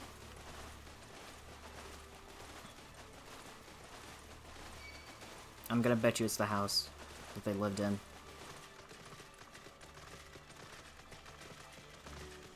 You're not doing a really good job of convincing me, bro, to, like, not kill you right now. That's the thing. Like, we've pretty much given you everything that you wanted. We met all these demands and more. We even let you take... Yeah, I even let you take my friends as fucking prisoner.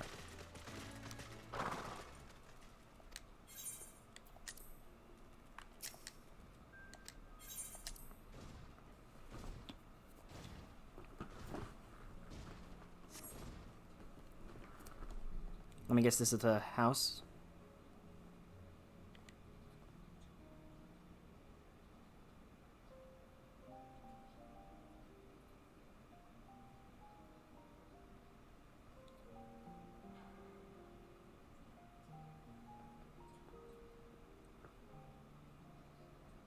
This is my home.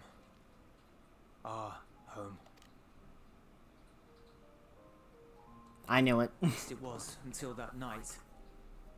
I was with Lord Quintus when the capital fell, and thus spared. My family, who did not own a radio, were less fortunate. When dawn came, I made my way here. My parents, my little brother and sister, they were still inside. But they weren't themselves, and they tried to. And I had to. Oh my god. I'd promised to take them away from the capital that very morning, to somewhere safe, to hide until the fighting stopped. I promised.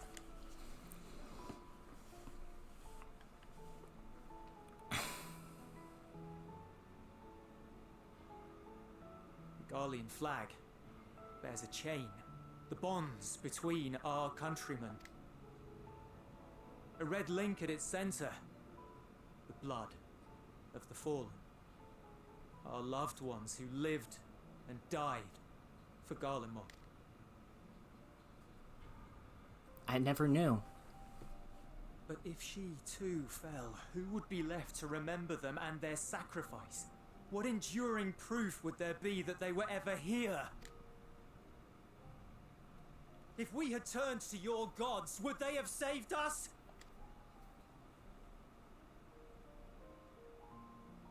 Maybe. I'm sorry, forget I spoke. We should go.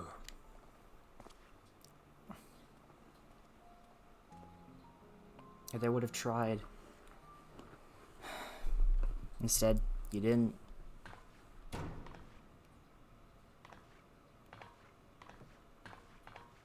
It's no use.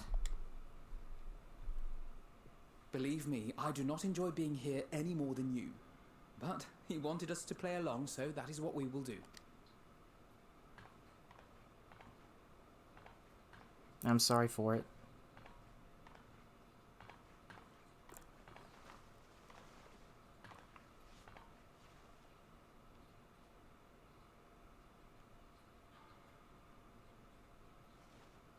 Come on.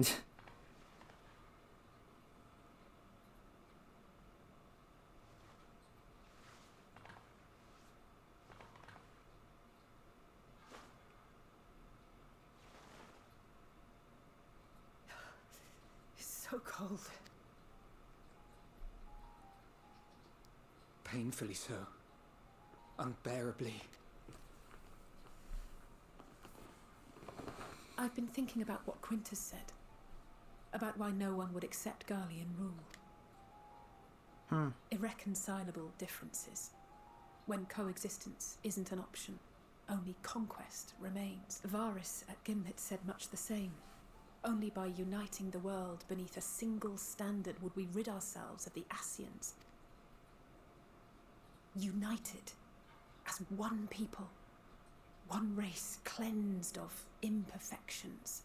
How is that different from the Ascians, though? An unforgiving vision. And when we fail to live up to their standards, what place is there for us in their world? But the truly sad, truly frustrating thing is how damnably similar it all is to the lofty ideals of Father and the Forum. Non-intervention. Always non-intervention. Protect our knowledge and our people, and to hells with the rest of you. And yet, I can see how it happened. Varys and Father looked to their elders for guidance and took their virtues as their own.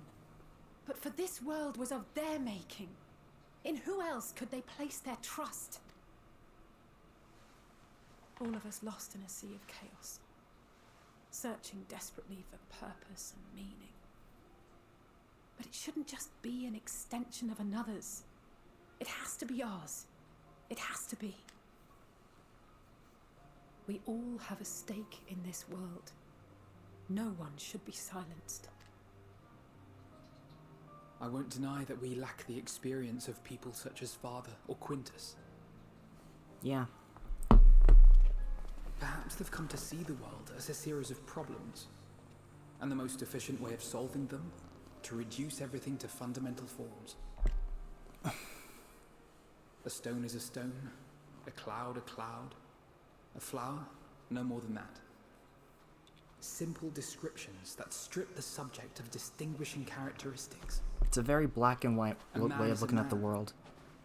Divided according to race, creed, or allegiance, and to some, defined by such associations. Is that what you think? In my misbegotten youth. But what I believed wisdom was no more than aggressive ignorance. Yeah, it's true. I've since learned to look beyond the banners and the politics. To see people as individuals with their own hopes and dreams. As for my dream of building a better world, well, every day I'm reminded that it is far more complex than I had ever imagined. But it only spurs me onward, to find the wisdom and the strength to see it through to the very end.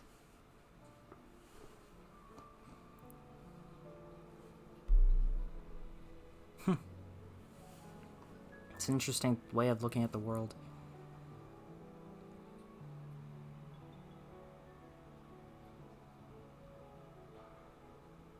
All of our supplies and an immediate withdrawal. These are your conditions? Demands. And you forgot about the airship. Once again, you will leave one behind. It will be used to return the prisoners. Their collars will be removed prior to the exchange.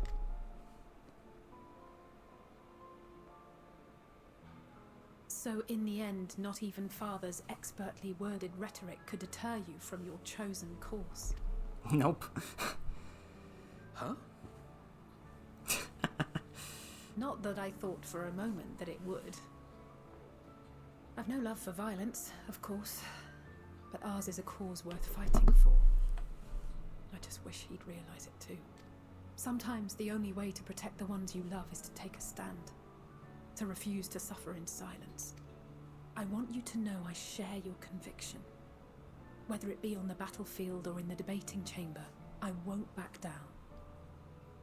I guess what I'm saying is...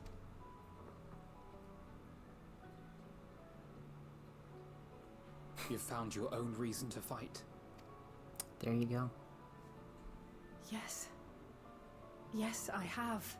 Because for a while, she hasn't really had a reason. When we can finally lay down our arms, and there will be peace. She's just done it. But not until the Telophoroi have been defeated once and for all.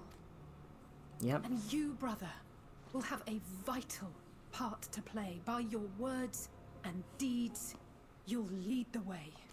I hope so. I pray I am up to the task.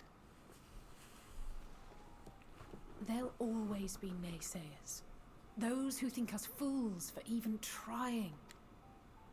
It's easy for learned elites to criticize earnest efforts and assert their moral superiority, all without offering alternatives.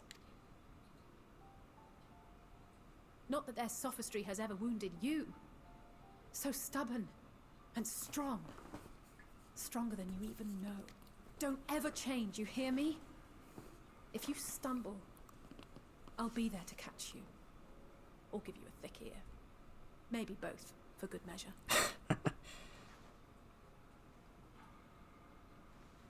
Thank you, Alice.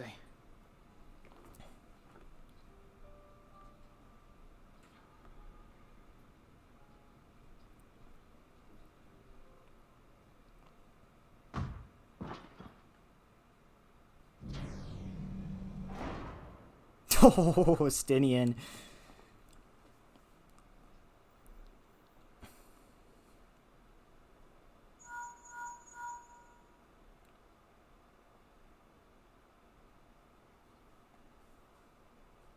The scouts have secured Alize and Alphino.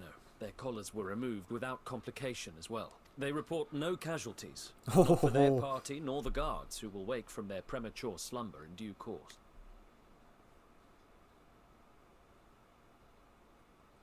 It would appear the situation has changed. I propose new terms. We have information that will be of great interest to Lord Quintus, and I wish to speak with him in person.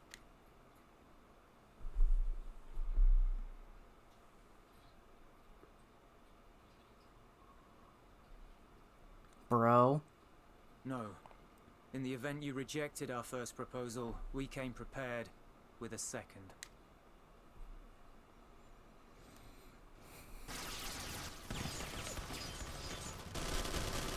Wow. Ambush!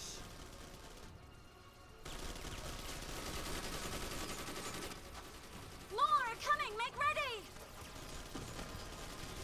Dickheads. We, the loyal soldiers of the First Legion, proud servants of Garlemald, of the fallen Emperor Varys, shall safeguard these lands from the barbarian hordes until our countrymen return! Your countrymen are already gone. Stop! Both of you!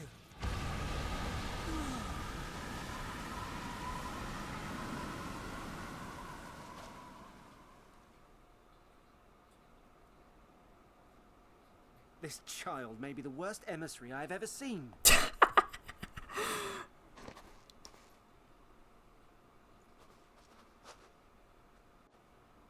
We received an urgent communication from the Grand Company of Eorzea. Envoys from the Imperial Army, led by members of the 10th Legion, came to Alamigo and requested an audience. They explained that their efforts to coordinate the reclamation of the capital with the aid of the 4th, 5th, 8th and 12th had ended in failure. Communication between most legions has broken down entirely. Most of the 10th's conscripts have deserted, leaving their forces severely depleted. That is why, unable to continue the fight on their own, they and their allies turned to the Grand Company of Eorzea for aid. Lies. Every word. Now, of course you wouldn't believe. It is the truth, and I have not finished. The 10th has requested that we deliver a message to Lord Quintus. Have the ill stand down. You have been listening, my lord? What are your orders? Oh, shit.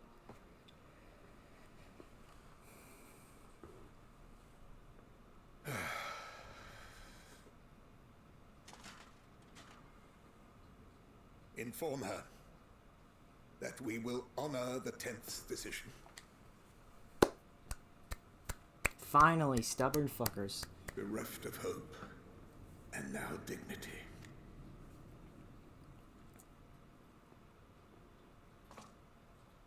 I release you from your duty. All of you. Wow.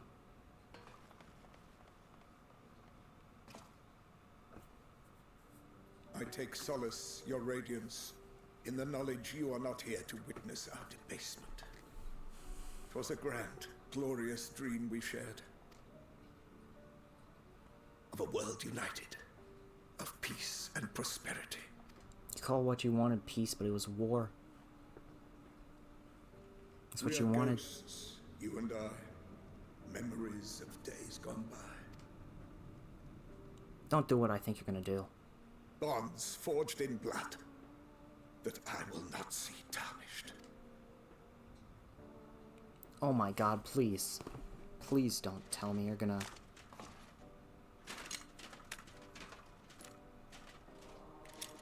This is happening. I'm... What the fuck?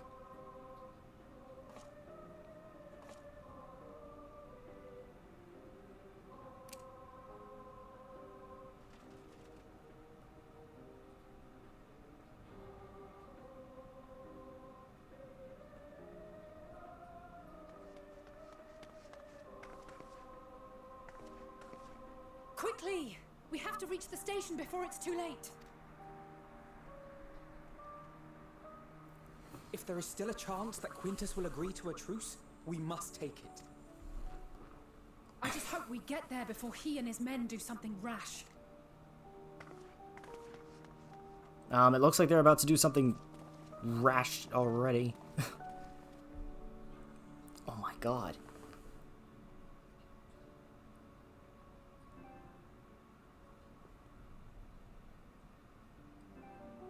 That's dark as fuck. I can't believe they even showed that. Oh, okay, well, they cut away to when it happened, but the fact that they showed it like that.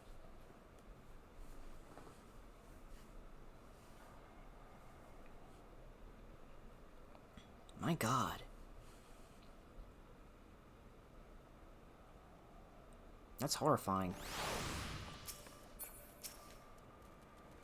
Much and more has occurred since last we met. As for determining what comes next, we must speak with Lord Quintus. Alright guys, this is where I'm going to have to end off for today. Thank you guys so much for watching. If you haven't already and you enjoyed what you see here today and you want to support the channel, make sure to leave a follow.